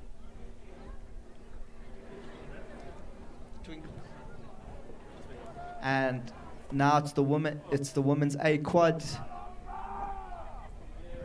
junior national squad. That junior national squad crew in the middle is going to be the one to watch. Junior national squad Riemann. So stroke by Jean Riemann, Kerry Glandling at 3, Brigitte Kapler at 2, Holly Cruz. So a St. Mary's, Holy Rosary girls, St. Mary's, and then 2 St. Stithians girls in that boat, racing a Cox's quad. They qualified through the selection regatta about a month ago in Sanin, and they'll be looking to go to the Junior World Championships to represent South Africa. So junior national squad, Riemann looks to have the lead now. Tux, Cook, Pollock, King and Olves, they look to be going right with them, going stroke for stroke. It'll be interesting to see who does the damage now in the second 500.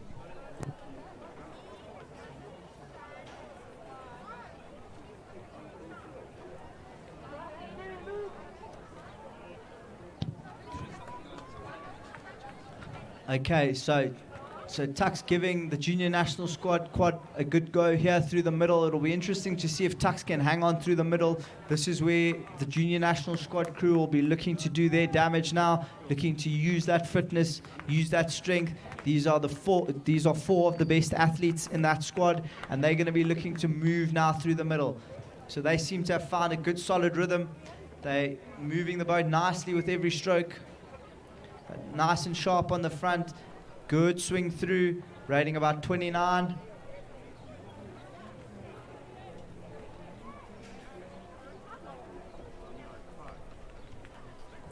Tux at 30, and it looks to be the junior national squad quad that has moved out. So the junior quad has moved out to a length now. They seem to have the lead. They move out to a length of clear water. They look to have moved out to clear water now. As the angle goes away, we'll be able to tell more as they come through the middle now. Now they start to move and to do the damage through the middle. They've moved well away from the rest of the field. Now they'll start to race the clock. No cocks in that boat, so someone in that crew will be making the calls for more. But that Tux crew doesn't look to be. That Tux crew hasn't given up. I don't think they're going to go away without a fight.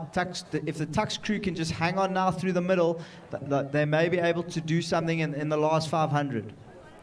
But that junior crew now looks to have this race well under control, and they look like they're going to be able to go through the gears. Only at about 28:30, so they've got plenty of gears to go now. It'll be interesting to see which of these crews puts all their chips in the middle of the table. For my money, Tux need to go now. Tux need to just throw the kitchen sink at it and go for broke if they are going to challenge this quad. Tux at 31, but now the juniors start to move out. The juniors are going to really have to find the gear change now in the second 1,000 I think they're going to want to win this race decisively and by quite a big margin. So it'll be interesting to see what they can do now in the third 500. They're going to push now. They're going to look to try to hold their speed and look to go fast over the second half now. So a nice solid rhythm from the girls in the quad. They look to be very well together, holding pressure through the finish nicely and then moving and allowing the boat to do the work on the recovery. Okay, now the juniors have moved well away from Tux. They've got about a length of clear water. Now they're really going to look to attack the second 1,000. It'll be interesting to see how they negotiate the hyacinth. They cut through the hyacinth without too much of a problem. Nothing seems to be getting stuck. A quick look around from Holly Cruz in the bar seat to make sure that they're clear of the hyacinth and that they're not getting stuck on anything. They go through now. Now as they come through the middle, they're going to go through the last of the hyacinth. Hopefully nothing happens here. Hopefully they just go through the hyacinth. No one gets obstructed. And they look to be safe as they come through the middle now. Now they look to lift again. Now they're going to have to go through the gears. So they're steering a beautiful line down the boys on bow side. They've been the same distance away the whole way. Not much steering has had to happen there. And now they've got a good solid rhythm. It looks to be Brigitte Kapler possibly in the stroke seat there. No, Kapler at 2, Grundling at 3, and then Jean Riemann at stroke. Riemann with a nice strong finish. Cruz, Kapler, and Grundling backing her up beautifully now as they move away. Tucks have that second place well in hand. If they can put together something big now in the final 500, they may be able to challenge, but it's not looking promising for them now. Here comes the GSRF quad. GSRF keeps moving. Every stroke they take a little bit out of that. Now they're going to have to find a big gear if they want to put down a quick time. So the quad looks shifting too. They've got a very solid rhythm. It'll be interesting to see if they can use this rhythm now to find some more boat speed, especially in this final quarter of the race. They come through the white buoys. I'm sure as soon as they see the red buoy, you'll see them lift.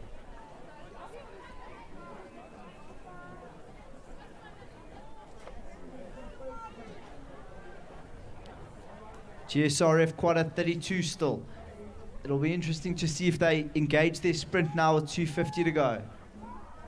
Moving beautifully, well clear of the rest of the field. The GSRF quad continues to move. And they come through, they'll take an emphatic lead now. As they come through, it doesn't look like they're going to engage that final sprint. As they come for the line, they really look to lay down the power as they come to the line. And they'll take this race with a lot of clear water between them and second, winning this race comfortably.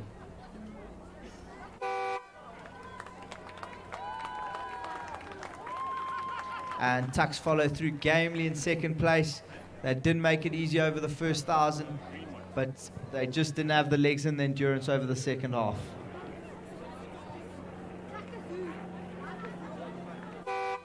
And a 17-second gap between the GSRF quad and the Tucks quad. So good effort there from Tucks, but just didn't have enough there at the end. And then UJ following home with a good effort.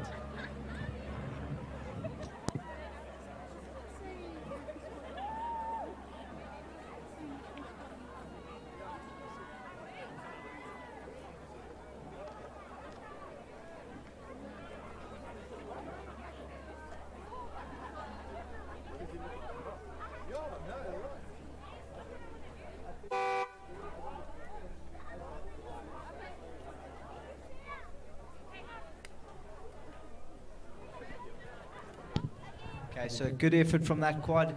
They'll be representing South Africa later on this year at the Junior World Championships in Varese at the end of July, and they'll be looking to do their best. So they've got a few months now. They're going to go away. They're going to train hard, and we'll see them hopefully at the Junior World Championships in the A final, fighting for the medals in a few months.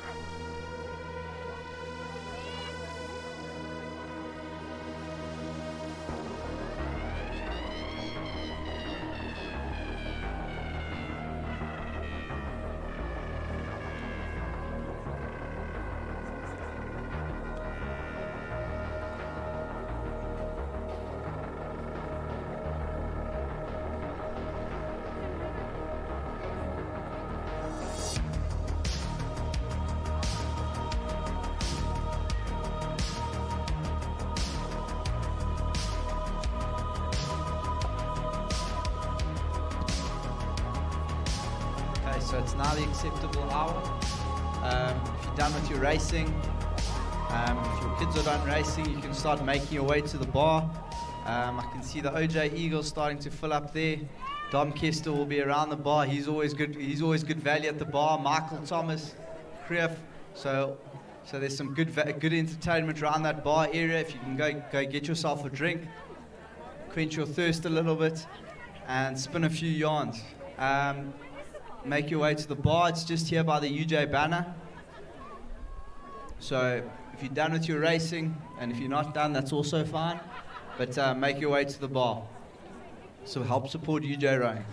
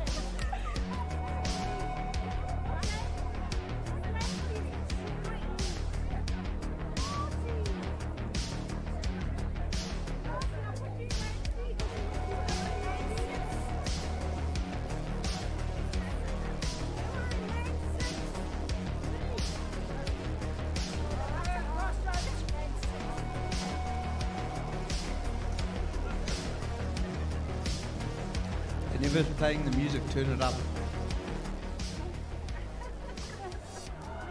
My blast enormous, it's alright. Tux, UJ, surely someone can crank the tracks there. If you want people to drink, you need to create a party atmosphere. So, UJ Tux, I suggest that the volume of that music goes up if you'd like to make some money today.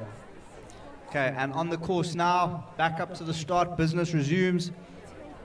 On the Rudderplot Highway, we've got women's B Coxless fours here.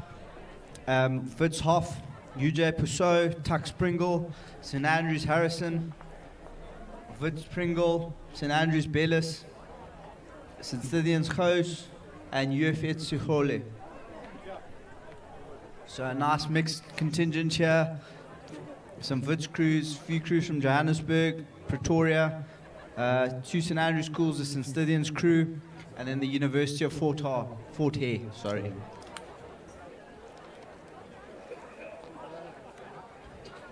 So these girls, some of these girls will be racing their 3rd or their 4th race of the day.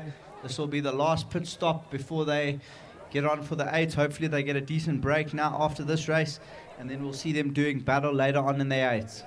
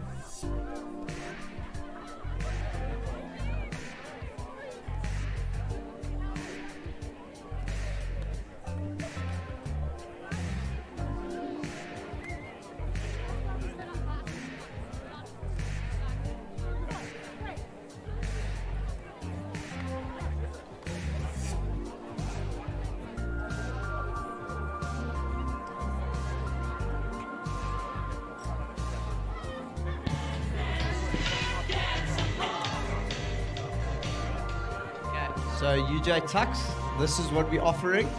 If you don't want to play the music, this is what everyone will listen to.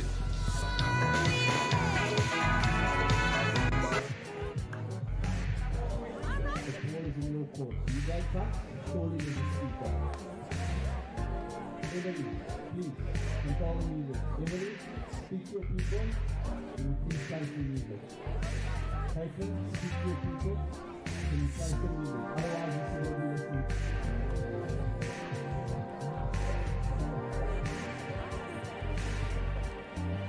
It's starting to get a bit expensive around the beer tent. So if you're done racing for the day, or you see some old friends, make your way to the team. Patron Cook's got an empty cup. Someone's going to refill that for the seats down low. Michael Summers, he's always good value on to that a few of them. Yeah, good fun to see that. I mean, once you've got some drinks in, the touch roll club will be happy to fill your booty so that you can drink some of that. I'm sure there'll be a big night ahead for some of your students. Okay, women's B4 coming down the track now. Looks like quite a few of the schoolgirls have managed to get their hands on a few Cox's 4s. So this looks to be a good race shaping out now. It's lane 7, St. Stithians girls. Lane 6, St. Andrews girls. Lane 5, Wits. Lane 4, St. Andrews. Lane 3, Tux. Lane 2, UJ. Lane 1, Wits. Keep your eye on lane 3. Tux stroked by Tux Pringle is the crew to watch. Emma Pringle, known for the rhythm that she sets up in the front there, sometimes described as the disgusting rhythm. And Pringle, and there you go, as I say that, the camera pans over, and Tux seem to have found their rhythm, that signature Tux kick and coast rhythm, and Tux cruising along now. Medals.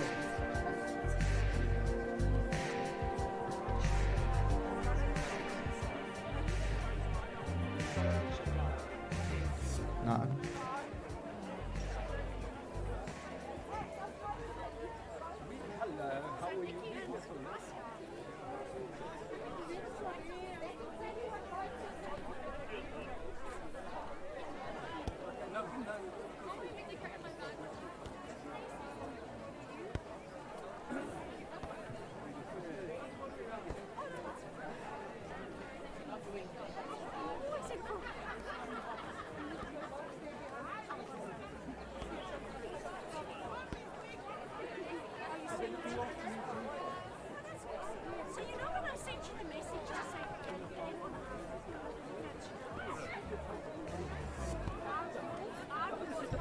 And the women's A4 coming through. Tux look to be in a commanding lead. They look to have changed their seating up a little bit.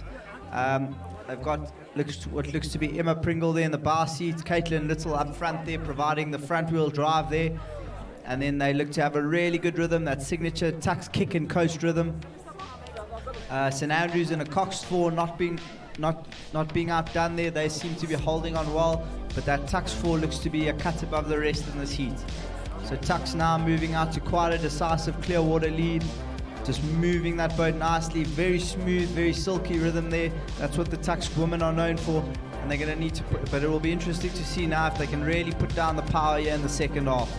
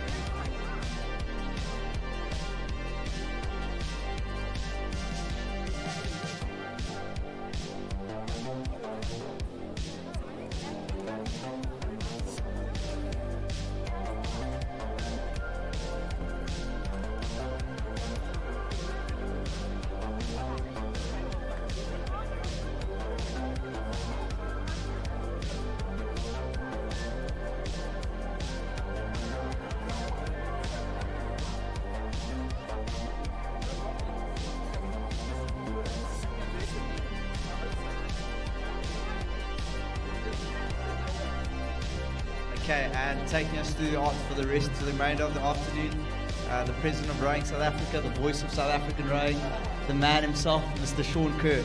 will take you through the afternoon session. Welcome, Sean. Well, good afternoon, everybody, and welcome to day one of the 2022 South African National Championship Regatta. For those of you who have been aware of what's going on this morning, we've had dignitaries from Gauteng Government, Tshwane Municipality, and Gauteng Tourism join us out here today as our partners and as the hosts of the World Masters Rowing Regatta. As I'm sure it's no secret to anybody that we're hosting in September 2023. So it's been fantastic to have our guests here from the various government departments. They're busy having lunch, and we'll bid them a farewell in a couple of minutes. It's great to join you in the commentary point this afternoon. I'm sure I will find my space on the program any minute.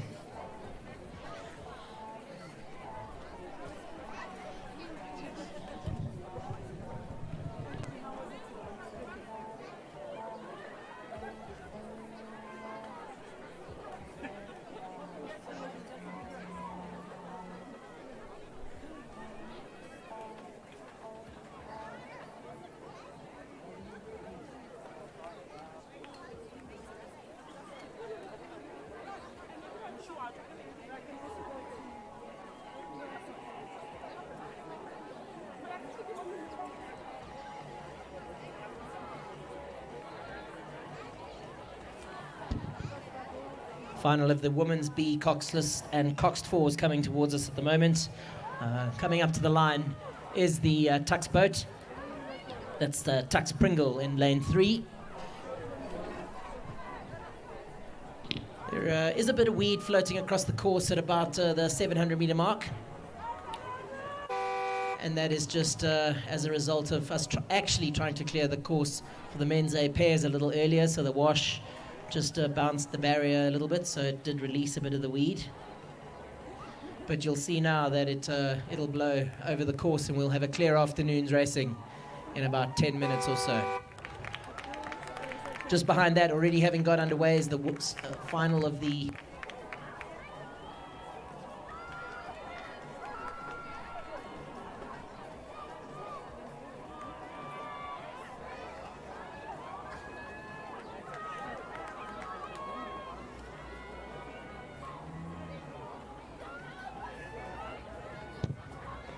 just as we watch on the screen the concluding stages of the women's B coxless 4, coxed and coxless boats in this race.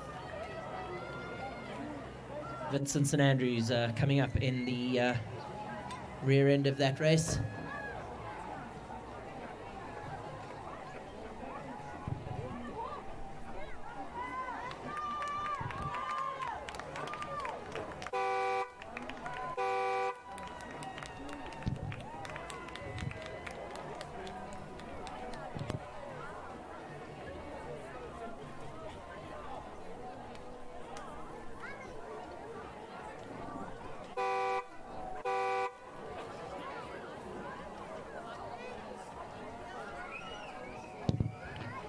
Next up on the course is the final of the women's C single sculls. This is a race from the 1,000 meter mark. They have got a bit of weed to navigate as they come down the course.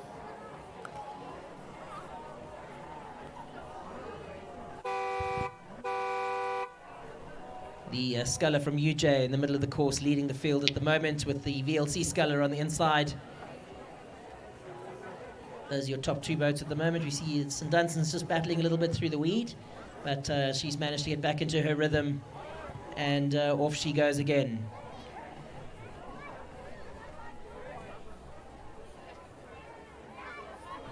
It is the UJ sculler in lane 6, that's Hurst, leading at the moment, followed by VLC Love.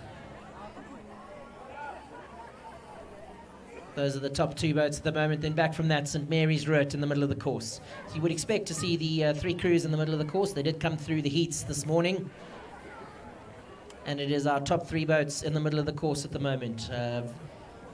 UJ Hurst in lane 6, St Mary, then VLC Love in lane 4, followed by St Mary's Root in lane 5. Those are your top three boats. Challenge to St Mary's now on the inside. That's from the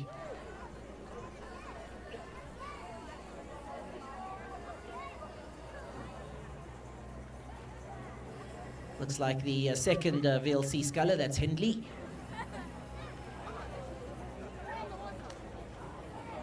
In your screen at the moment, for those of you watching online or the live streaming, is the sculler in lane 4, currently leading the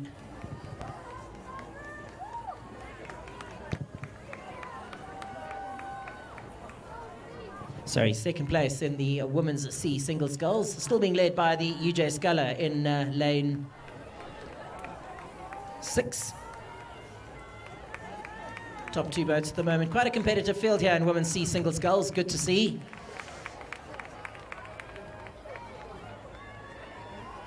And just having a look up the course, most of that weed is now blown over the course, and we should have a clear afternoon, or remainder of the afternoon of racing. So that weed just did escape a little bit as a result of us trying to clear it for men's A pairs. So it was expected to come out of the barrier. There's nothing wrong with the barrier. And that weed will go and settle on the underside of the course. We move on to the next 1,000-meter race. On under starters orders is the final of the junior men's under 15 double sculls. Full house here. It is a straight final, and they are just about to get underway. But as we have a look at the finish line here, it is UJ, lane 6, crosses the line. That's UJ Hurst ahead of the Victoria Lake sculler in lane 4. Love. No changes to the front of that race. And in third place, the second VLC sculler,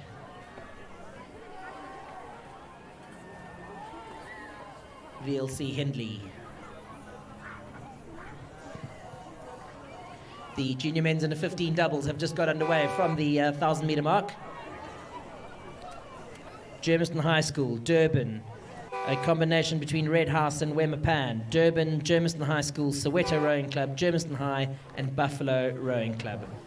That is what is on your screen at the moment. Junior men's under 15 doubles.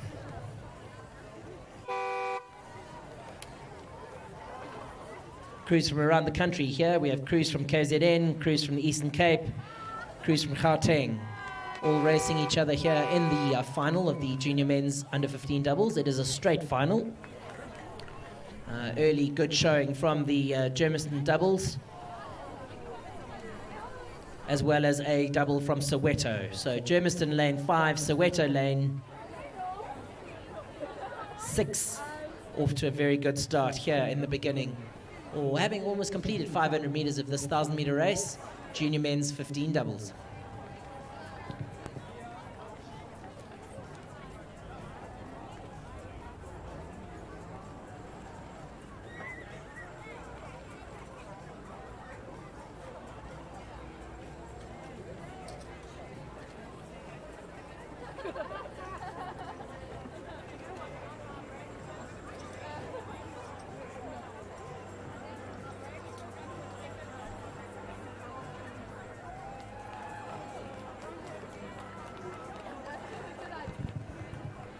Crew in lane 5 is Soweto Seiso.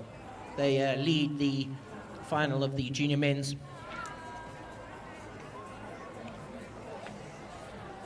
Under 15 double scull, followed by Germiston in lane 7. Also moving along very well. Those are your top 2 boats at the moment.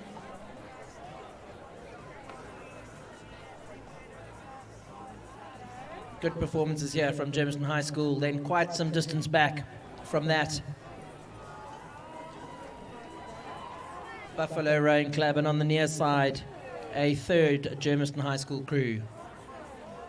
So Germiston almost in the 1, 2, 3 position here. Fantastic to see. Lane 5 at the moment, well out in front. Have a look at this. Junior men's under 15 double sculls. Neat sculling here from the Germiston combination.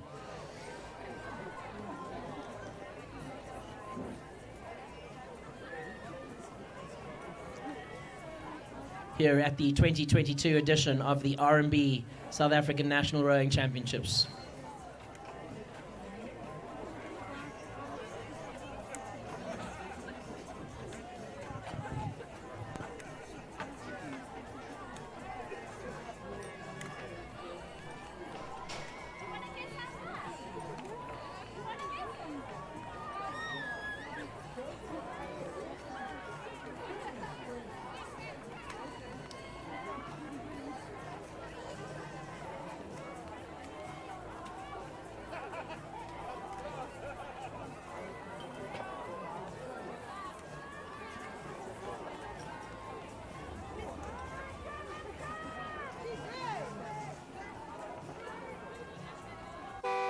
Jetty! Jetty!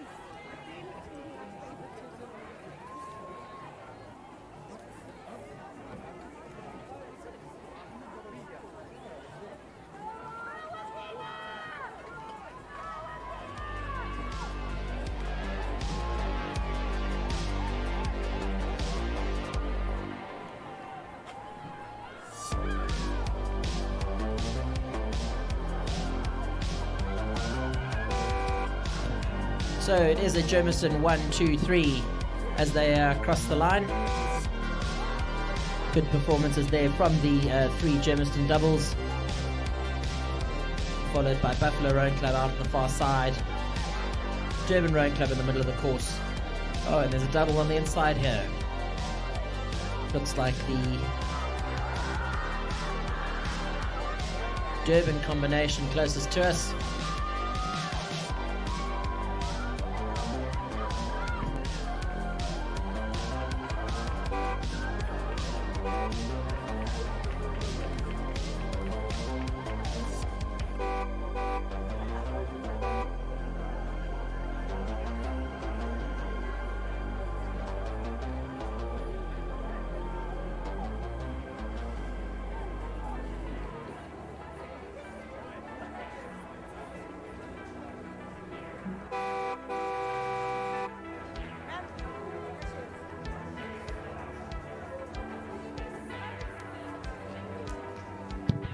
Men's C8s on the course at the moment. Only 2 of the 4 8s racing.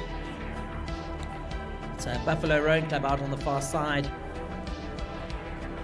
Then looks like the Soweto Club on the near side. No show from Fort Hare or Wits.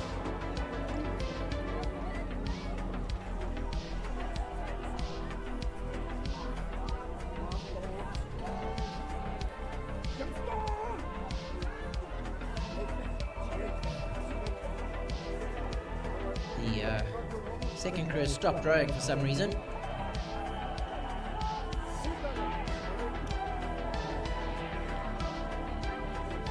And off they go again. In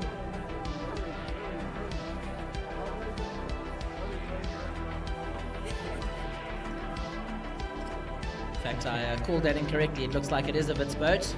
A bit of a composite boat there to make it up, which is fine at the men's sea level. Fantastic to see these people on the water. That is the Wits boat. Thank you to the camera crew.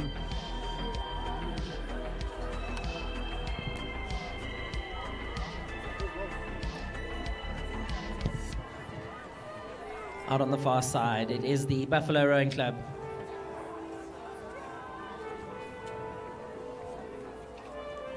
Good performance there from them, all the way from the Eastern Cape, training on the Buffalo River in East London.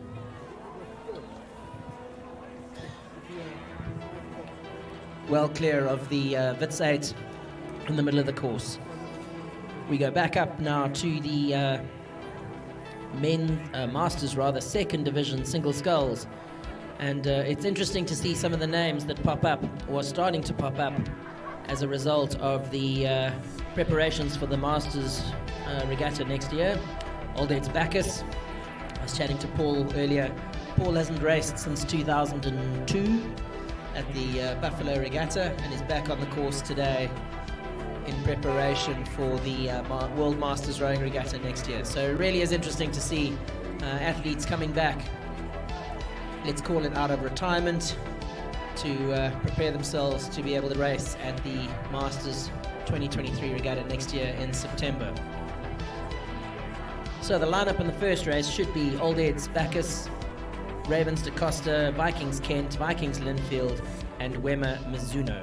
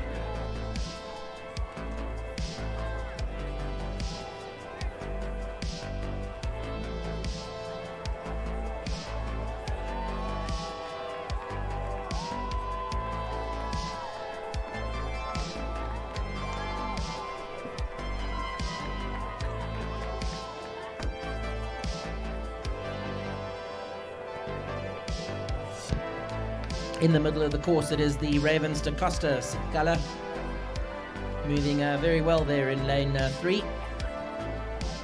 Old Ed's Bacchus up there as well. Paul Bacchus having previously represented South Africa both at under 23 and national level.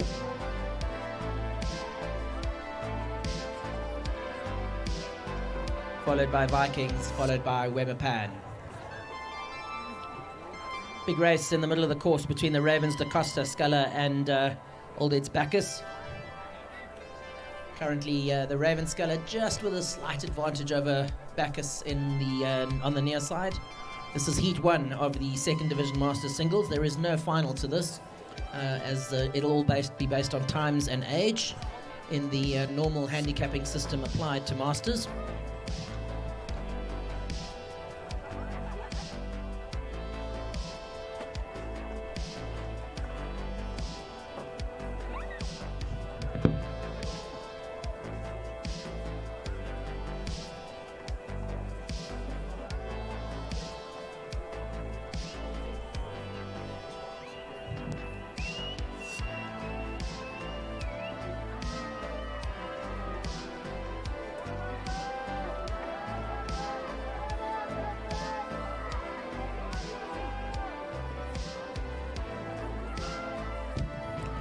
Still very close here between Bacchus of Old Edwardians and Ravens da Costa, fighting it out here in the first heat of the Masters single sculls.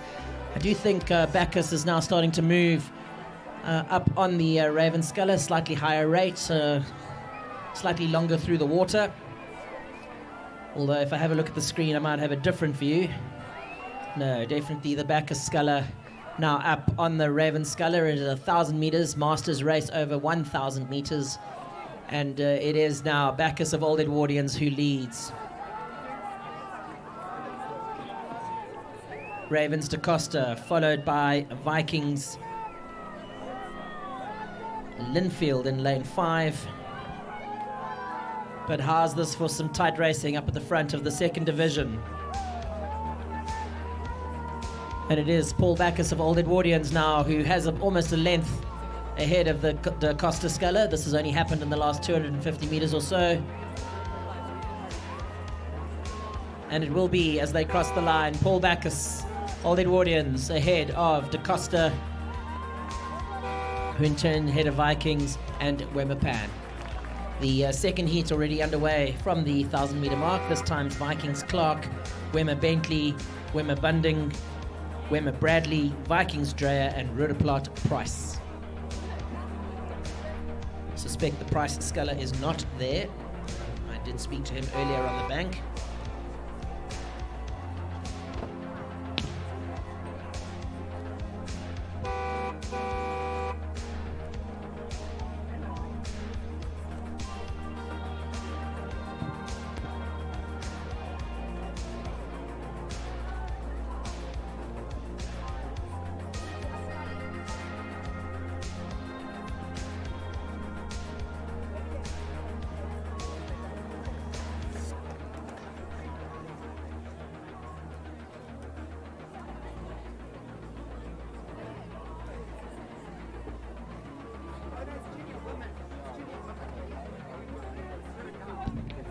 Big race lining up at the 1,000 meter mark as well while we watch the second heat come towards us. The race lining up at the 1,000 meter mark is the Masters men's first quads, a coxless quads, VLC Huggerman, with an ex-Olympian in that boat, a bronze medalist at the Athens Olympic Games, that's Ramon de Clemente. Then Vikings Kent, VLC Richard, and a Rudderplaat Vikings combination Mayer. Some big names in this lineup. But let's watch the single sculls as they come towards us. It's Weber-Pan in the middle of the course, leading the second heat of 2 of the Masters Second Division singles.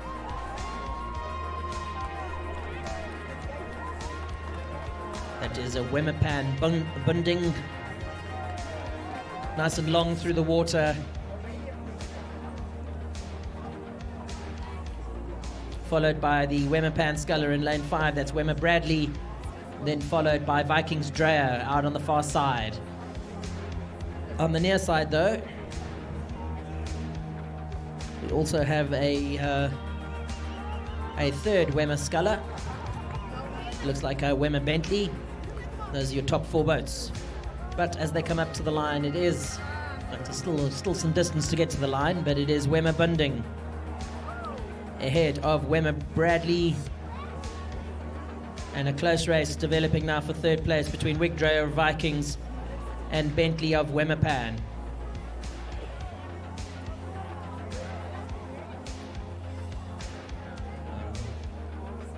See the ages on the course, just on the bottom of your screen for those watching online. John Price of Rudderplot not racing today due to an injury. Look forward to having him on the course. But the Masters First Division Quads is underway, and it is Vikings in the middle of the course, stroked by Kent, leading at the moment, ahead of the 2 VLC crews, followed by another Viking Rudderplot combination.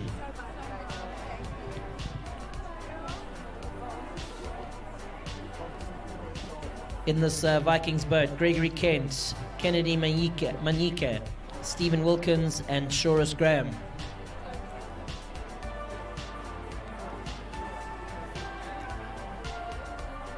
Have been putting in a lot of time on the water, have these Vikings, this Vikings quad. So good to see them out in front. They are the youngest in the field though, so they're almost by 10 years the youngest in the field. So they would need to make sure that they are significantly ahead, or significantly enough ahead of the 2 VLC boats, so not to be caught by the handicap system. For those of you who want to know how Masters work, there is a handicapping system for age. So it doesn't matter if you win this race, if you are the youngest in the field, there is a handicap applied. It's a pretty global standard, and the winner is determined from there. But it is Vikings Kent who leads this final of the men's Masters First Division Quads.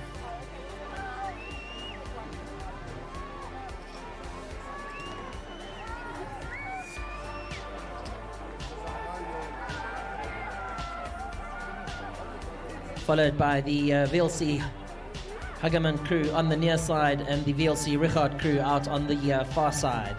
Hageman average age 47, and it is Vikings who cross the line ahead of VLC. Second VLC boats. Just having a look then back at the Vikings crew, and you'll see significantly average aged older, so nearly 70, and depending on the time, they may actually come out ahead. Digby Hutz in the back of that boat, followed by Dr. Martin.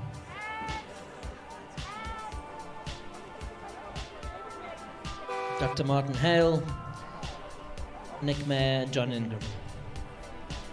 Up to the 2,000 meter mark we go, this time for the final of the men's B coxless pairs. You'll see the umpire's flag is out.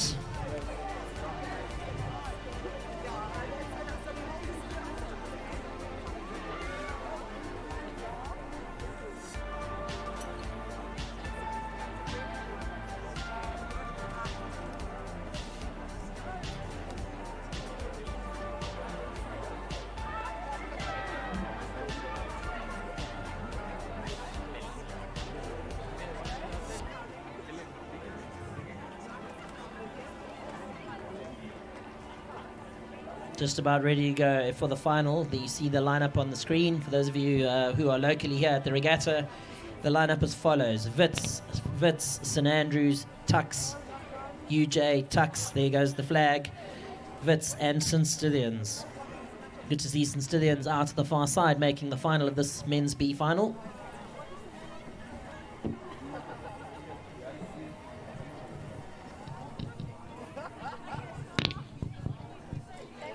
$2,000 meter event. They did come through some heats this morning, so this isn't the first time they're racing in these coxless pairs. This is race number 59 on your program. It was due at 14:51. It went off 1 minute early, so that just gives you an indication that the regatta is running on time. Please make sure that you are getting onto the water on time for your racing. We certainly can't afford to run behind, and you will not be waited for at this regatta. It is a championship regatta, and there is very little leniency for being late.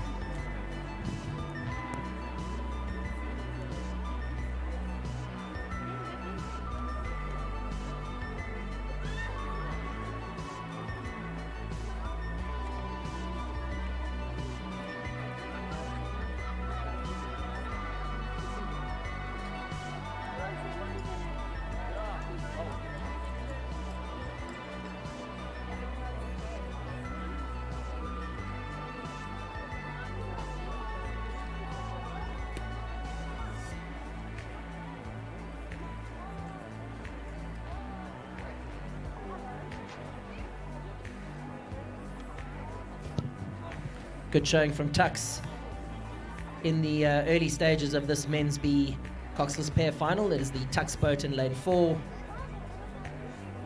St Andrews also right up there in lane 3. Good to see St Andrews and St Stithians making the final of this men's B coxless pair final.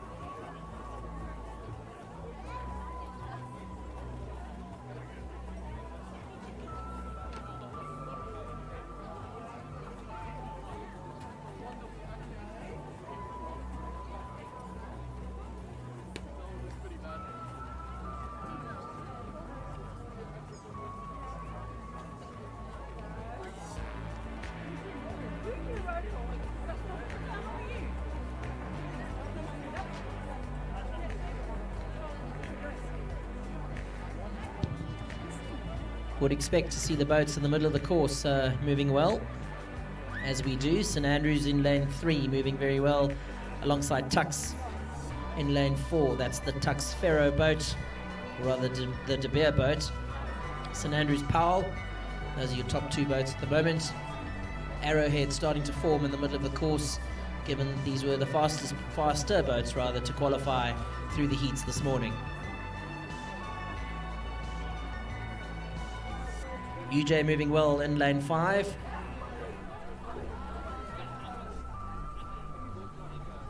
Crew in lane 2, that's Wits Stoltz, also moving very well at the moment.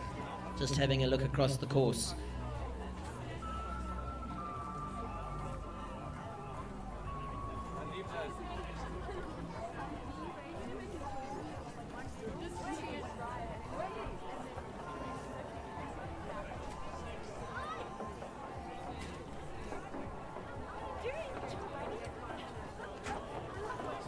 Still up front though, it is the Tux and St Andrews boats.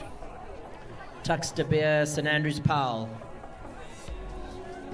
St Andrews just slipping back a little bit now, I think. Although I have a looking at the screen, pretty level as we come up into the probably about 700 meters to go.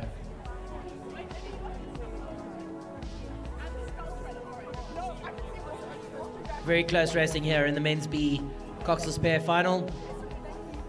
Tux De Beer, St Andrews Powell. Those are your top 2 boats at the moment just to keep on moving away from the field. Tux de Beer now, I think, just starting to edge out in front of the St Andrews boat. St Andrews did incredibly well through the first 1,000 meters and probably led for some of that first 1,000 meters, but it is now Tux de Beer who leads St Andrews. Followed by, I think, then a boat, the crew in lane 2. That's Vince Patrici. And those are your top 3 boats at the moment. So, Tux de Beer, you can see their tails are up. They've now started to realize how close to the finish line they are. Just lengthening out, still just moving away from that St Andrews boat a little bit. Followed by St Andrews Powell. But it is Tux de Beer.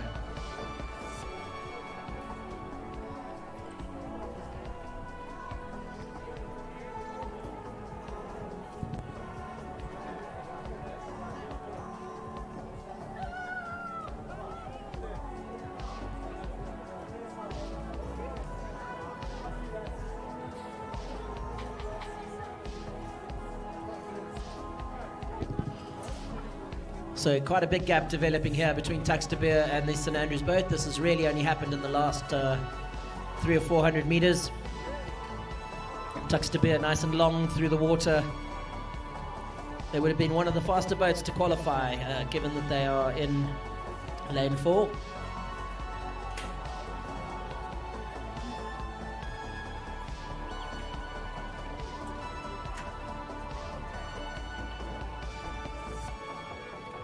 Back up at the 2,000 meter mark, about to head off at 3 minutes past 3, is the final of the junior women's under 16 single sculls.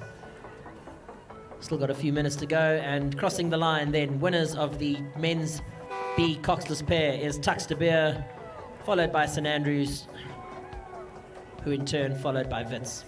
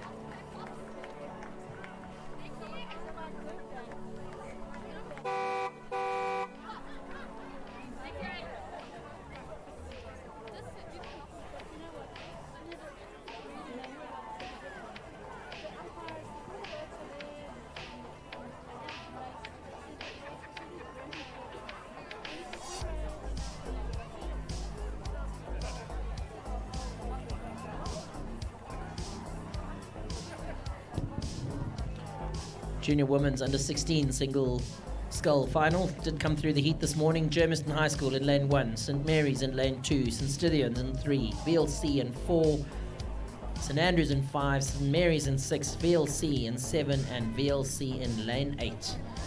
Just see a great shot there from the cameraman of the start. Doesn't look like all the boats are there. See the umpire has his flag out. And as those crews' attention go, see he raises his flag, and it is the movement of the flag down that indicates the go, not the sound of the word go, if that makes sense. So as soon as that flag is moved, athletes are allowed to move off the start, and that signifies the start of a race. So, Germiston High School, St Mary's, St Stithians, VLC, St Andrews, St Mary's, VLC, and VLC again. Would be expecting to watch the middle of the course. So St Stithians Cressel, VLC Rutger, St Andrews Port Gita, with the outsiders there, St. Mary's from Locherenberg, St. Mary's Kingwell in lane 2, and VLC Wetzlar in lane 7.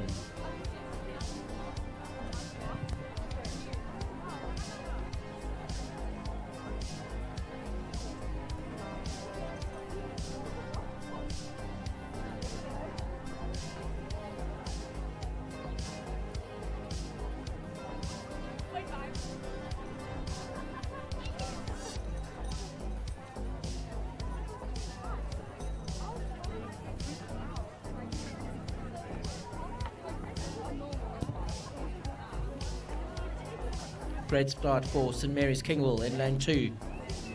Off to a great start. Just having a look across the course.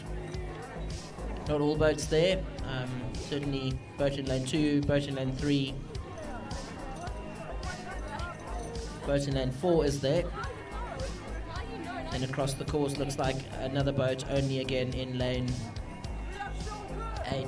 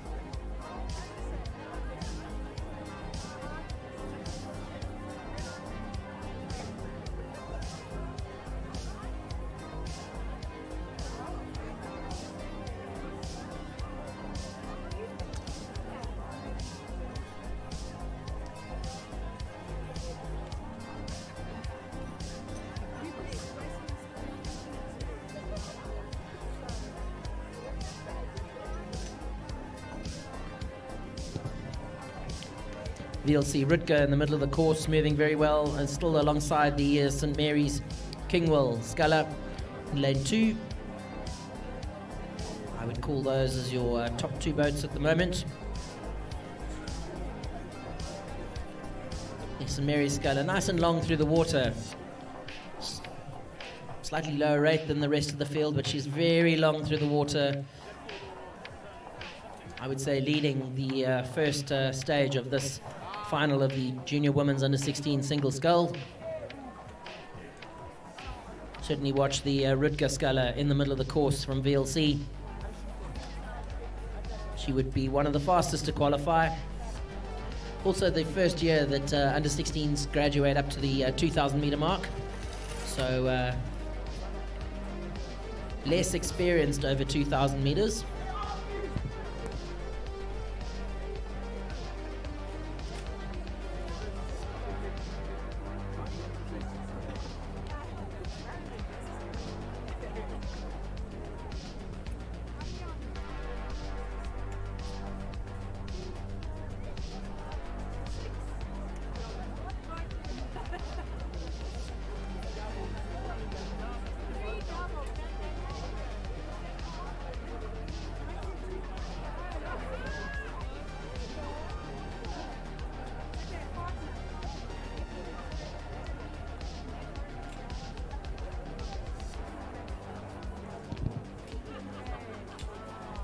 Still good sculling from St. Mary's Kingwell in lane 2 as they approach the 1,000 meter mark.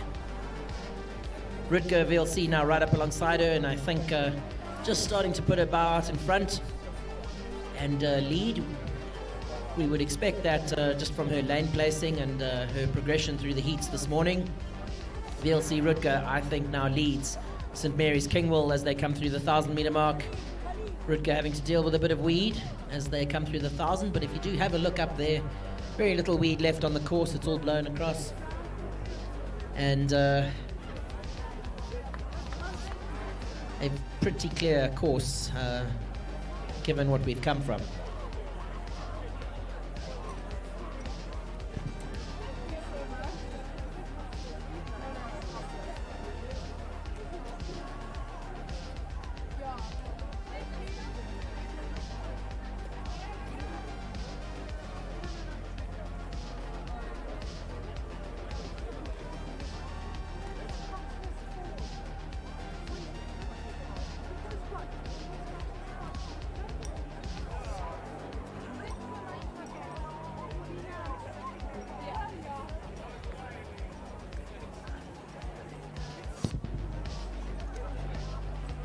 St Mary's Kingwell still fighting in the front of this race. These two scullers moving away from the rest of the field.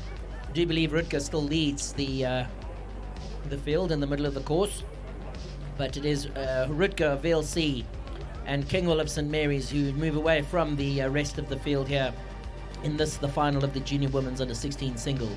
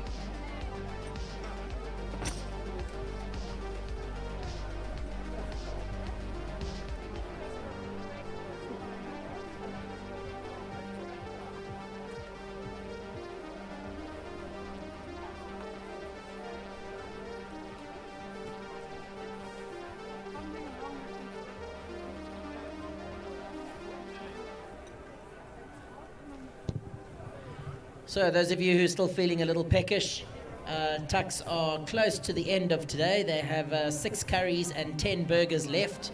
It would be great if you could go and support them and help them clear out their stock for today. But if you are feeling a little peckish and you thought you might grab something later, you better go grab it now. 6 curries and 10 burgers left. Let's help Tucks clear out their stock for today. They'll be back tomorrow. You've done a great job. Thank you, Tucks, for keeping the regatta fed.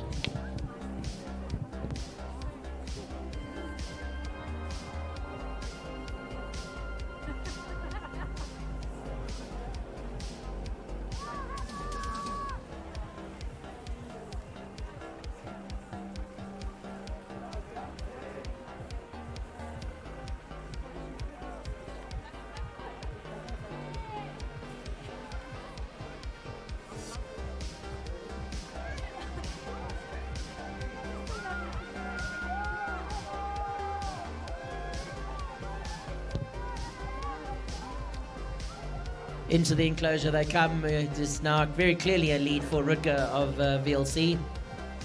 We've seen the sculler's name on the program as an under 14 and under 15 and graduating into the 2000 meter under 16 event. Moving very well in the middle of the course.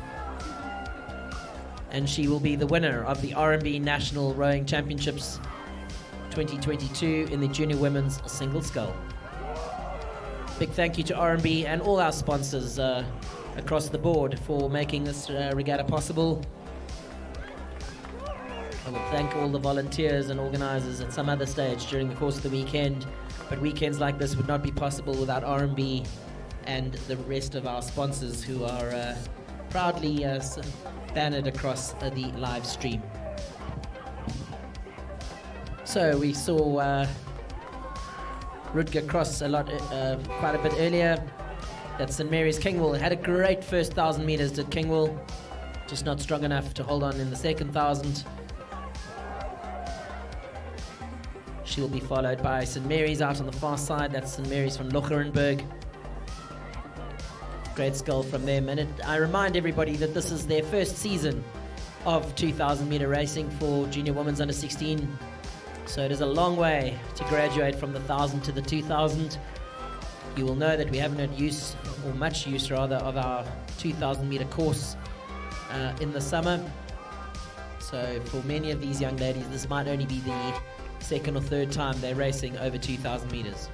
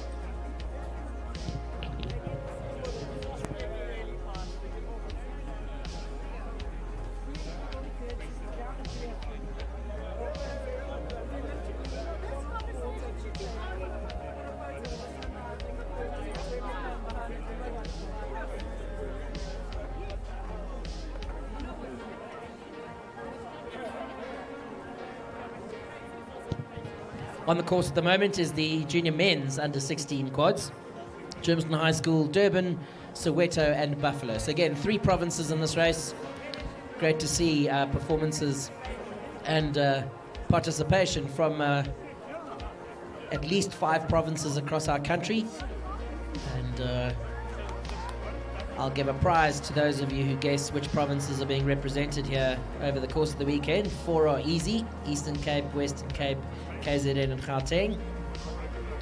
And then we have a very special Masters Club that have satellite clubs around the country. And it's great to see them coming to participate from their various corners in the country. But on the course at the moment, it is the junior men's under 16 quad being led by Germiston.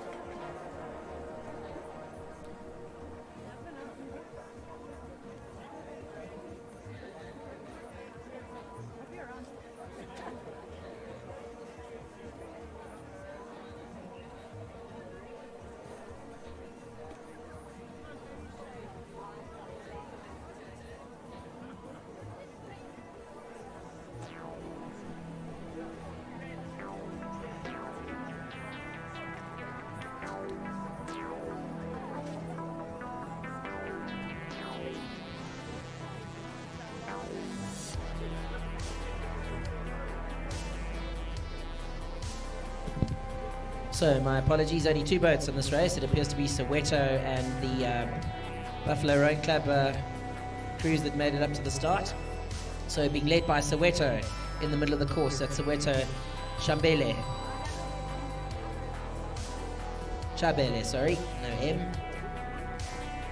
Well clear of the Buffalo Rowing Club in lane 6. Those are your top 2 boats, or your only 2 boats rather, in the final of the junior men's under 16 quad. While we await the start of the junior men's open quads.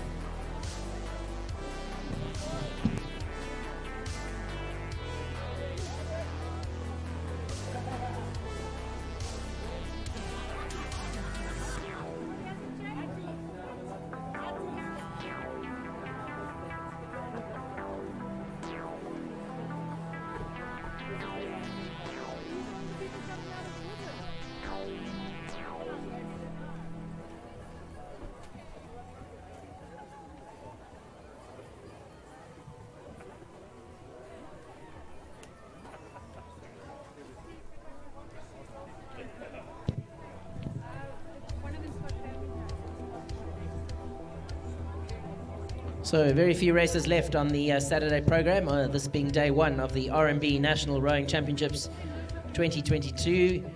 Very grateful to be holding them here at Ridderplaat Dam. A lot of work's gone into making sure this dam is rowable for this regatta, and of course Gauteng champs 2 weeks ago.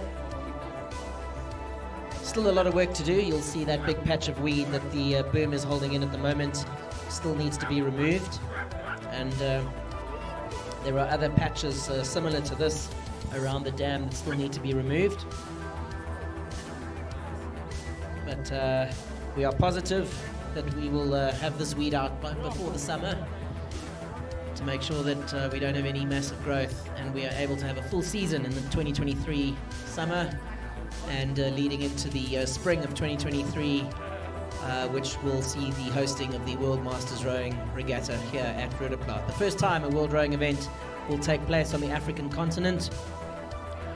We're exceptionally proud of the fact that World Rowing have the confidence in Rowing South Africa to host such an event.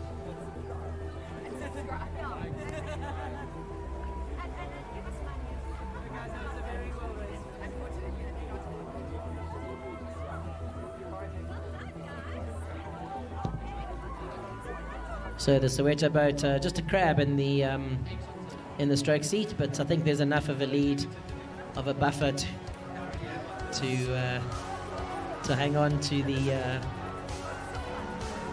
lead. And as I look down the course, I see that the junior men's under 19 quads is already at or close to the 1,000 meter mark. The lineup there is Wemmer, St Dunstan's, Germiston, KZN, and Buffalo.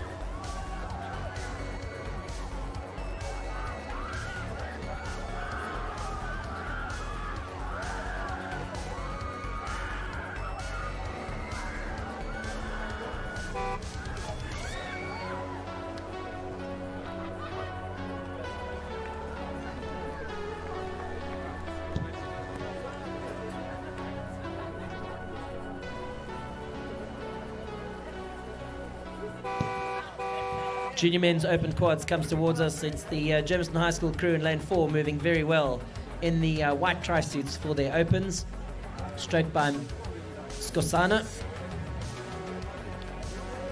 Right up alongside them though, the St Dunstan's crew, stroked by Mustakis, and Hilton College tucked in lane 5, stroked by Emmett.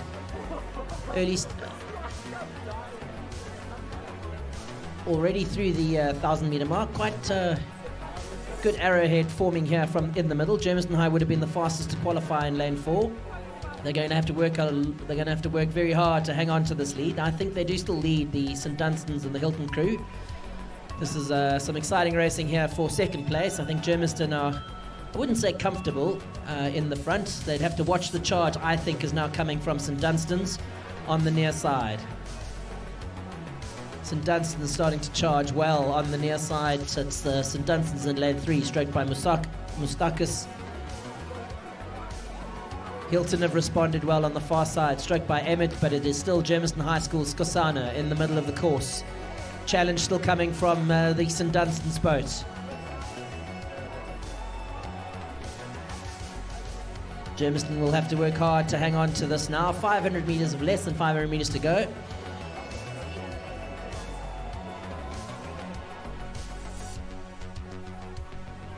Hilton starting to move out on the far side. I still think the better boat speeds with the St Dunstan's boat, funnily enough.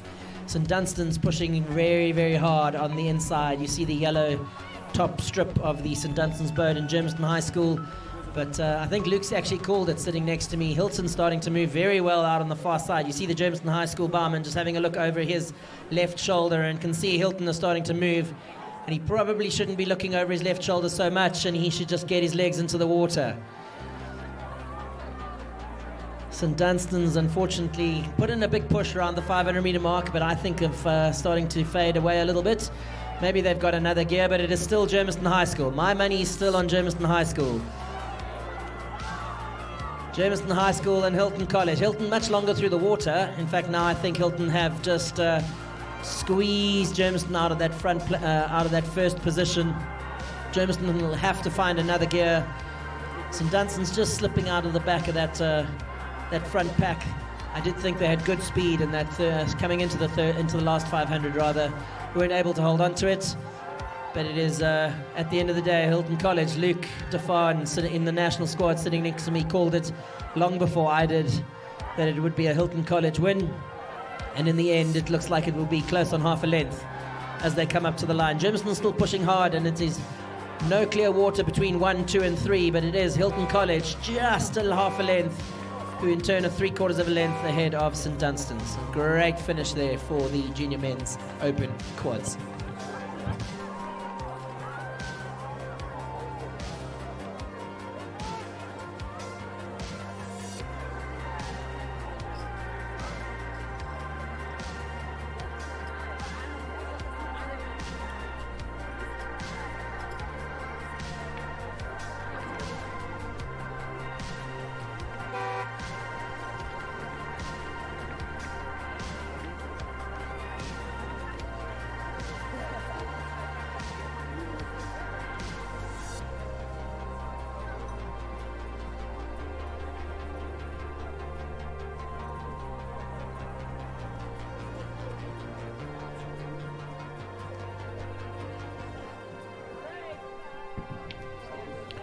Some interesting steering here in the beginning stages of the final of the women's C double sculls. It is from the 1,000-meter mark. Some interesting steering there from the, looks like the VLC crew. Also a big welcome to our, and apologies for only welcoming you now, I'm sure you've been welcomed through the day, our visitors from Botswana and Zimbabwe, who have made it down to the RMB National Rowing Championship for 2022. A very, very warm welcome to our Southern African neighbours. It is great to have you at our regatta, and you are most welcome.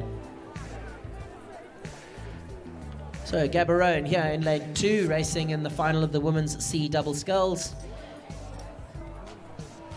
Then we move across to what looks like VLC in lane 4. I don't think the St Andrews boat is there. Out on the far side, St Dunstan's, UJ, and St Andrews are there. So the St Andrews in 5, UJ in 6, St Dunstan's in 7.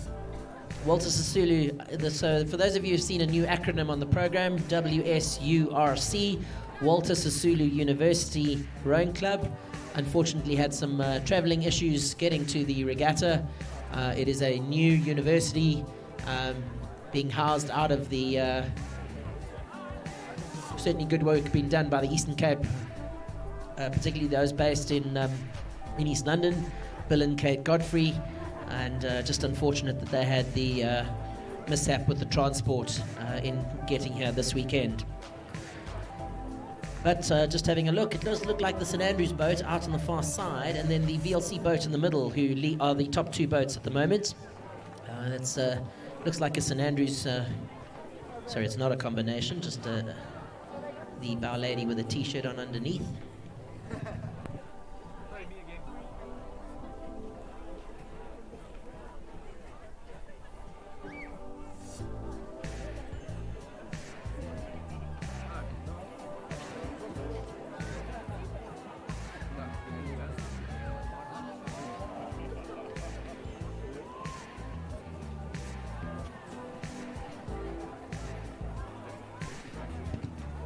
So VLC Hindley and the St Andrews boat in lane 5 are your top 2 boats at the moment. That is St Andrews Saltus and VLC Hindley. St Andrews Saltus out on the far side, I think led for most of this this race, but consistently through the water is the VLC Hindley crew. They would be one of the faster boats to qualify, having come through the heats this morning. So expect some great things from them. That St Andrews boat certainly not slowing down on the far side. That is St Andrews Saltus in lane 5. And in fact, I've changed my mind again. I think there's been a big push from the Saltus crew, and they might have brought themselves right up alongside the VLC boat again. Battling a little bit with their steering. They're probably in about lane, just about to cross over into lane 7. But moving very well is the St Andrews Saltus crew. And in fact, I take it back. They are back out in front in this 1,000-meter final of the women's C double sculls.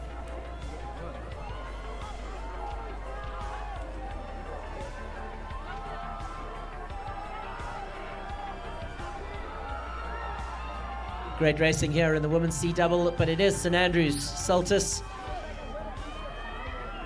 by clear water as they come up to the line. Fantastic to see how technology has aided us in the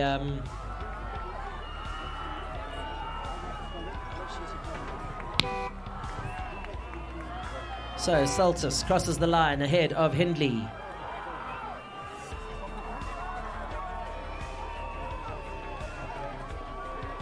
This is the concluding stages of the women's C double sculls, and the Masters third division quads has already got underway from the 1,000 meter mark. VLC Barada, Redhouse McManus, Ravens Temlet, Ravens DaCosta, and Buffalo Godfrey. Fantastic to see that we're going all the way down to third division quads in the Masters racing. It is the VLC crew, Barada, who lead at the moment. These are generally mixed crews. Average age is pretty equal across the three, except for the Red House Rowing Club. Red House are based in Port Elizabeth down in the Eastern Cape. Slightly younger than the rest, but very little spread, 40, yeah. Just either over 50 or below 50 across the other crews.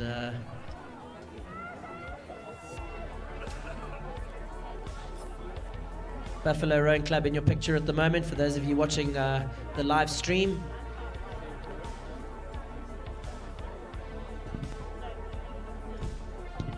Stroked by Bill Godfrey.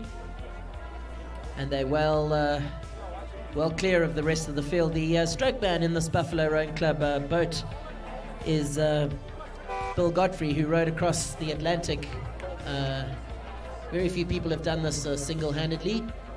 And Bill is one of those crazy guys who has rowed across the Atlantic on his own.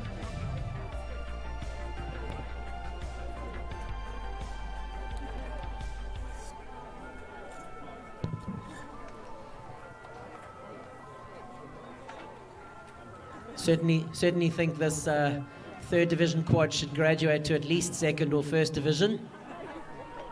Just having a look at some of the names and faces in that boat. But it is great to see them on the water. Likewise to see the Ravens fielding two boats across this Master C division, along with Red House and VLC. Ravens having to deal with some steering issues. The guys probably on the water, but I'll share an experience with you down at Buffalo. It was probably their first race, and there were a whole bunch of parents. And they rocked up at the 1,000 meter mark, and they were all wearing different kits. They didn't know how to back down, and they were probably at about the 100 meter mark. And yeah, as the umpire, it was quite a difficult thing to have to deal with. Gave them a warning for not having the same kit on. They got a little bit flustered, didn't know what to do. There were some tears, and then we got the race underway. But great to see that they're still here and competing in the Masters third division quads. We already heard the hooter for the Buffalo Rowing Club crew that crossed the line. I'll have a word with them about their divisional entry.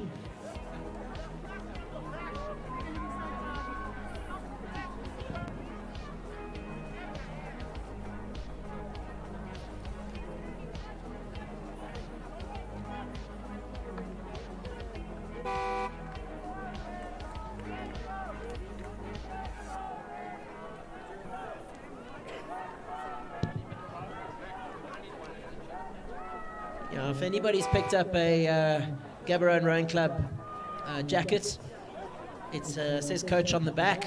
It would be appreciated if you could come and hand it in to me at the commentary point at the foot of the tower. If anybody has picked up a Gaborone Rowing Club jacket with coach branding on the back.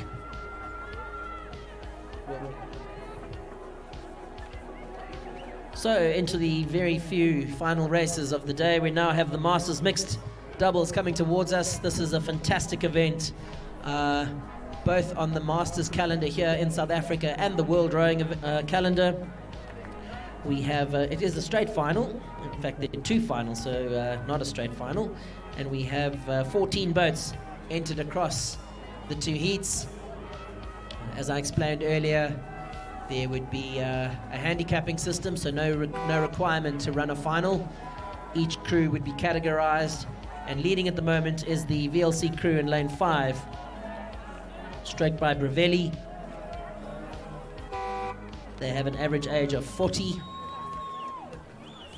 This is a very young double. They know that they have to be significantly ahead of the pack to be able to come out and win this Masters Mixed Doubles race.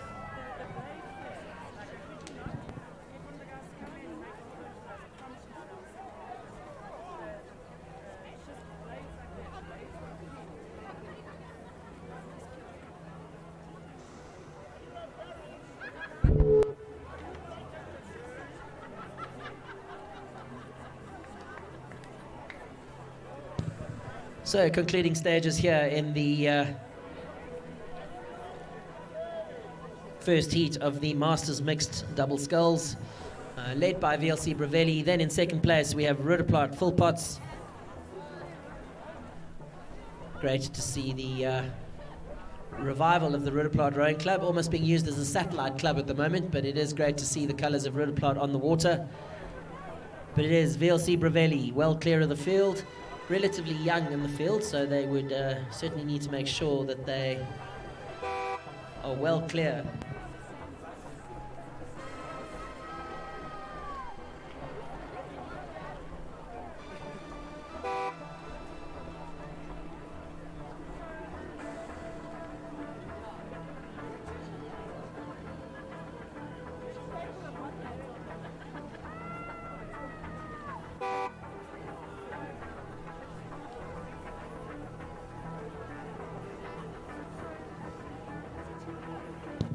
Second heat of the Masters Mixed Double Sculls lining up. 7 boats again. Vikings, Rudaplat combination, Wemmer Rudaplat combination, Vikings, VLC, Old Dunstonians, Wemmer and Vikings.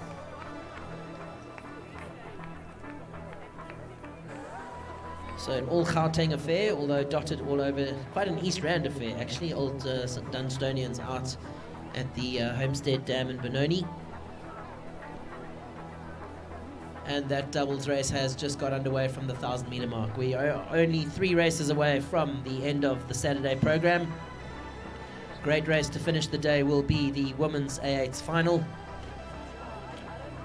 And still to come, men's A quads, which I will hand over to Luke Defaan for. He certainly knows the individuals that are racing, and I think that quads race is going to be quite an exciting race. 2 races from the 2,000 metre mark to come after the race that's currently in front of you, which is the second heat of the Masters Mixed Double Sculls.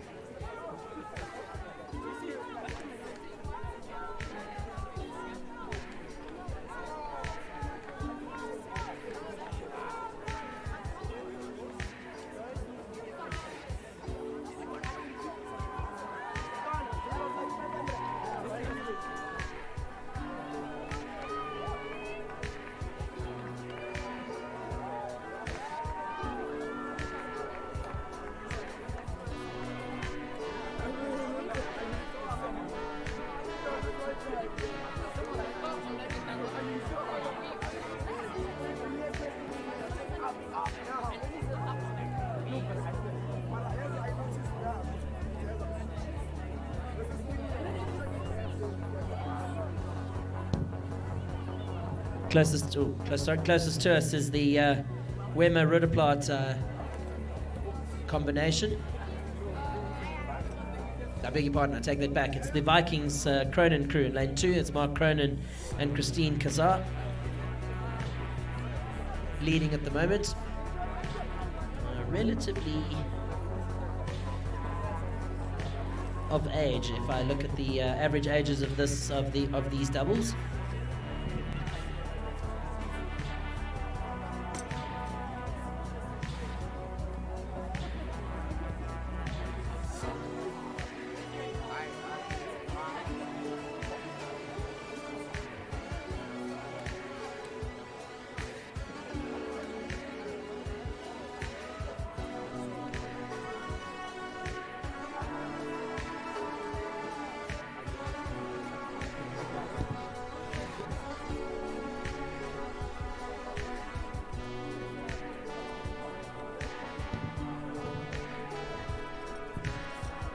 So at least I get my bearings as they get a little bit closer.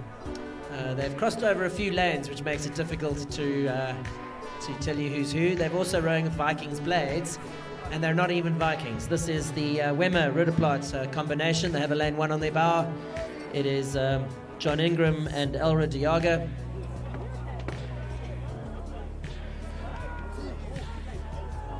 Good performance there from this combination. Good to see them in the boat together. Then out on the far side, Wemmer Bentley moving very well. That's Alan Bentley with his Natalie Bentley. But a good chase in the middle here from one of the Dunstonian boats. Again, these guys have crossed a few lanes, so it makes it a little difficult for me to tell you. Lane 3 rowing in about lane 5 also doesn't help me very much. So Lethwaite crosses the line just ahead of Wemmer Pan. Makes it really, really difficult to call these races as crews have crossed over. But that does take us up to the 2,000 metre mark, to the last 2 races of the day. The second last race being the men's A quads. I'll hand you over to Luke Defaan, a member of the RMB national squad, to take you through that. They look like they're not quite ready to go yet. And then, of course, the grand race for the Saturday program, and that is the final of the women's A8s.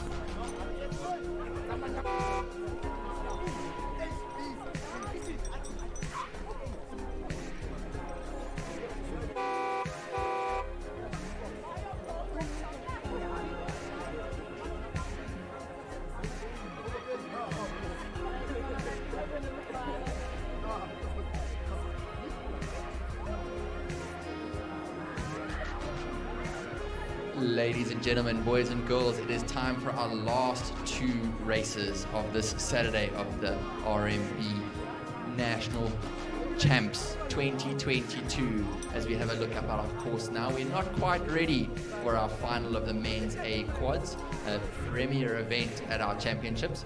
And then after that, we have our final of the women's 8s. Also going to be an absolute banger of a race. But as we have a look up our course now, we're seeing those women's 8s warming up, those men's 4 quads.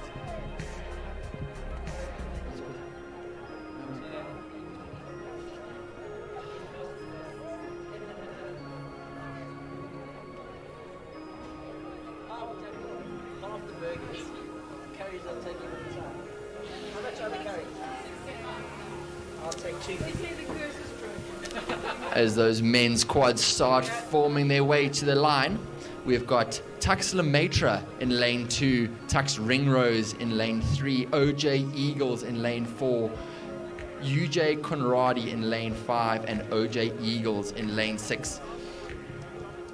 OJ Eagles is definitely a men's club.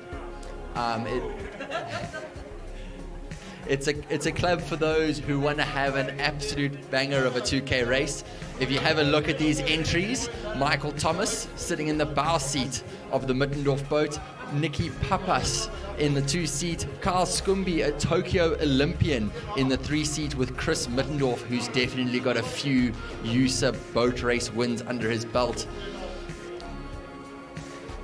OJ Eagles 2, you got Matthew Jaspers in the bow seat, Nicholas Greef in the 2 seat, who's also got a lot of experience in that Rhodes boat race. 8, Dom Kester rode in the 2016, if I'm not mistaken, students team.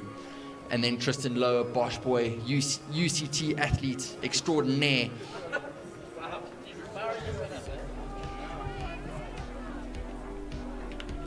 Then OJ Eagles done and dusted. Now we get to the Tux crews. Lemaitre in lane 2 on the close side.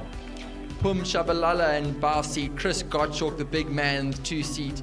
Benjamin Dave in the 3 seat. Ross Lemaitre, fresh out of the pair, ready to rock and roll this men's quad. Then we've got Tux Ringrose in the lane 3. Dirk de Beer in the bow seat. Alex Holmes in the 2 seat, also fresh out of the pair. Jordan Craig in the 3 seat, Sebastian Ringrose in the stroke seat. Then we go to the UJ athletes. UJ Conradi, Jack Conradi in the stroke seat. Formidable sculler. I'm sure he's rearing to go for that men's sculpt tomorrow. Dane Walker, Nick Batulis, and Joshua Gillespie in the bow seat. Ladies and gentlemen, we are under aligners orders. They are touching up past those white boys. Anyone that has been up to that 2K mark will know exactly the formation that you have to go through in order to get your bows all aligned under aligners orders, as we can see that red flag out.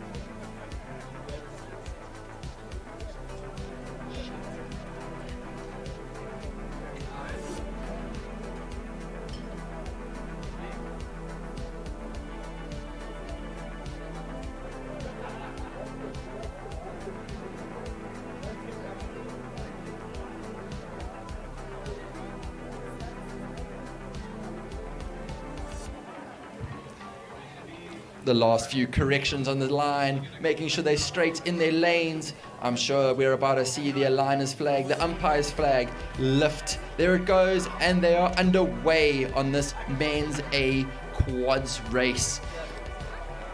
Straight up to the high stroke rates. I'm sure they are all above 40 strokes a minute.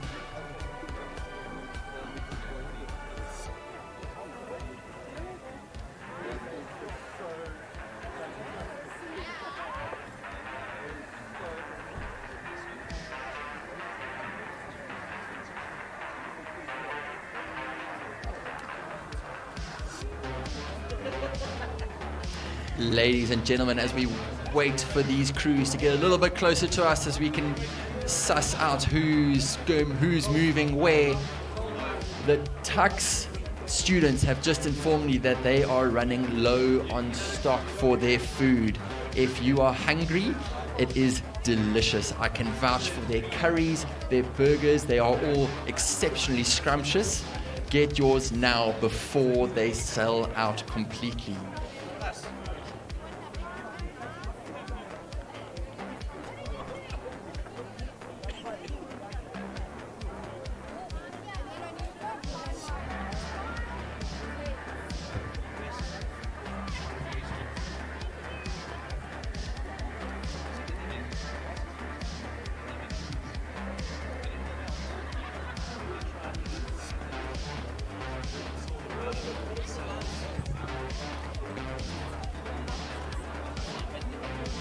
As we get a good panning look at these Tux crews on the inside with the OJ Eagles crew, and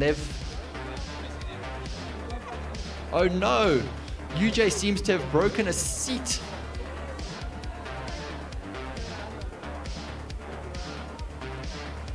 Unfortunately, ladies and gentlemen, the old rules of racing, where if you have a breakage in the first 500 meters, the race can't stop anymore. UJ Conradi, broken seat in that stroke seat.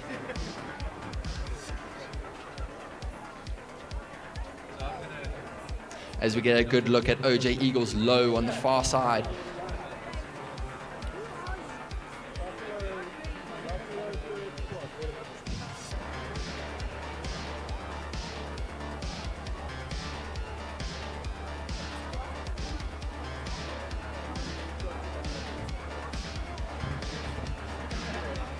Low and powerful, I see, is the strategy in the OJ Eagles Mittendorf crew. Seem to be a little bit lower than the rest, under rating, although still rowing exceptionally long making sure that those blades are in for as long as possible, pushing that boat for the longest amount of time. As we get a good look at this Tux crew, Tux Ringrose in lane 3, also moving well. A little bit more tappy from the lightweights in the front. It's still moving exceptionally well.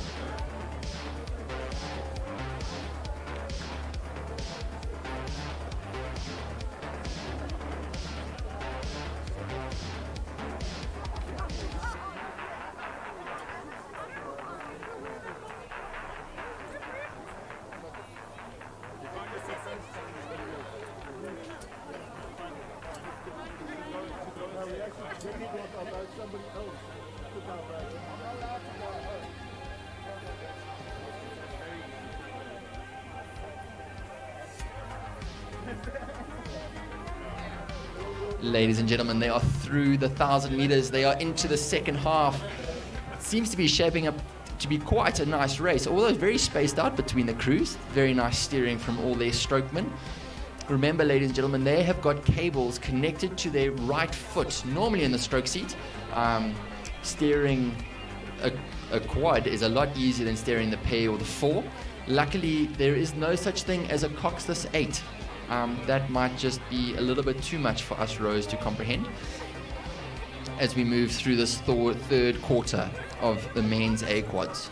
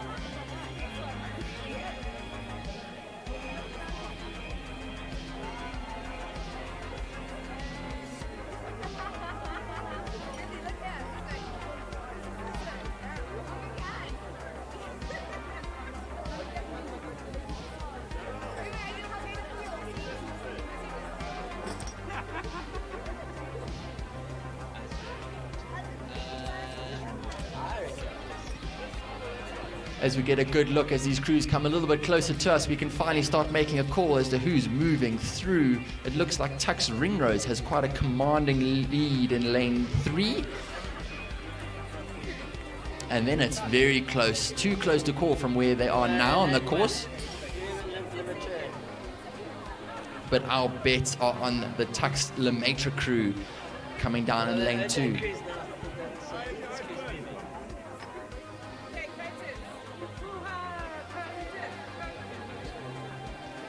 So as we get a better look at this crew, it's Alex Holmes in front, Seb Ringrose in the boot, big power coming through from the lightweights in that yellow Impacha. William Wallace is its name, and it is moving exceptionally well. It looks also really tight for the silver medal in the men's A quads. Who is going to get it? We've got Tux on the near side, and then the two OJ Eagles crews.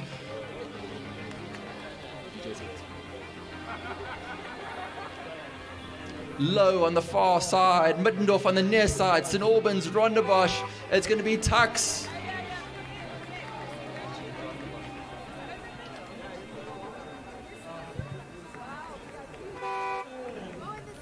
Tux 1, Tux 2.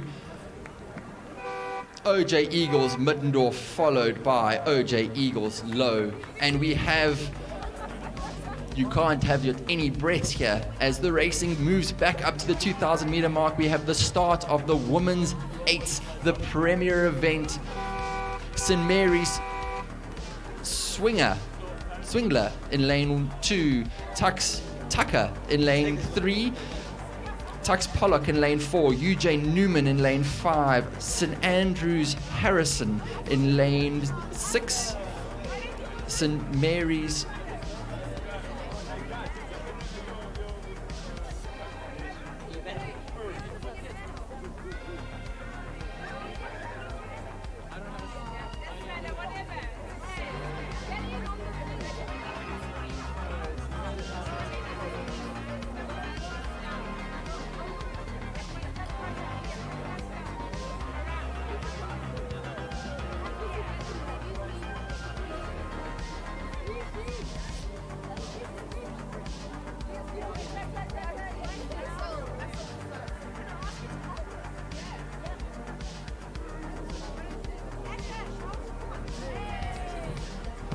So this is going to be a battle for the varsities, as we see the lane number of the St. Andrews girls boat has giving us a bit of splashy. We know that the UJ girls had an excellent race last weekend at the Gauteng National Champs. Almost coming very close to that Tux women's crew, although it is too close to tell now, but both rhythms are looking exceptionally strong from our Gauteng varsities. We've got the St. Mary's crew on the near side that also look to be in contention. Then we've got a bit of a gap to the Tux women's second crew. Then it's Tux Pollock. Then it's the UJ crew, stroked by Hannah Newman, and with her sister backing up behind her in the 7th seat. Now these two girls straight out of the 27.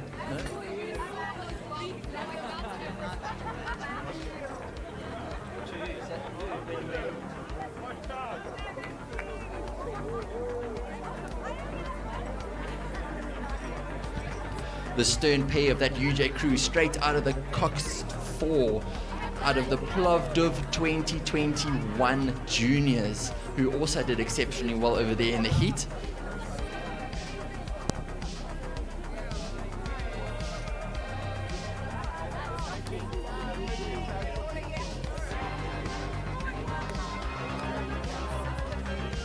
It's going to be a 2-horse race as we come through the 1,000 meters. Past that little bird hut on the left, on the far side, it looks like Tux might just have the edge as we move into the 3rd quarter.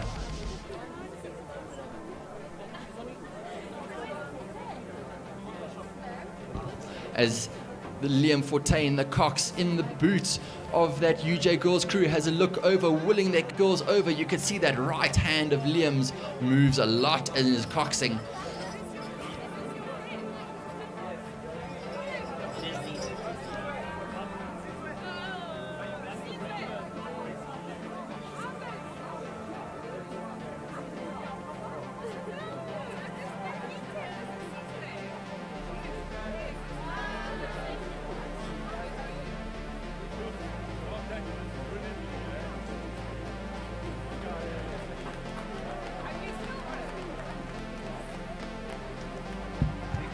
Those red boys that we are seeing on the 750 now into the last 500 meters. They're about to cross into it. Liam willing his crew on that arm, swinging up and down.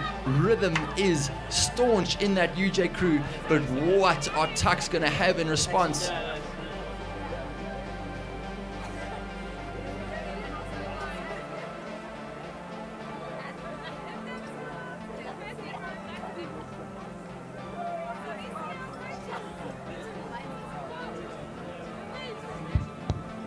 As we get a good look at that UJ crew, it looks long, it looks powerful, willing that boat through the water. Mystique, the only bow-rigged Philippi in the country.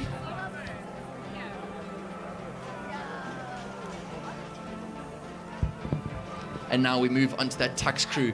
Also a massive rhythm coming from Pollock in the stroke seat. Elves behind her, followed by King. Caitlin Miller in the stroke seat, willing them on. It is going to be very close. I've got Barry McNeese sitting in front of me. You can't watch.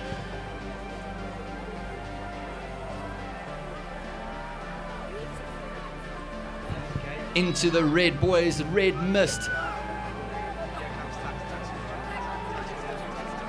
Looks like Tux might just have the edge as they come into the red boys. It is going to be close.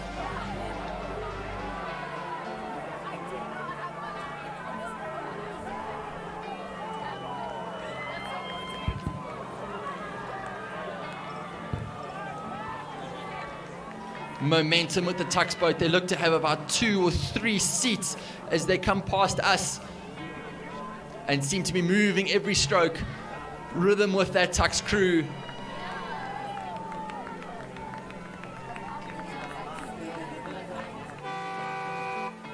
Tux crossed the line to win the women's 8s. UJ an exceptionally valiant second place.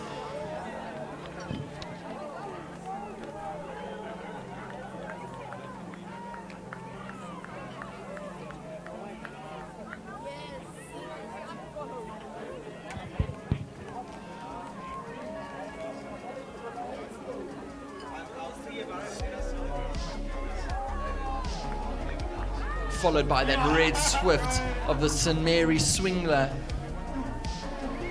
who will pick up a well-earned third place.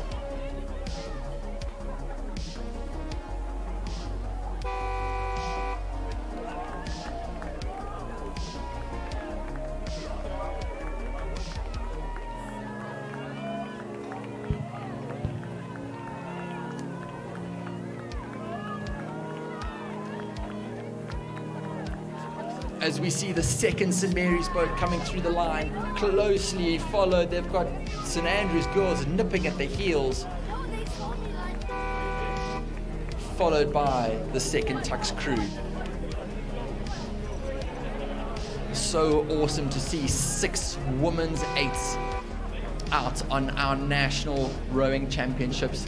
Ladies and gentlemen, with that conclusion, that wraps up racing for the Saturday of the National Championships.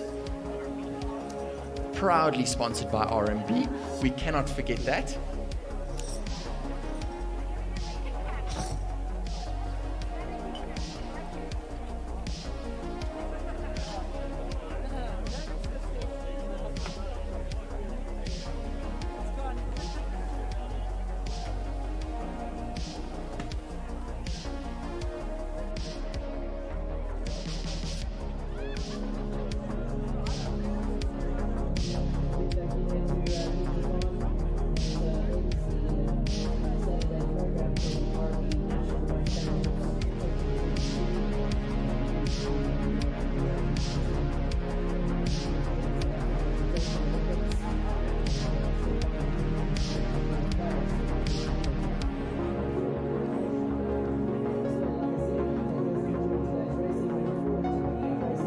Early tomorrow morning, 8 o'clock.